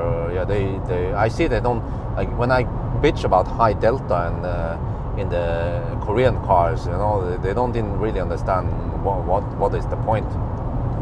But I guess in the Korean cars, it doesn't rapid gate that bad, but it's still a problem because it cold gates. So ideally, we want to have way less delta than the Korean cars, but I guess you can't fix it. It's hardware. Yeah, the cooling loops and everything is just hardware, so I don't think you can fix it. I'm 95% sure you can't fix it with software.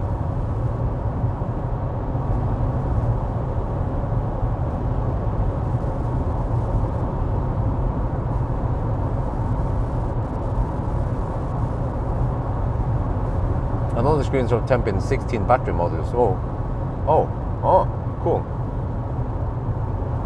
Yeah, I remember. Wait, did I see that somewhere?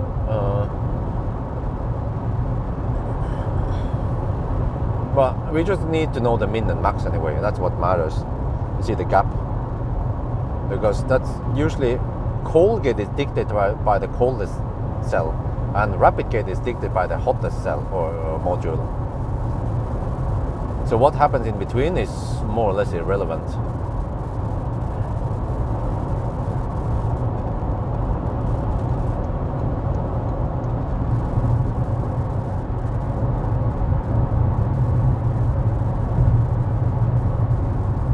Okay, but I'm not going to fiddle around with it right now. I'm just more focused on the driving. So 988 is the end point. We are 942 now. So we can start counting now. We can count down. 46 kilometers left. Oh, we have actually a fair bit of high speed here. Time. Oh, it's 8 in the morning. We have to add 25 minutes. Hey, we have to add 3:25. Wait, so 8, 9, 10, 11. 11:25 now.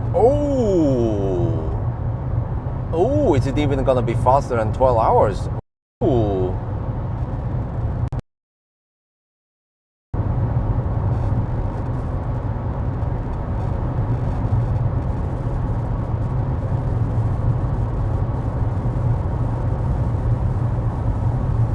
mean, either way, the software change did some major improvements by just unlocking a little bit more before it throttle.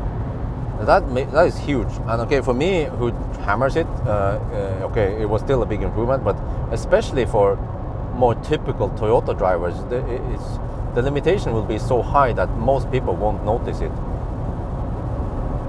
And even when it even when it throttles, it's still better than a rapid gating Leaf, like way better. Yeah. The only problem is that you get the throttle state, or you are more or less forced to charge to maybe up to 50% ish, and then it goes dog slow, and then you better leave.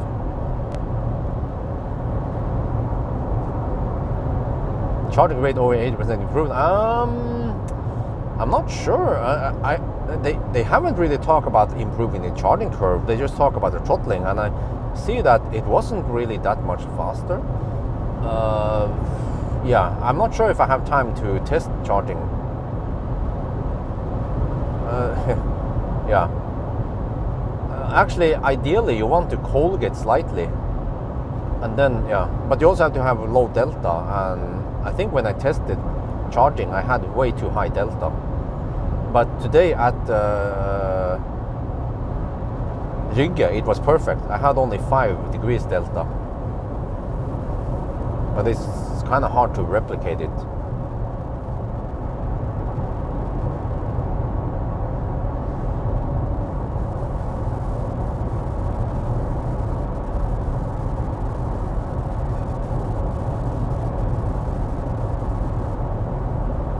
Okay, we are getting close to that 11.5-hour mark in 2 minutes. I'm gonna give you guys some status update, manual status update. Consumption is 267. No, it's more like 260. Yeah, no, it's 264 consumption. That's not too bad. But just remember that you've been driving a little bit slower than the other cars, so it's not directly comparable.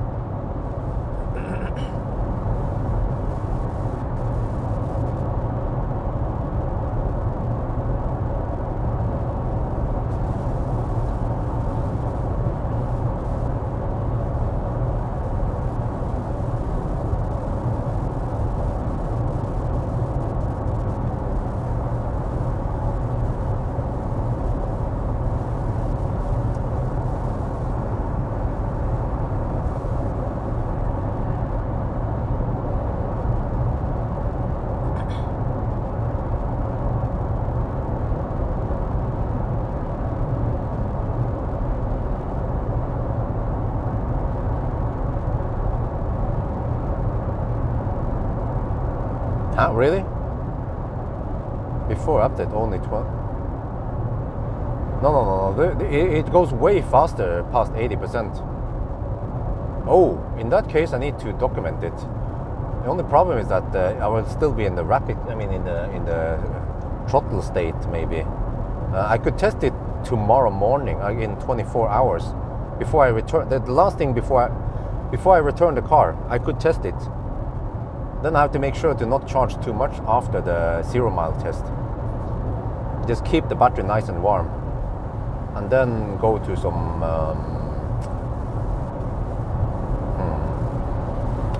but I need to fill my charging screen somewhere. Ionity would be ideal, but a little bit far.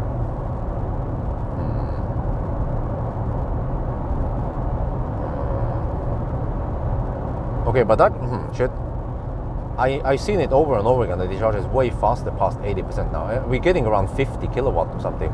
Okay, I need to document the new charging curve then.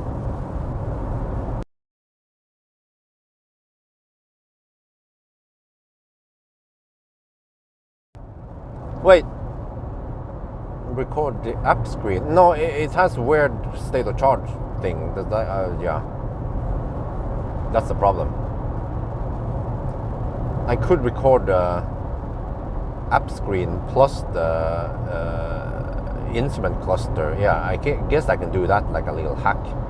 And then I can overlay the state of charge percentage in the car over the app screen, just at the state of charge percentage thing, you know.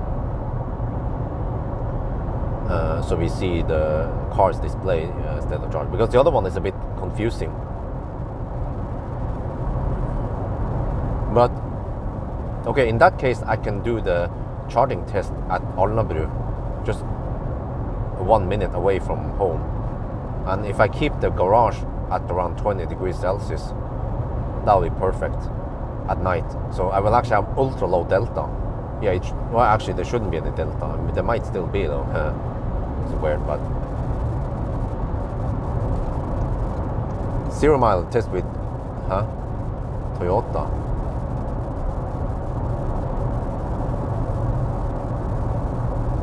Preheating, no, we don't care too much about preheating. We're more concerned about pre-cooling rather. Okay, but guys, we just hit the 11.5 hour mark. 11 hours and 11 hours and 32 minutes actually, and we have a little bit over 30 kilometers left. Oh, we're gonna do this. This is going to be faster than 12 hours, guys. Oh yeah. Oh yeah. It's just a little bit slower than the Korean cars. You see, if we would just not throttle this much, we could beat the Korean cars. But okay, we can't. But rapid gate, if we had less rapid gate, we could have been faster. Yeah, I counted probably, we lost maybe 3 to 5 minutes on each session that rapid gated to 70% or whatever.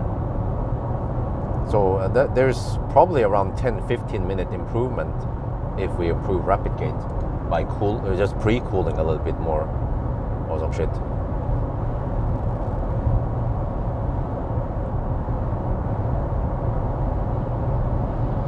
Wait, but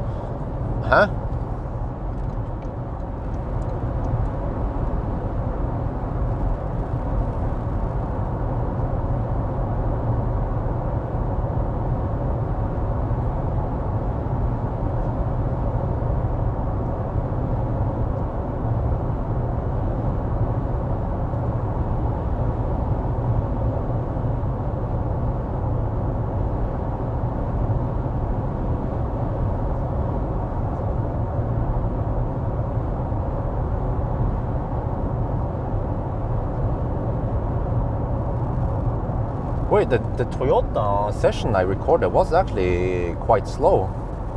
Yeah, but then he had a late high peak, which was okay-ish. Yeah, and fairly flat curve. Oh, because it was slow in the beginning.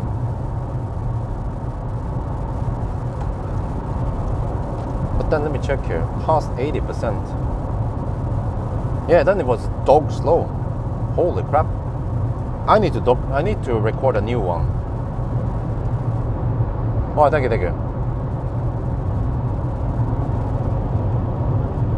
Yeah, you know what? I think I want to record. If I record Ionic screen, we don't see temperature. I want to document the temperature, which we see here, and also the cooling. Yeah. So I guess that's it. That's the plan. I guess I will wake up a little bit early in the morning. And hopefully I get a good session that is not throttle, because then yeah, when I do the morning session before I return the car, it will be at least 12 hours. No more. Yeah, maybe roughly 12 hours since the last session. I mean, even better if I can AC charge after the 0 mile test, and if I can just try to AC charge as much as I can now on the way back home, that would be great. Yeah, but I think I need to do some DC. But AC is simply too slow since it's only 7.4 kilowatt. But okay, anyway, yeah, remember guys, we are going for 988 and we are at 964 right now. 964 out of 988. Getting close, but we're getting close to Kungsbacka, which means lower speed limits. Right now I can just hammer it. I have plenty enough juice.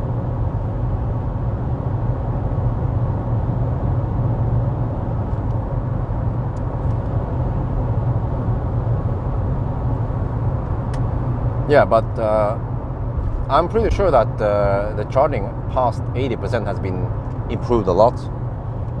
For what I've seen before, yeah, I had a good session at Pawel in Oslo, but I didn't look at the charging curve. But I charged to over 90% over there, and it went fairly fast. And also the day I picked up a car, it was also going quite fast. And I'm pretty sure it was way faster than 10 kilowatt at 80%. So yeah, they must have improved the charging curve, plus improve the limits.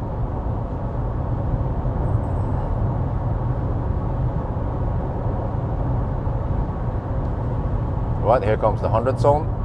But oh wow, magic. It was actually lucky that we had nice weather and we have public holiday today. Otherwise, there would be Göteborgsstau right now.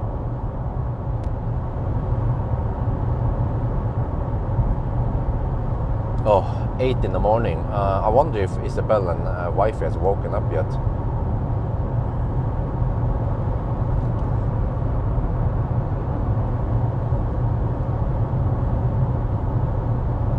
Okay, 968. Oh, 20 more kilometers, guys. 20 more kilometers. Oh, damn. Come on. It's gonna happen around Tingstad Tunnel, maybe.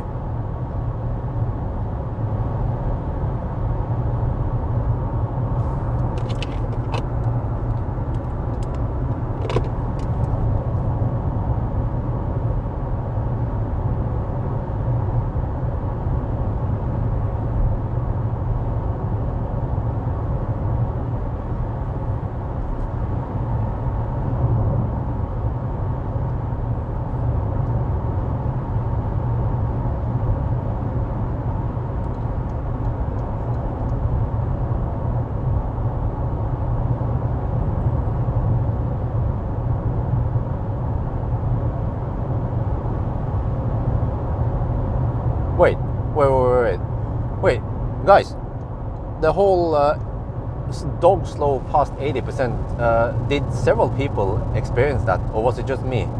There is a theory that, as a coincidence, I just hit the throttle state right at 80%. That's why it went to 11 kilowatt.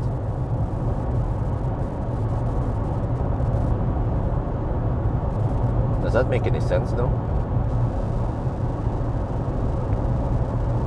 Everyone cool. Oh, okay, it wasn't just me. Oh, okay. Then it is very important for me to document the new curve. Okay, right, thank you. I'll do my best now. I know what to do now. I just have to plan everything accordingly. So I will keep the car in the garage. Try to keep it at 20. I have to monitor the temperature in the garage to keep it at around 20 degrees Celsius overnight, so that in the morning I can test. Actually, oh yeah, it has to be in the morning because we have to cool down long enough. This is a dilemma. I have to get back home, but we can't just AC charge. That's going to take forever. So we have to DC charge, and if we want to DC charge, we want to DC charge as early as possible. Yeah, that's actually a good point. I need to charge as much as possible now at Backseat or whatever it's called, because yeah.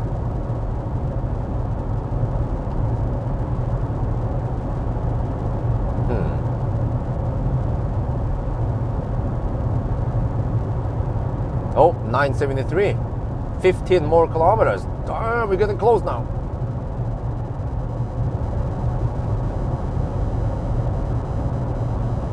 We're also getting kind of low on juice. Shit.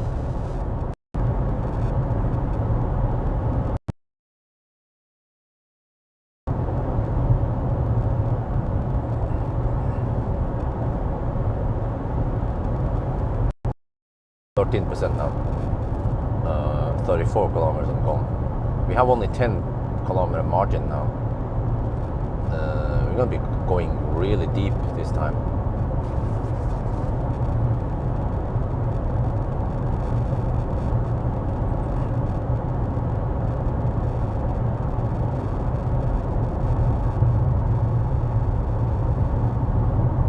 Wow, the traffic is wonderful now in the public holidays.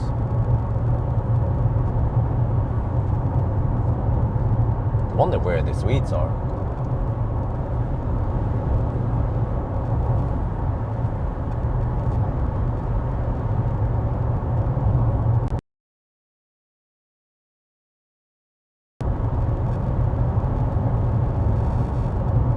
Okay, let me think. I need to record the screen. Wait, can we see? Yeah, we can see it always on the screen with the my camp mode, my room mode. So I just fix the thing there on the windscreen, and then I record the phone and I sync them. It's just slight hassle because I have to have 2 files for the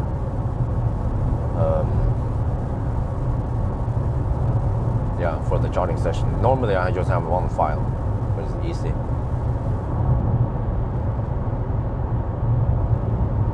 So I'm actually recording the car's instrument cluster only for the state of charge. The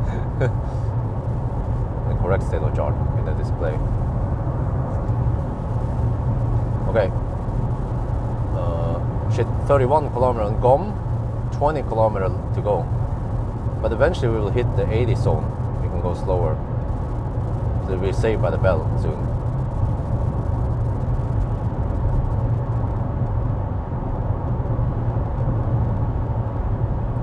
Oh, we're getting very close now. Shit.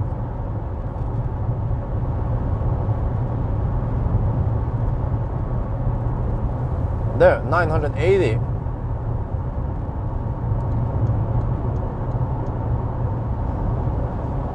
That means 8 more kilometers.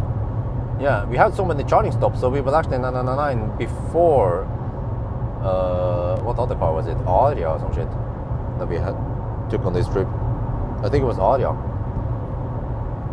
The Aria 999 further north.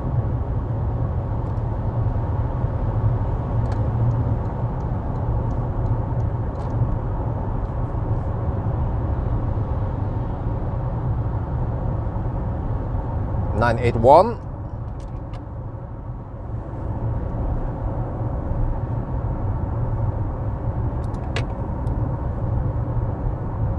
What was the time now? 8:20. Okay, that means 11:45 so far. Oh, it'll be 11:50, right? By the time we finish now.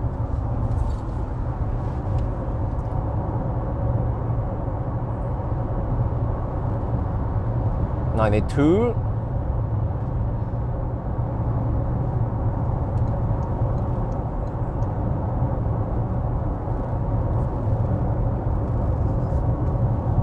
Are we still online? We check here. 8 plus 19, 11. 11 plus 20. Yeah, 11:45. 11:46 now. 11 hours and 46 minutes. Yeah, it's going to be 11:50. All right, I'm just gonna prepare the slow clap now because it's actually whooping 2.5 hours faster than before. Well, 2 hours and 35 minutes faster than before, but roughly 2.5 hours faster than before. 983.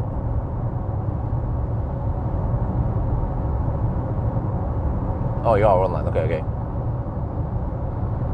Yeah, but 11:50. If you look, guys look at the list. What cars did it in 11:50? I think this is even faster than I-Pace, wasn't it? Because I was kind of thirsty and charged not very fast. So yeah, I think 11:50 is a decent time. Okay, I mean it's not great, but it's not a disaster anymore. Just have to be honest with the result here, you know. You could just hate and you can hate on Toyota and say, it still sucks because it's still throttle. Well, but Yeah.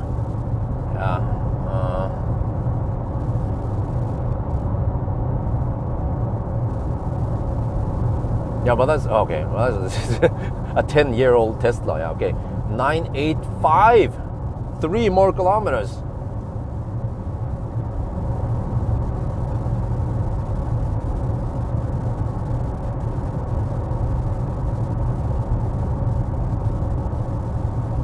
Yeah, it's 11:48 now. Yeah, it's there. No, wait. Yeah, there's 11:48. Yeah, that's it. It's going to be 11:50. 9857.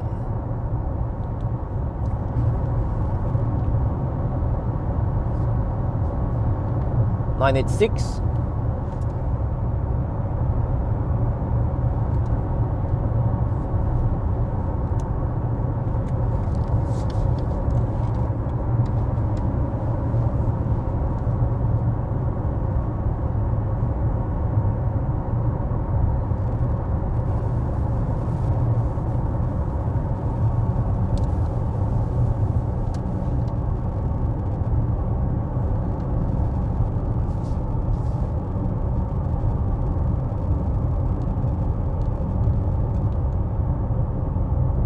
Alright, let's do the countdown. 9991, 9992, 9993, 9994, 9995, 9996, 997, 998, 9999, 1000 time 824 plus ding 11 hours and 50 minutes. Whoa, 2.5 hour improvement. The slow clap for Toyota.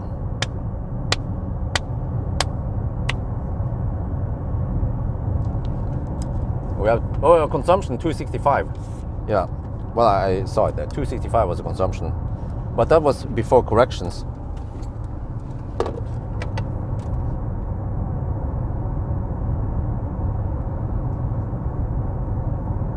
So it's actually 262.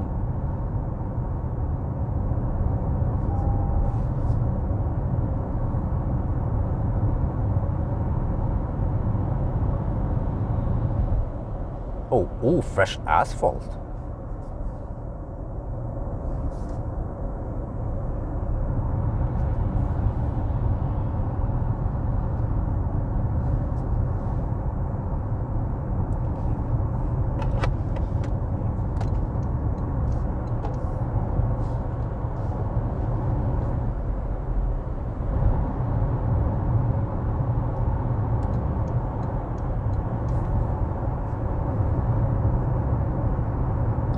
Okay, just have to look at the list. Well, I have some time now. I'm gonna charge anyway. I have to look at the list and see what cars did it in roughly 1150. I think you'll be surprised to see how many modern EVs does it in around 1150, 11.5, 1150. What about the Nero EV, the new Nero EV? I mean, Nero EV. That one only hit 80 kilowatt and then went to 55 kilowatt, isn't it? So it was kind of slow. Okay, maybe it was a little bit more efficient than this one, but yeah, at least it was consistent. Yeah, consistently slow. Just like Aria, also consistently slow. 90 kilowatt wave,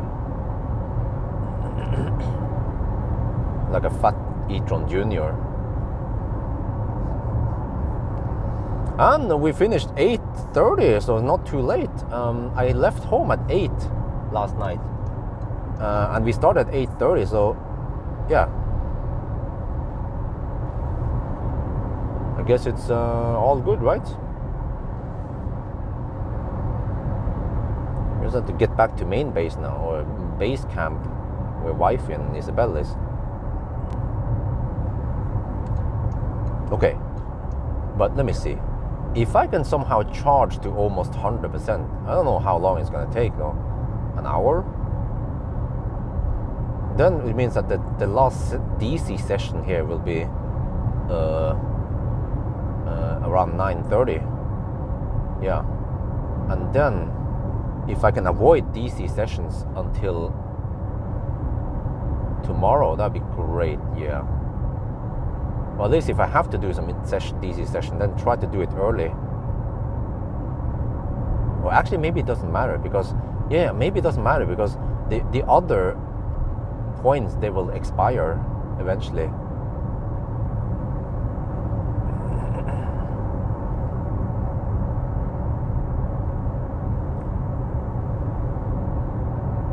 But Ulf, Tesla makes the best EVs. They have octovalve. They have gigacasting. They get fat cells. They have the best EV technology out there.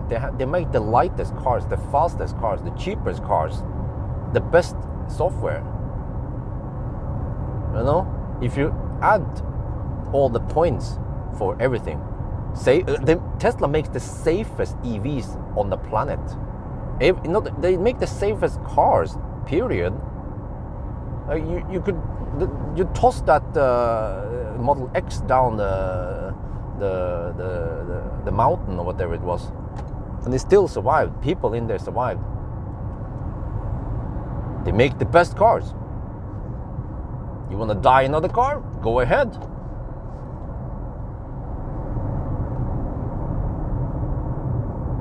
Let me see. But you don't need bird view. You have tack sharp, big ass backup camera screen thingy with good perspective. Bird views is for wussies. Well, actually, I agree. 3D, I mean, or the what do you call it? I call it the 360 camera is super useful, and I still don't understand why the heck Tesla doesn't have it yet. The rest of the car industry has it, except for Tesla. But on the other hand, I mean, if you say, oh, no, they're actually not the noisiest.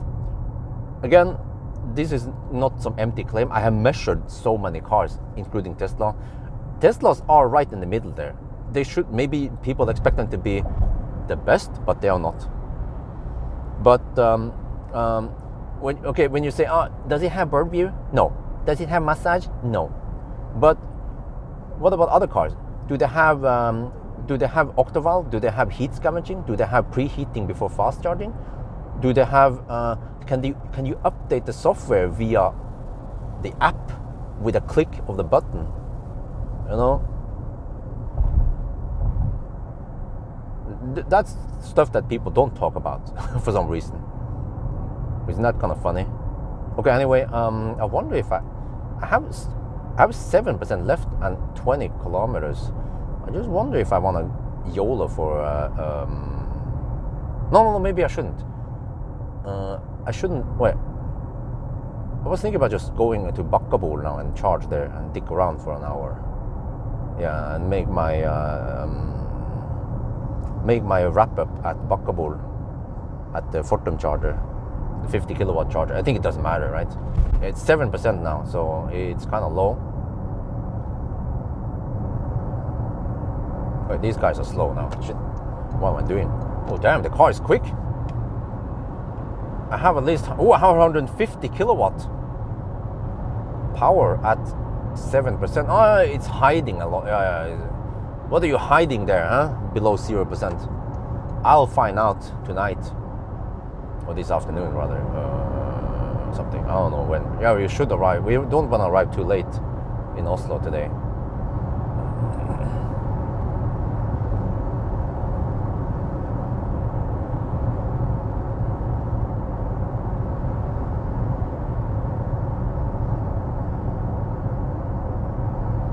Okay, that sucks. That sucks, of course, if you don't have mobile ranger and if you live too far away from Tesla service center. That sucks. But this applies to many brands. But I guess most brands, they have a good dealership. But eventually Tesla will be there. They're just a little bit behind because they started late. Like BMW, Audi, the rest, they have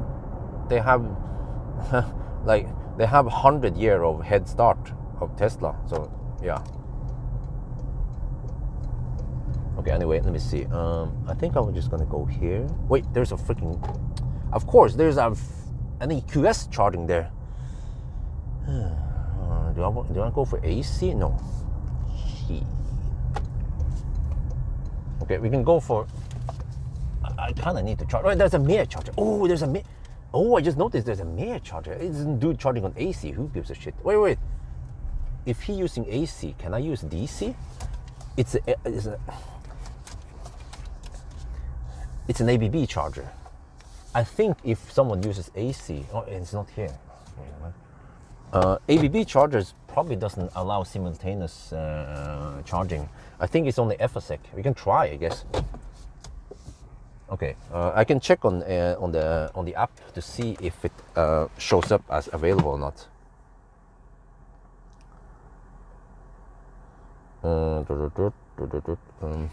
You don't want the Tesla dude, huh? What's wrong with Tesla dudes? Wait, they have a whole shit on the other side. No, that's AC. Shit, okay. Will it display it as available though? We can try, I guess. Let's try the mirror charger. Okay, let's try it.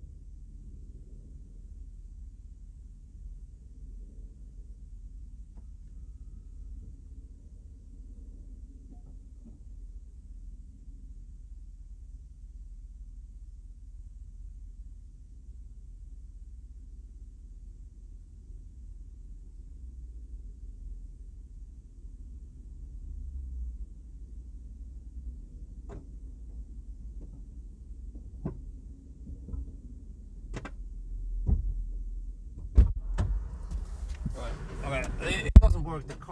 The charger claims some insulation problem has been prevented. We will not start the charging. Oh, okay, fuck that shit.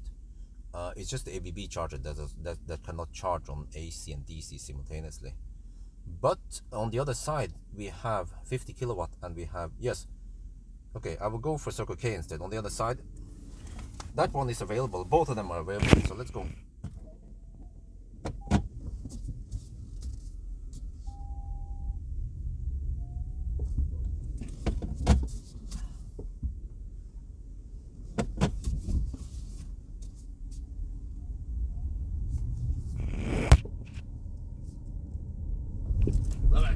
I'm just trolling, alright?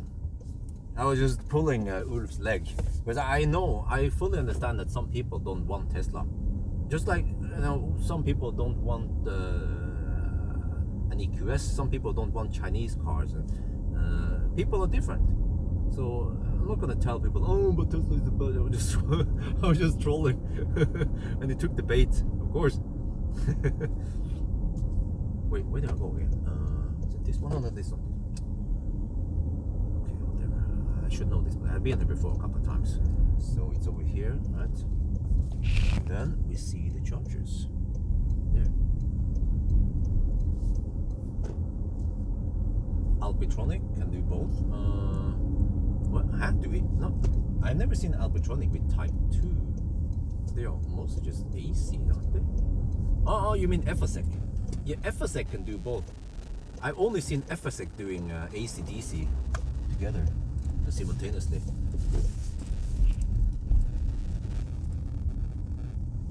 Let me see. Charge port is on the left side with the right side, on the right side with the wrong side. And then the charger is over there. That's the high power charger. I don't care about that one. I want the 50 kilowatt. Oh yeah, it's on the right. Oh yeah, let's see. 50 kilowatt. Here we come. Oh yeah. Oh yeah. Enable the 360 camera here. Oh, it's great. Wonderful. But I mean, let's be honest here. Tesla has so many features that the competitors don't have. And that's the thing that people don't talk about. But still, okay, whatever, you know. Okay, let me see. Stop there. Park. Try this one.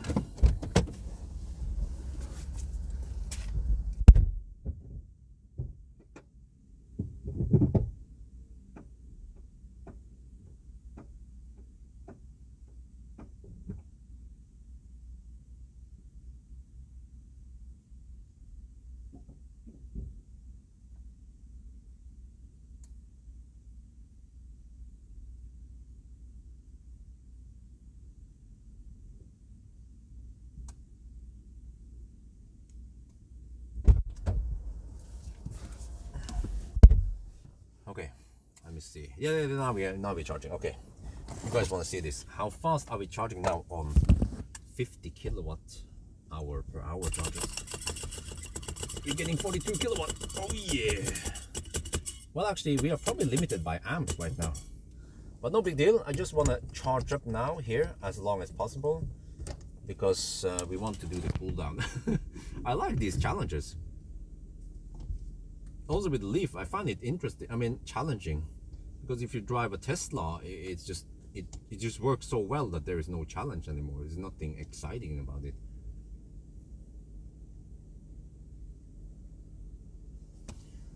Right. Huh? Select EV battery. Huh? Why? Higher resolution. Oh, EV battery state of charge. Okay, let me find it.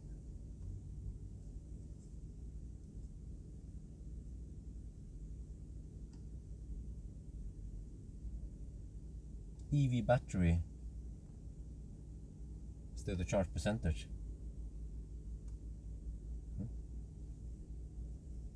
EV battery.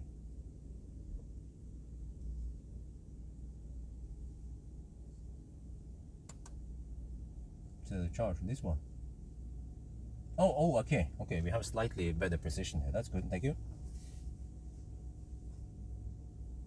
Even though I need to go into the my room mode here, because I think I need some mushu. I mean, I need some cooling here. But it's 8% there in display, and then 16% there. Are you the only one? I don't know. I just reported 180 amp max on 3 different tritium chargers, and they either deliver or they don't deliver. I have never seen like a 180 amp limit. I bet if I ask Ionity if they can look into the chargers, they will report to me that those chargers you tried, they are 500 amp, nothing is wrong with them. And of course all the fanboys will be, there's something wrong with the charger, but it even says in the display. Well, and you blindly trust it?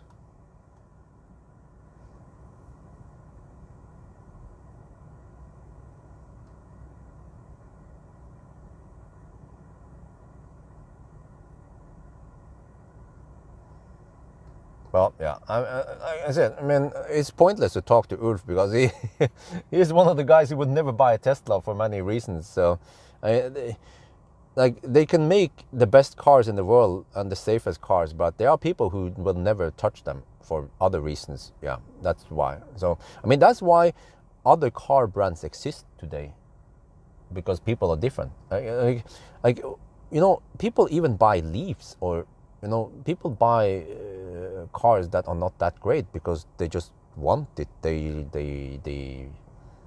they like that brand, they like that car. Yeah, it's different, right?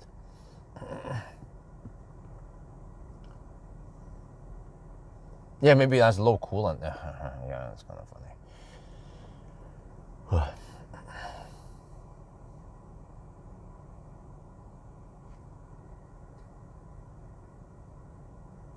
But Lucid has buggy software and some rattling in the interior that I didn't mention. And also some problem with charging. And it's actually not as efficient as Tesla. BMW has a throttling. And it has poor design and no frunk and humongous hood. Mercedes, let me talk about Mercedes. They have this really sneaky code that triggers a service visit. So when you start the car after a certain amount of time, you will then get an error. And then you have to go to the dealership and they will tell you, oh, we'll fix this. They reset the counter and you pay the money and then suddenly your car is okay again. But then there's nothing wrong with the car.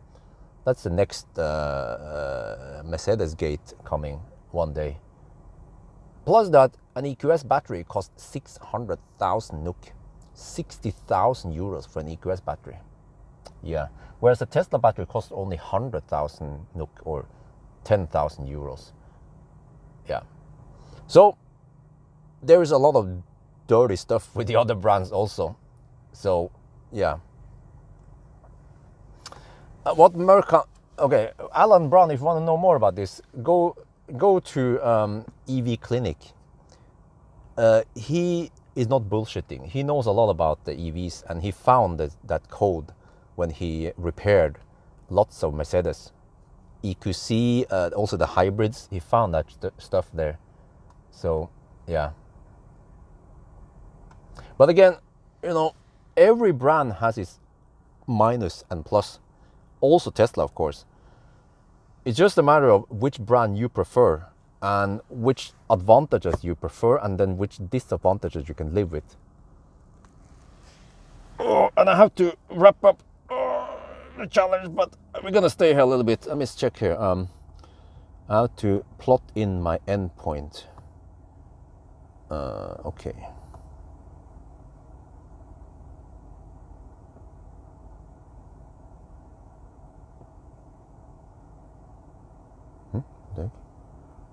Why can't I find the... Oh, okay.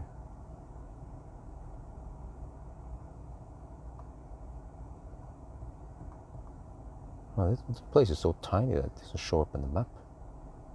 Wait.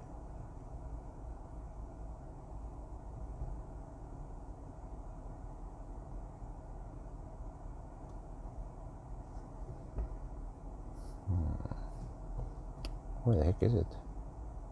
It's Kongarn, okay. Alright, that's fine. And then I go here.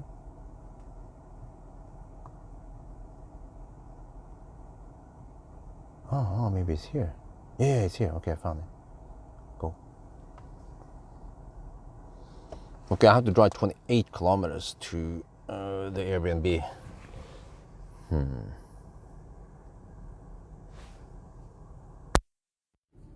Yeah, freaking Lucid is super expensive. And let's not forget, guys, Lucid Air does not have heat pump. They don't have alien technology. They don't have Octovalve. They don't have heat pump. They have PTC heater. So the Lucid might be super impressive in sunny California. Try it in Norwegian winter, minus 20 degrees Celsius. It's gonna be thirsty as an EQS. Like we're talking about 300 watt-hour per kilometer here, the Lucid. What else? Lucid doesn't have tow hitch. And that's a no-go for me. Because I'm a cowboy. What the heck is this?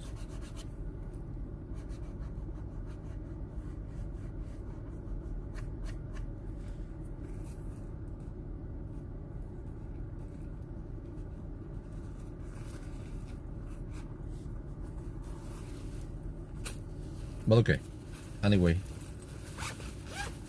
like I've tested so many cars, so I mean you can just name any car, any model, and I can probably point out something bad or several bad things about that car or that model or that brand, because no car is perfect. Okay, anyway, I need to focus on the challenge now. Need to do a wrap up.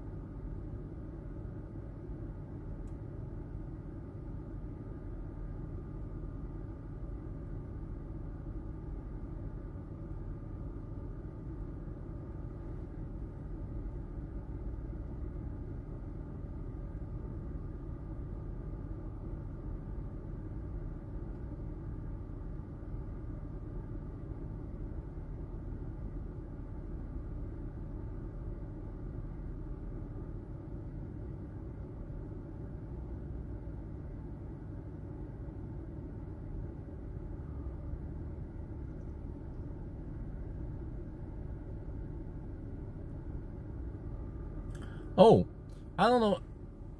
It could be that Facebook is listening to my chat here, but this one just popped up in my feed. So yeah, I guess you guys can read this, right?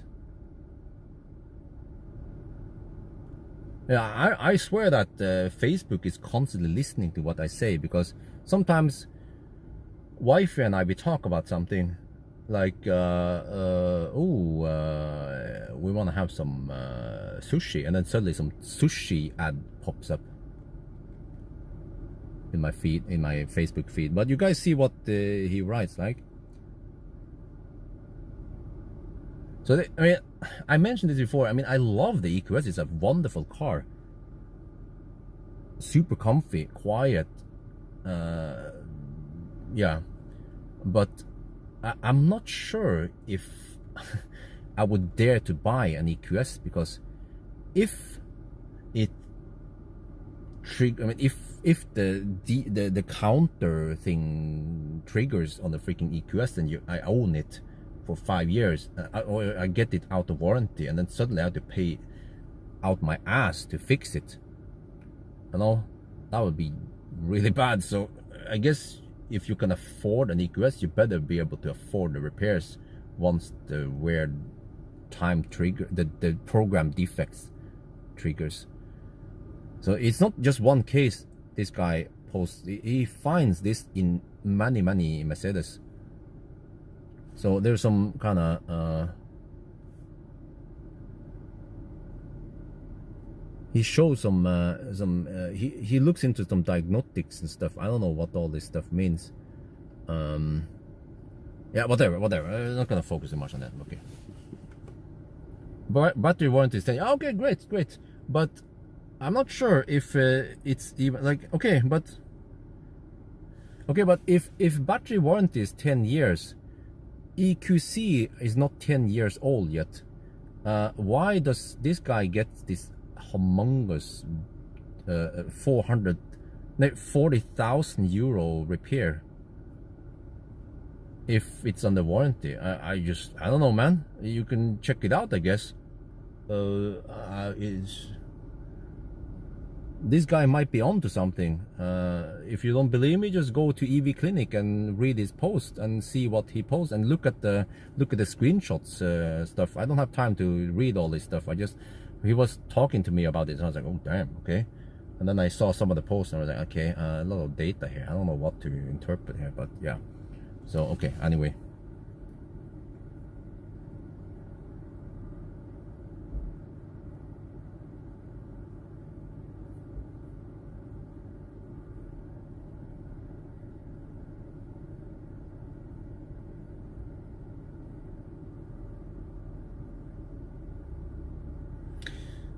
let me see. I need to check now.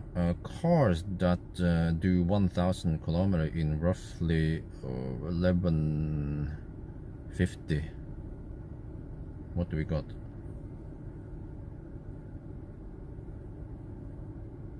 No, okay, I don't know what's the whole deal with that, but there were several customers, Mercedes customers, who needed repairs for some reason.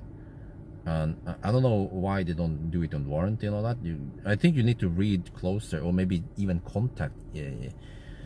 Just contact them on Facebook, EV Clinic, and ask them directly. I mean, why do these people need to pay for it? Why was it not under warranty? It would be interesting to know. Okay, let me see. 11. Wait. Man, even the ZS EV was faster. What the heck, man? Huh? Yeah, it's the throttle state that ruined everything. Once it throttled, everything just fell apart. Okay, 1150.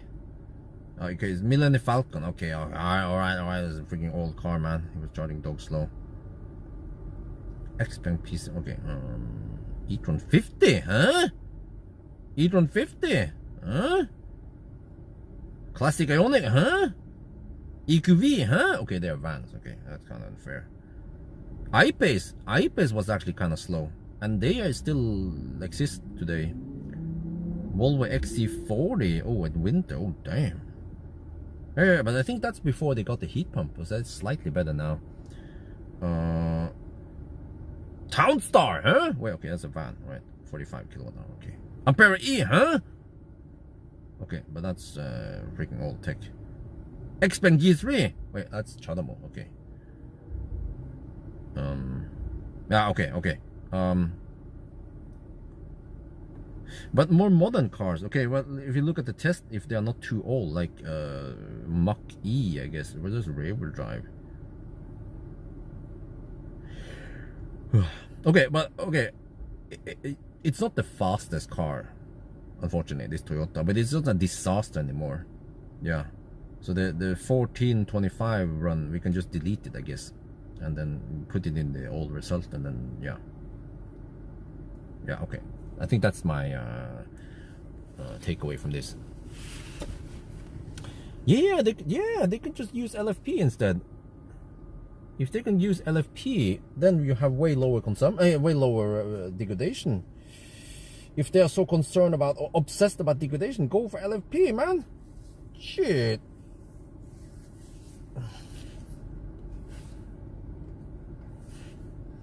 %. Oh, what? Wait. Oh, okay, 26. Oh shit, 26 only.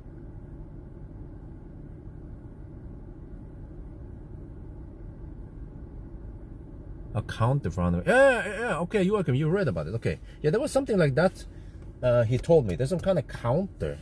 Like that's fucked up, man. Like there's nothing wrong with the car, but it creates faults out of nowhere just so they can, I guess, get some repair works or some shit. Like, huh? I mean, do they have to be that creative? Why don't you just focus on making good cars?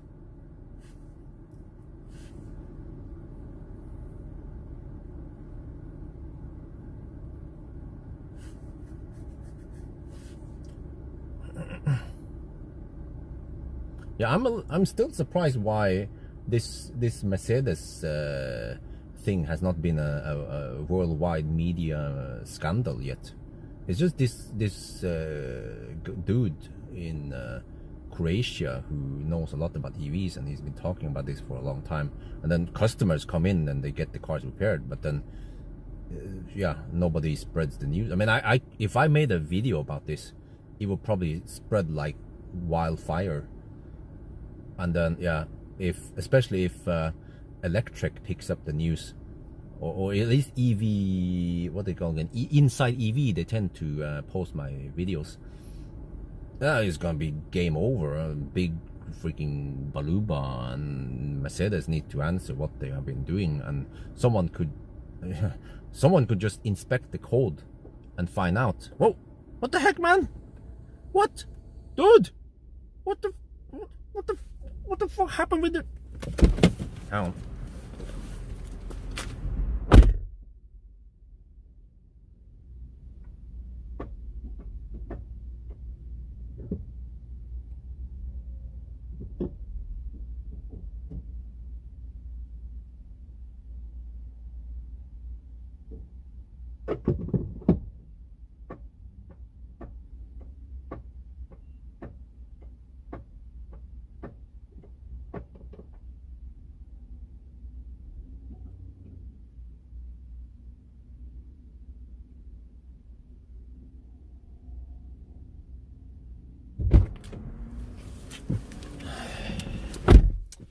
Man, these tritium chargers. I need to make a rant about tritium chargers eventually. I mean, they are everywhere, man, and they are so unreliable. And they look that now. The tritium chargers just stop working suddenly. Like wait, we're getting faster speed now. No, but I mean, we have people who are not ninjas, like regular people who try to use EV, and then they be like, oh, what the funk? The charging stopped. What's wrong with the car? EVs suck. No, it's the tritium charger that sucks. Okay, anyway, end of rant for today.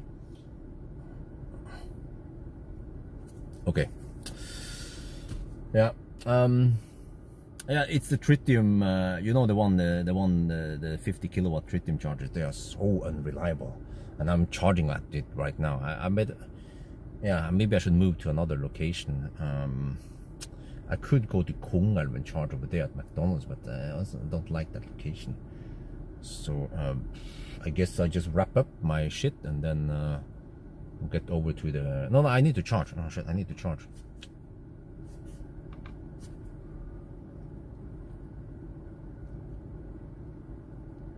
American chargers? What you mean? What, electrify America? No, what? Do we have American chargers? I mean, okay, you know, guys, if you guys, I had a nice chat with Circle K. They invited me over for some charging advice, and then when I talked to Circle K, they had some experience with chargers, and I probably told this before, but I'm gonna tell it again. Based on my own experience, I told them that my experience is that the tritium are the least reliable.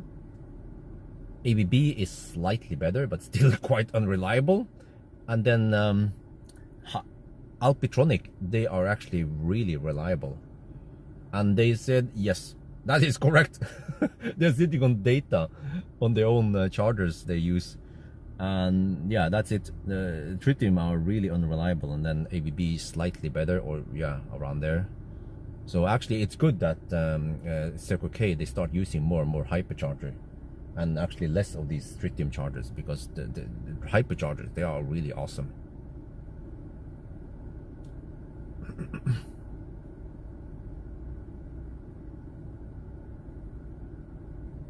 Can you test my new Model X? Yeah, eventually, if I can get my hands on one. But okay, we are charging at 40 kilowatt. I'm not gonna complain. Wait, is there a chance we could get more than 40? Nah, I don't think so. I think we're still in the throttle state. But at least I get less punishment points by going on 50 kilowatt, right? Actually, I'm not sure if the car can detect that we are on 50 kilowatt charger. Okay, but I need to get as much juice as possible here, and then return to base. Let me see, we are about half an hour away from base. Okay, base camp. I should try to be there by 10. Yeah, okay. Let me tell wifey I'll be home around 10. I will be back at 10. Okay. And then I need to do my wrap up. Let me see. Camera. Okay.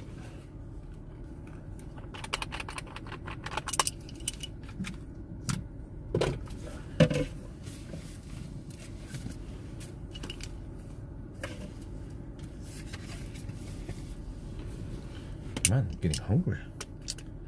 There's a little bit of leftover food at home I need to eat before we leave. Then we have to pack all the shit.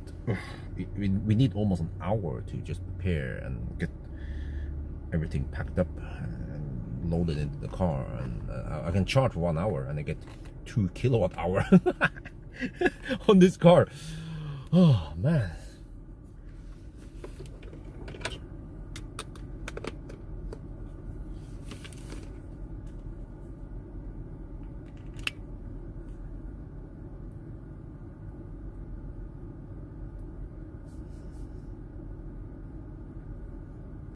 Okay, well, I mean, 42 kilowatt, 43 kilowatt, I'm not gonna complain. Wife will watch those live stream. Nah, maybe sometimes she'd poke into it and see where the heck that dude is now. Why he hasn't come out. Yeah, sometimes she pokes into the live stream and it's like, he's sitting in front of the house and he hasn't gotten inside yet. Yeah, that's usually where she looks at the live stream. The counter for the HP conductor, it has safety reason to ensure the counter open and close in emergency, but normally the counter should last for a lifetime. Yeah, they should, because all other cars, they don't have this kind of fault. They just work day and night, and yeah, every time you start and stop, you heard a vroom, you know, that's the contactor. Yeah, and they don't fail. They have been built to last. Even the contactors and you know, you can put contactors on fast chargers. Usually when you show the RFID, you hear then you hear grunk.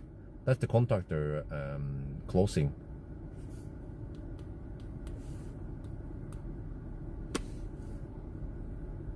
Mach E contact is burning one. Huh? What? Really?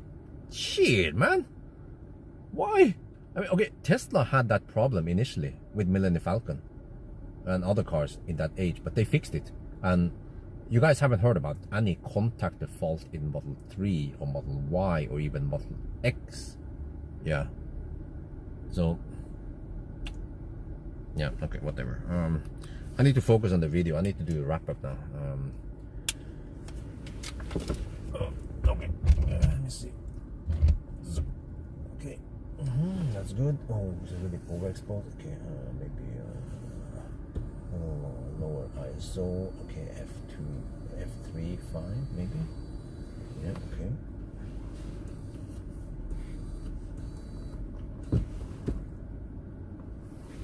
Man, I need to get some sleep before I drive. Otherwise, I'll be dead tired. Okay.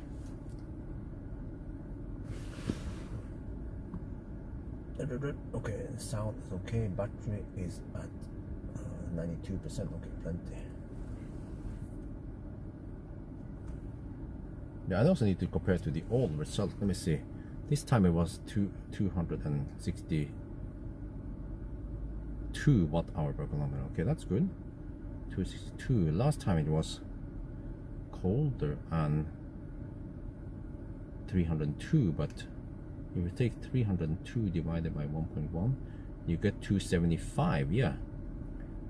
Okay, that makes sense. I think they haven't improved the efficiency. They just displayed more correct numbers. Yeah, holy shit. And you know, I heard that, yeah, you know, do you guys know that Mercedes uses battery from CATL? You can see it on some of the posts there.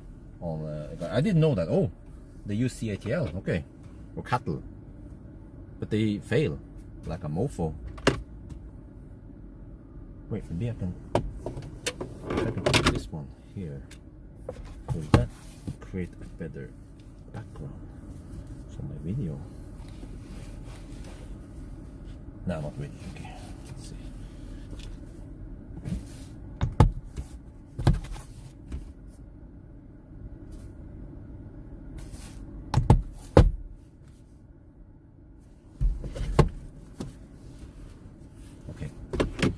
Let me do my wrap up.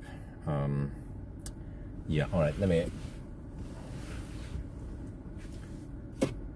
So, okay, so it was a big improvement versus the previous version. The previous version was really bad. Like they limited the charging way too aggressively. So I think Toyota did the right thing. It's not that harmful for the battery, and it just made a big difference because with the old time that, or the old test time, it was actually good that I tested. We can now see the difference before and after, and you see that 2.5 hours different roughly. And also when you look at the consumption, okay, that was winter-ish consumption, right? But remember that the consumption there was incorrect. It was showing 10% higher. So the real consumption was actually 275 watt-hour per kilometer. So okay, today was better, but it was mainly because it was warm outside, and we actually drove a little bit slower than optimal. Today I had to drive slower than I usually drive the other cars. But I don't think Toyota has improved the efficiency of the car. They just corrected so the display was showing correct numbers. So yeah, but okay, I mean, almost 12 hours, so 10 hours and 50 minutes. How slow is it? Well, or yeah, it's slow as a 10-year-old Millennium Falcon Model S with throttle speed, permanently throttle all the time. And then versus other cars, yeah, Ioniq, but that's classic Ioniq and such. And well, I-Pace, huh? You see? I'm not sure, the other cars are a little bit unfair to compare against, like EQV or something like that. You know, Townstar, XC40. I'm not sure why it was that slow.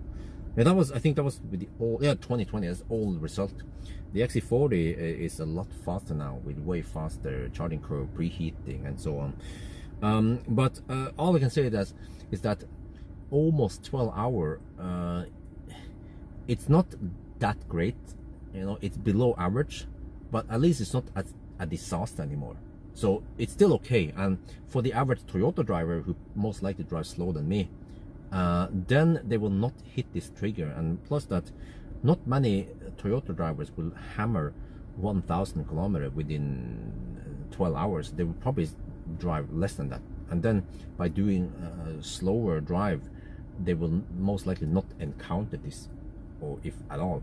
Yeah, they might drive only 500 kilometers and then take a rest and something, sleep over, and then drive another 500 kilometers. So maybe they could hit this limit after on the 3rd or the 4th day, if they just happen to travel a lot on several days, yeah, something like that.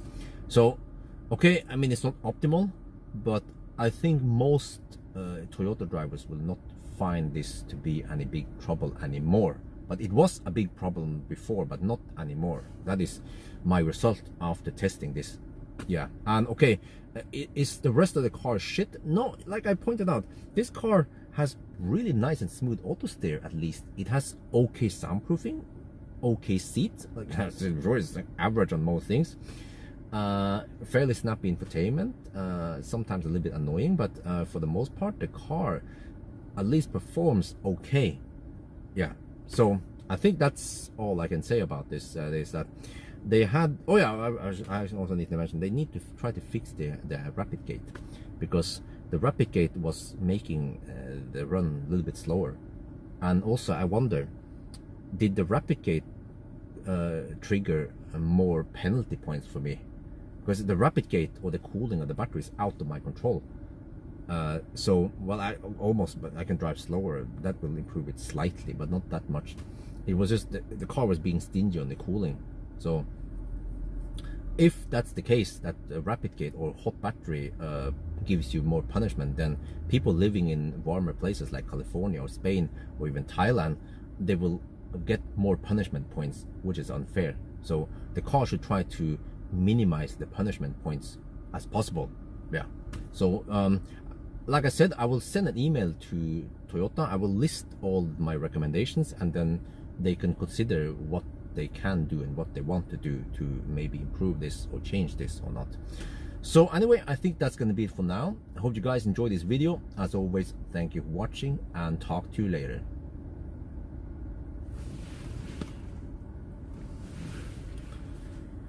โอเคแล้วก็เราเทียบกับเมื่อก่อนนะครับตอนนี้มันตั้ง2 ชั่วโมงครึ่งแล้วนะเร็วขึ้นนะครับก็ดีนะเพราะว่าจริงๆลิมิตเมื่อก่อนเนี่ยมันแย่มากมันเวอร์ไปนะแล้วตอนนี้ที่ลิมิตที่มันแบบเพิ่มขึ้นมันก็คงไม่ทำให้แบตเตอรี่มันจะเสื่อมเร็วขนาดนั้นหรอกแล้วก็แต่ว่าเราเห็นว่าเมื่อก่อนนะครับมันใช้ไฟฟ้าเยอะหน่อยนะแต่ว่านั่นน่ะเมื่อก่อนมันโชว์ผิดนะมันโชว์ 10% มากไปเพราะมันโชว์ charging loss นะแล้วก็แปลว่าที่จริงเมื่อก่อนถ้าเรา correct นะมันจะเป็น275 watt hour ต่อกิโลเมตร มันก็มากกว่าวันนี้เพราะว่าวันนี้มันอากาศร้อนกว่าแล้วก็ผมก็คงสงสัยว่าโตโยต้าเขาแค่เปลี่ยนซอฟต์แวร์เขาไม่ได้ทำให้รถมันใช้ไฟฟ้าน้อยลงเขาไม่ได้ทำให้ efficiency ของมอเตอร์หรือว่าอะไรมันดีขึ้นนะครับนั่นน่ะมันแค่โชว์ถูกต้องนะครับแต่ว่า12 ชั่วโมงหรือว่าประมาณ12 ชั่วโมงอะถ้าเทียบกับคันอื่นนะ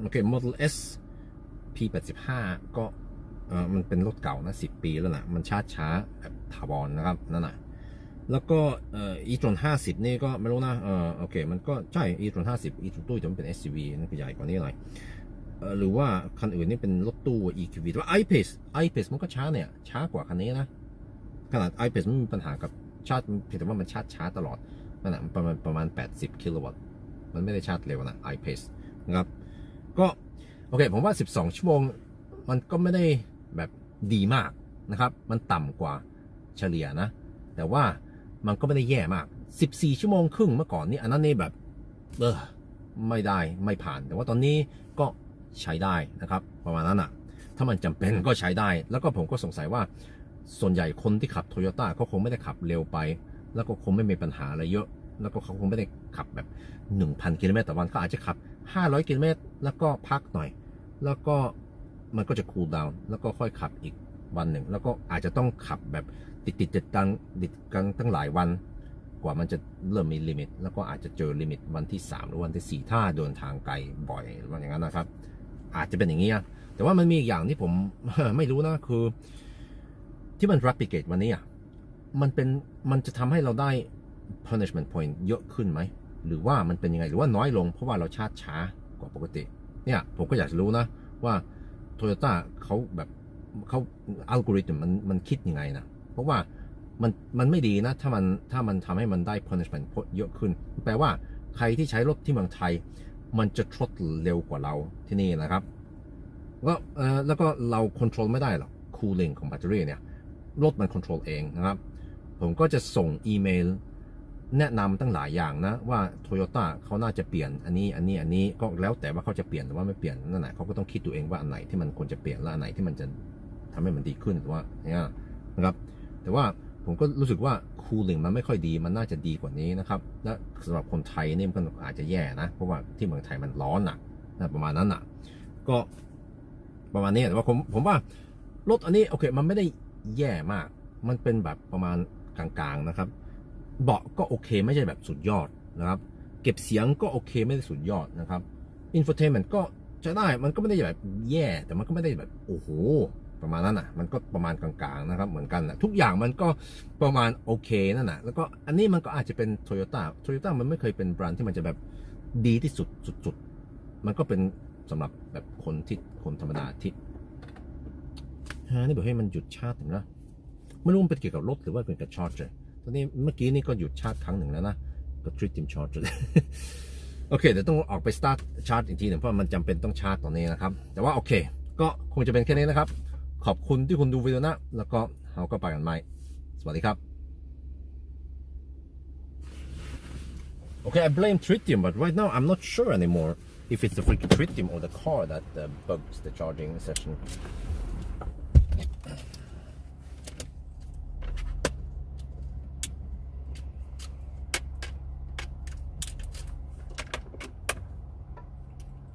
Because the charging stopped again.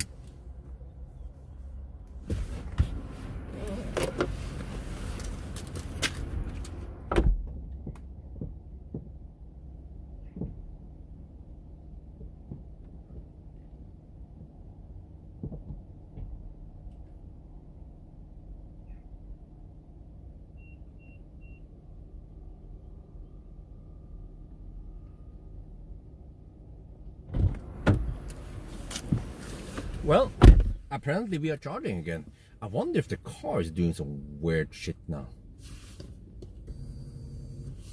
Maybach, what? Less a slower battery. Smaller battery. Okay, how many percent are we on that? 49. Well, okay, we're at 49%. We're still taking 40 kilowatt. I'll take it.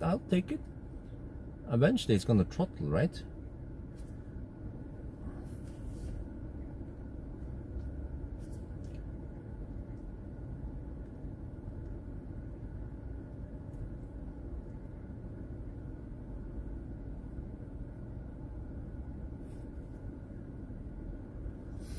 Okay, yeah, I finished the wrap up at least, so I'm done with that one.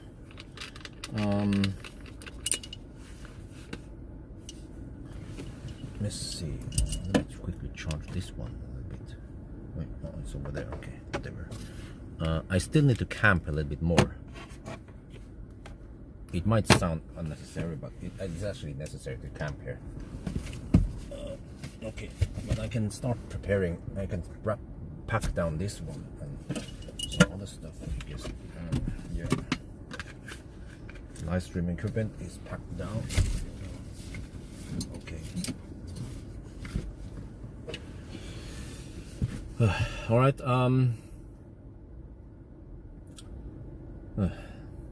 Yeah, I need to charge here fast as much as possible. No, what the heck? I forgot the my room mode thing. Need to enable my room mode. Yes. Okay.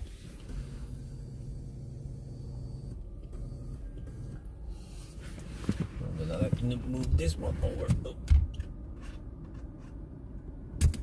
Oh, I think that was wifey sending me a message. Okay. Check my phone. What did she say? Nope. Oh.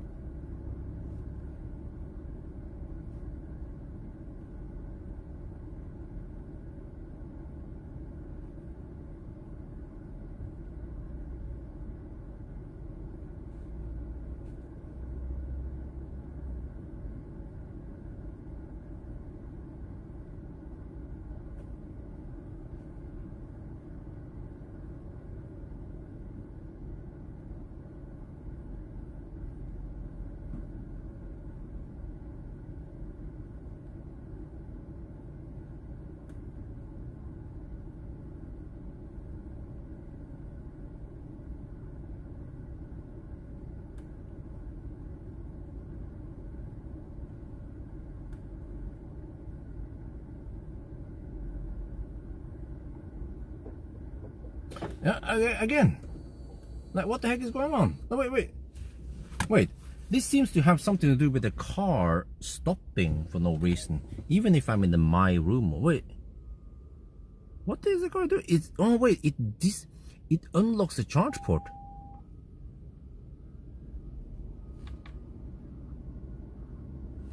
No, wait.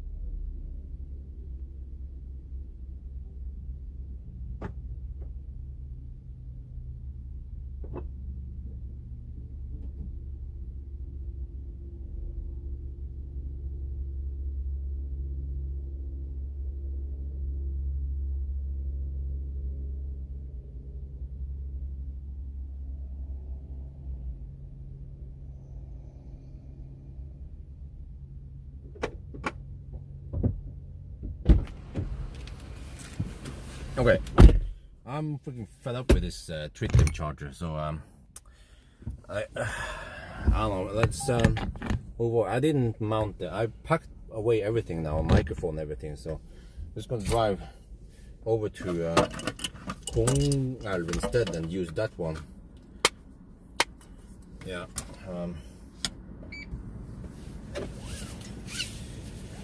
Hey, what the heck? I think it's a charger. I don't think it's a car, because I've been DC charging a lot, long time also with other locations, and it was fine. I think it's a charger.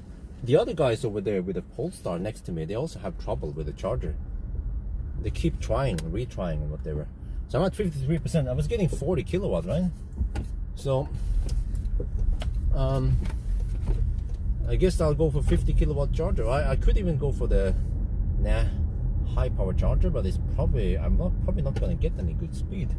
So you might as well go for 50 kilowatt at McDonald's, the starting point.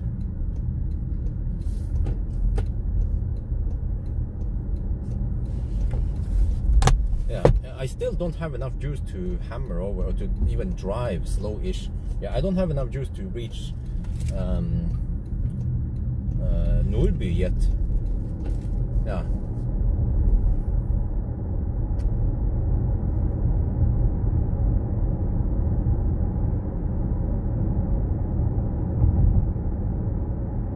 Okay, now we just have to hammer over to the next charger.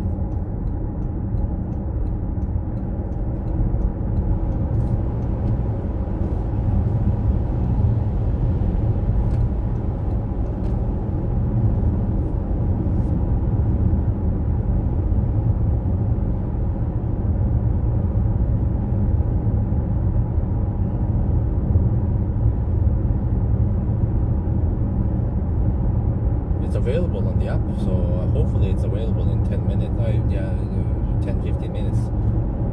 Yeah, 10 minutes roughly. I should be there. If it's not available, then I can go to the Circle K chargers. But I just want to see, because I'm pretty sure that the car should charge non-stop. The reason why it stops several times is because the tritium charger is being buggy.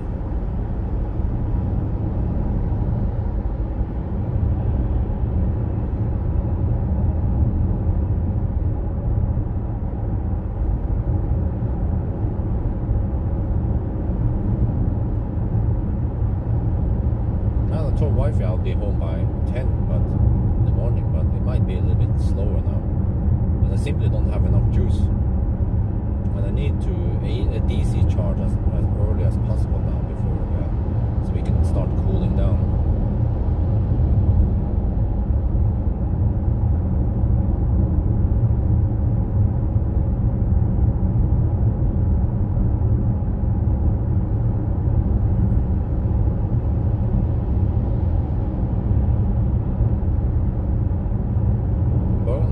Some leftover food in the fridge I want to heat up before we leave. Well, actually, it would be great if I can charge faster at home at least. But I get shitty 2 kilowatt at home. I get 1.7 kilowatt at home. Or not home, but the Airbnb place. That is so slow that it's almost pointless to plug it in for an hour or two. So it's better for me to just charge at McDonald's before I go home.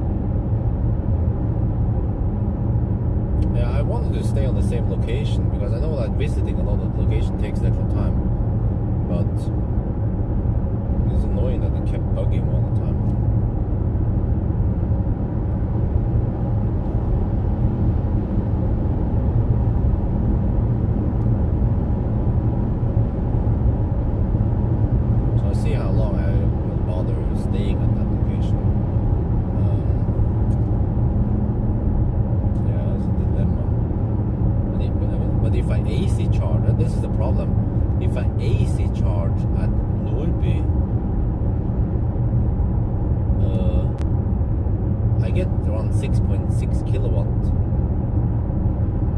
It's just dog slow. It's almost pointless to AC charger because we need some significant juice to get back. But if I DC charge, I might DC charge too much. Unless I just pay attention and I stop right. Yeah, I don't know what to do, man.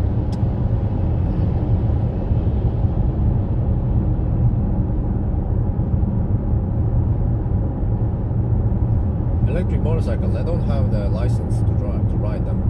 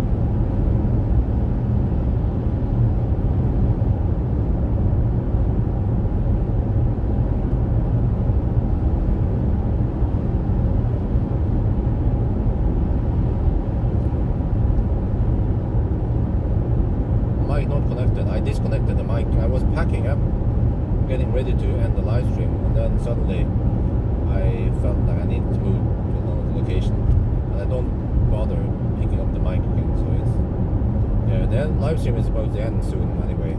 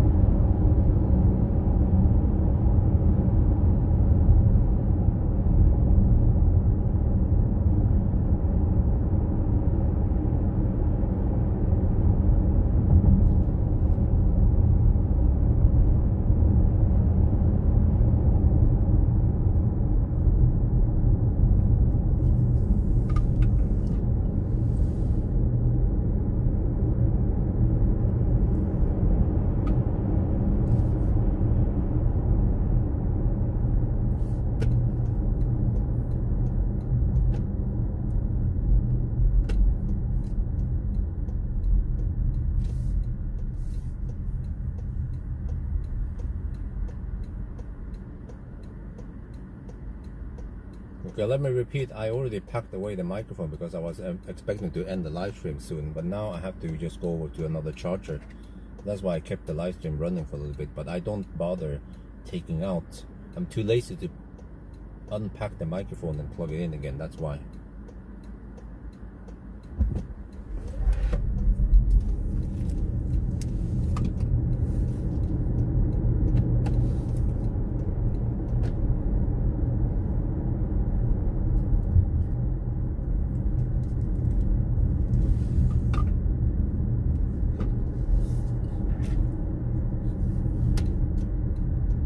Wait.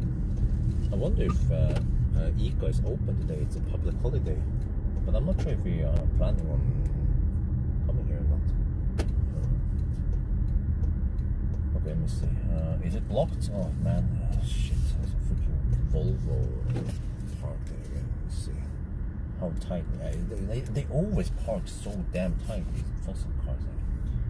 I actually don't like this location too much because of the bad markings and shit. So we just have to try to squeeze it in again. Yeah, but fortunately this one seems to be way more reliable. It just works and doesn't stop.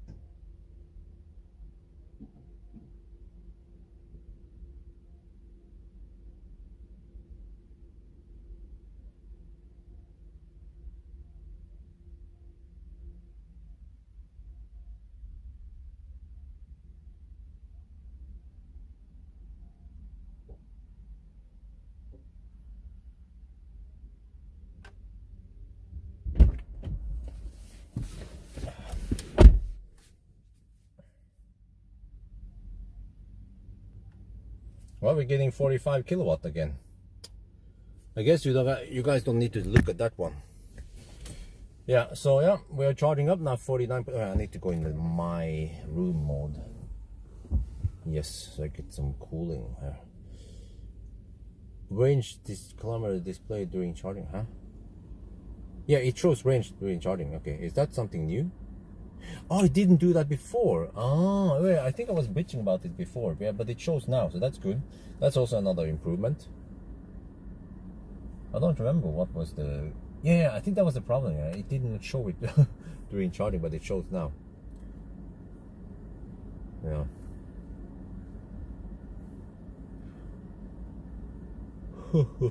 Okay, so as long as I'm getting 40 plus kilowatt, then I shouldn't complain. I should just sit in camp here a little bit more. Yeah. I wonder if wife is awake now. I'm 12 kilometers away from home. Okay.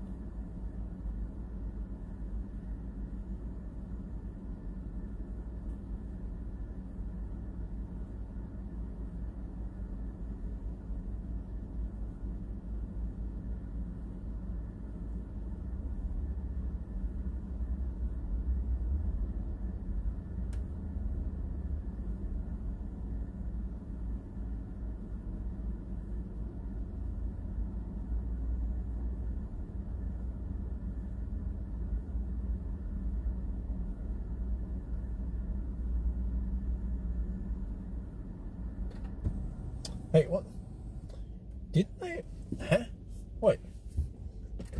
Didn't I run the my room mode? Maybe I didn't. What the heck, man? Okay, my bad.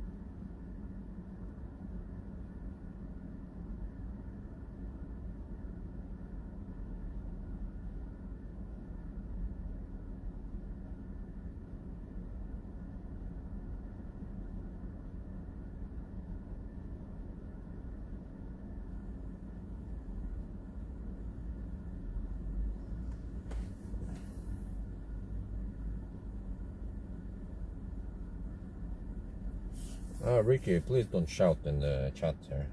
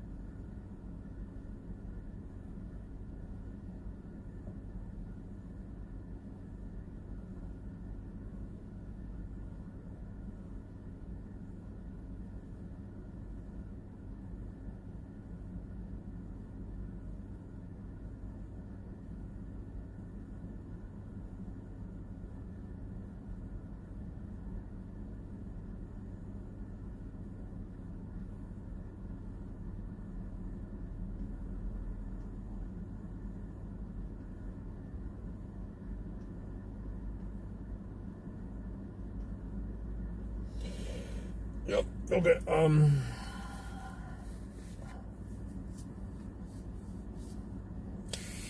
Well, I'm getting 43 kilowatt. I'm not complaining. Well, I wonder if I could get more. If we were at high power charger, is there a slight chance we have less throttling, or do we just keep? Yeah.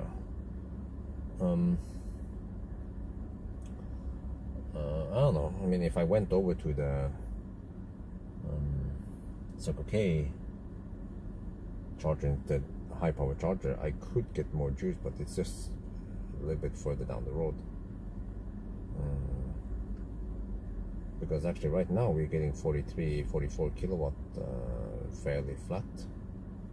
There's no throttle yet. Normally there'd be a throttle.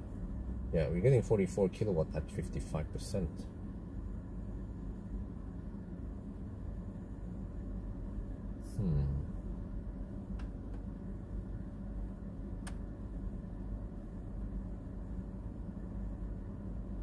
But then, so okay, it's further away. But it would be great if we can charge faster, right? But I guess, eventually, if we charge there, we might throttle again. Yeah, because we get too many punishment points. But now maybe the car detects that this is 50 kilowatt charger, not high power charger. We get less punishment points.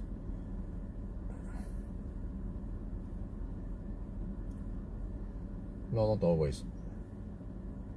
Yeah, I'm consistently getting 45 kilowatt right now, which is really good. I'm a little bit tempted to go to the other charger, but I just wonder if it's worth the time.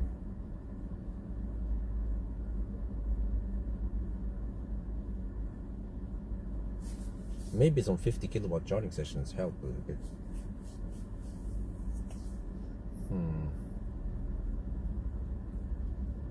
So guys, I'm not gonna complain getting 45 kilowatt at 57%. It could be worse. I've seen, yeah, actually when we were charging at Helsingborg, that was quite bad.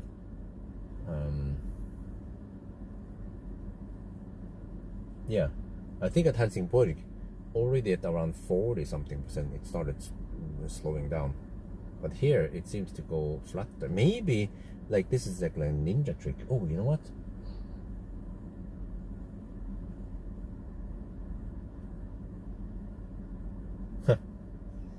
I just thought of an idea. Maybe if you're on HPC, you will get the throttle substitute like that. But maybe if you go on 50 kilowatt, you will actually get 45 kilowatt flat. I'm not sure. But I'm not sure if the car can detect how fast the charger is. It might not be able to do that. You can just detect if it's AC or DC, maybe.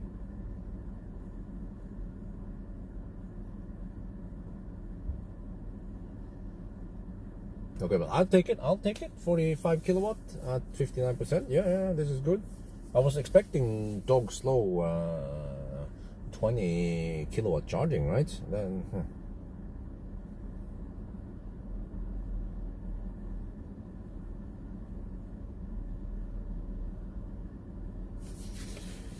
Okay.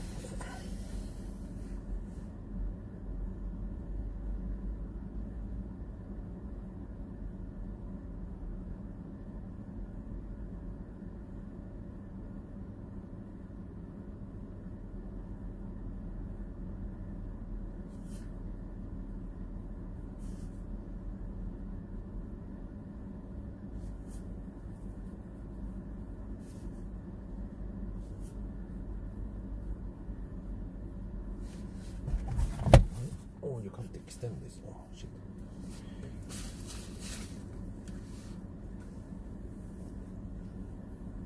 Charger output. Okay. Oh, all right. I guess that helps. Oh, yeah, this helps. Oh, man. Oh.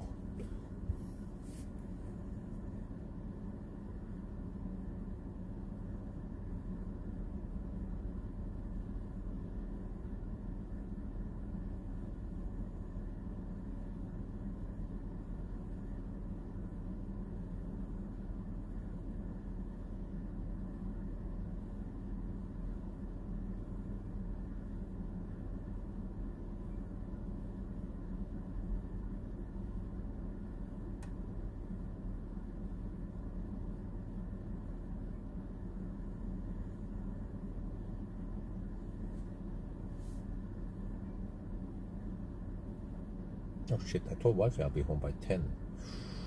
Slightly late.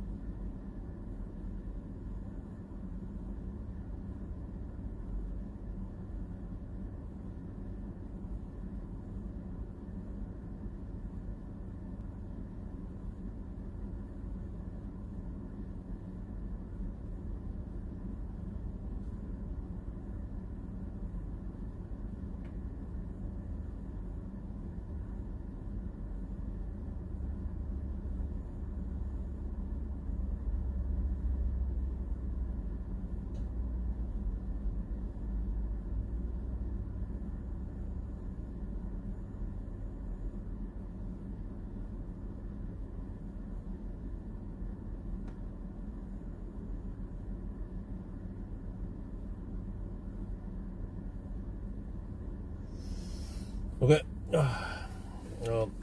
Yeah, look through the. Wow, this is interesting. I'm getting 45 kilowatt flat now until 63%. I'll take it. I'll take it.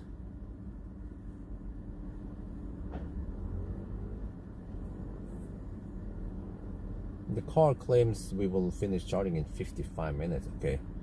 I might actually stay here half an hour extra if we can get this pretty good charging speed.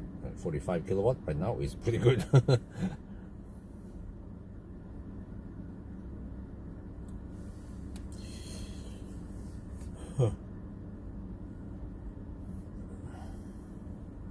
Yeah, you see, it doesn't bug now at the ABB charger. So the tritium charger was probably bugging out several times. I had to waste time restarting it.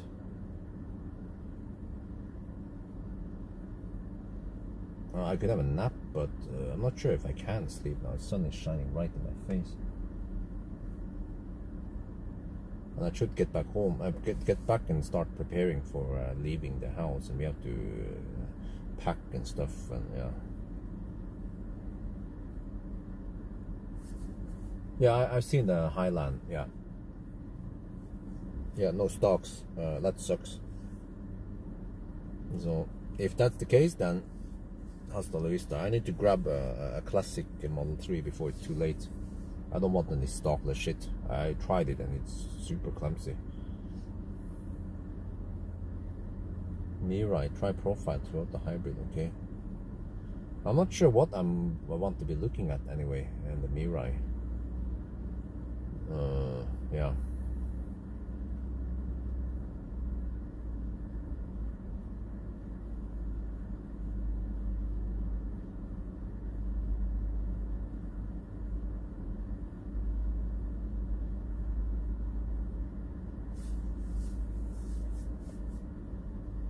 Oh wait, 42 kilowatt now.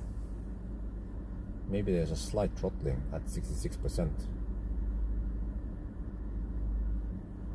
Yeah, 40 kilowatt, 38. 40 kilowatt, okay.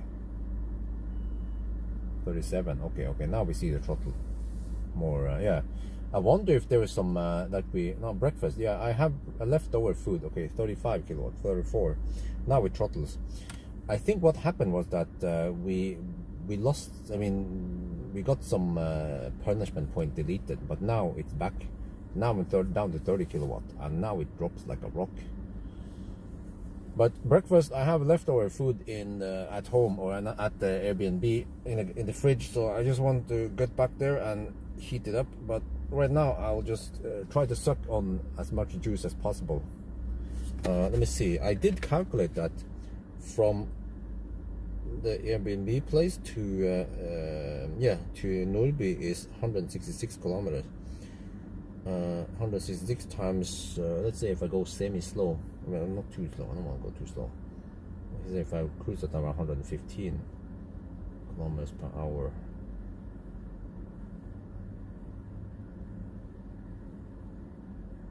Yeah, I need to spend almost 70%. I need to spend 69% of the battery to get to Nordby. And I have 67 now. So I need to, oh shit, we're down to 15 kilowatt. Uh-oh, now it goes dog slow. Yeah, you know what we should do? Yeah, now it goes so damn slow that what I need to do is just start driving, and then I'll probably top up at, I don't know, halfway there. I have to top up quickly. Or if wifey doesn't want me to stop, she wants me to go non-stop, then I can just charge a little bit longer here. But it would be better if I top up, for example, at Ljungskile or maybe not Hobby. Well, actually, right now, at this point, it doesn't matter if I stop at Hobby even. Yeah, I could top up halfway there, because then I would be getting 50 kilowatt. Okay, charge at home. No. Let me explain. I get 8 amp single phase. This car supports only single phase. At that Airbnb place, we have 3 phase. We have roughly 6 kilowatt over there, but this car can only take, well actually no, we have roughly 5 kilowatt, but this car can only take 1.7 kilowatt after charging, roughly 2 kilowatt before losses, because it doesn't support 3 phase. So right now I'm getting 14 kilowatt. 14 kilowatt here is way better than 1.7 kilowatt. I don't know if you guys disagree or not.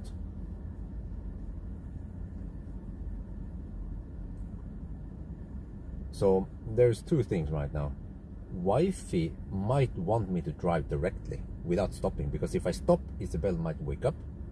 Yeah, because we might travel right when Isabel is tired, and then she will sleep all the way from Kongalp to Nordby. Yeah.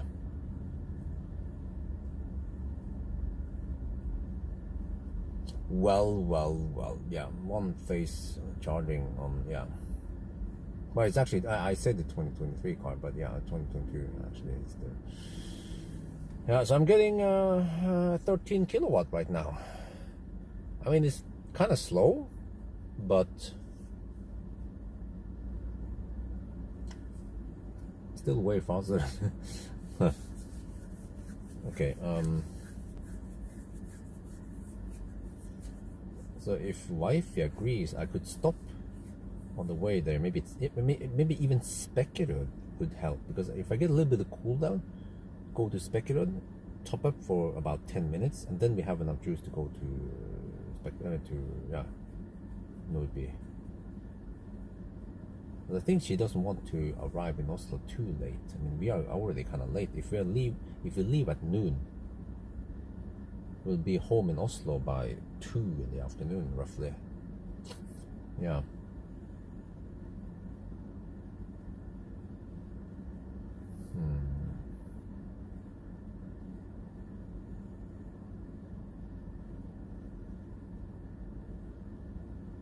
Okay, anyway, I will do my, I will camp here for a little bit more. Yeah, I just want to spend as much time as possible charging. So I think the last thing I will do now is pack my live stream stuff, and then I head back to the Airbnb place. Yeah. Oh. So I will just say, as always, thank you so much for following me on the live stream. It was always nice and a good entertainment this night. That's for sure.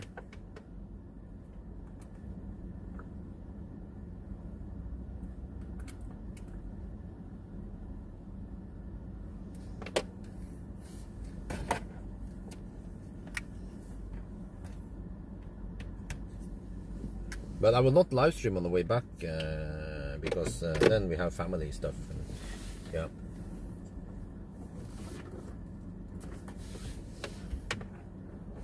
So I have to prepare my equipment actually and configure it for the fridge and stuff. Wait, fridge is not here. Okay. Yeah, so we have so much stuff to do now to check before we check out. So wait, where did that one come from? Oh, it's that one. Okay. So yeah, I think that's gonna be it. Have a nice 18th of May day, heyday, and we will see again on Saturday for some Toyota Mirai action. Oh shit, you guys have to go buy some popcorn for the Mirai challenge. Oh shit. Okay, wait, did I? Yeah. Let me check something here.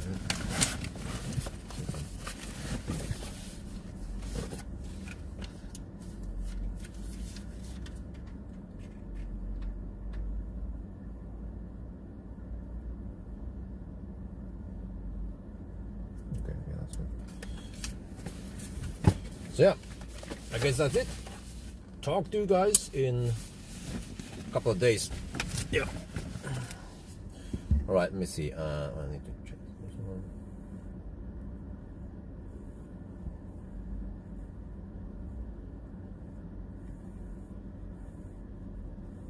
All right, bye-bye.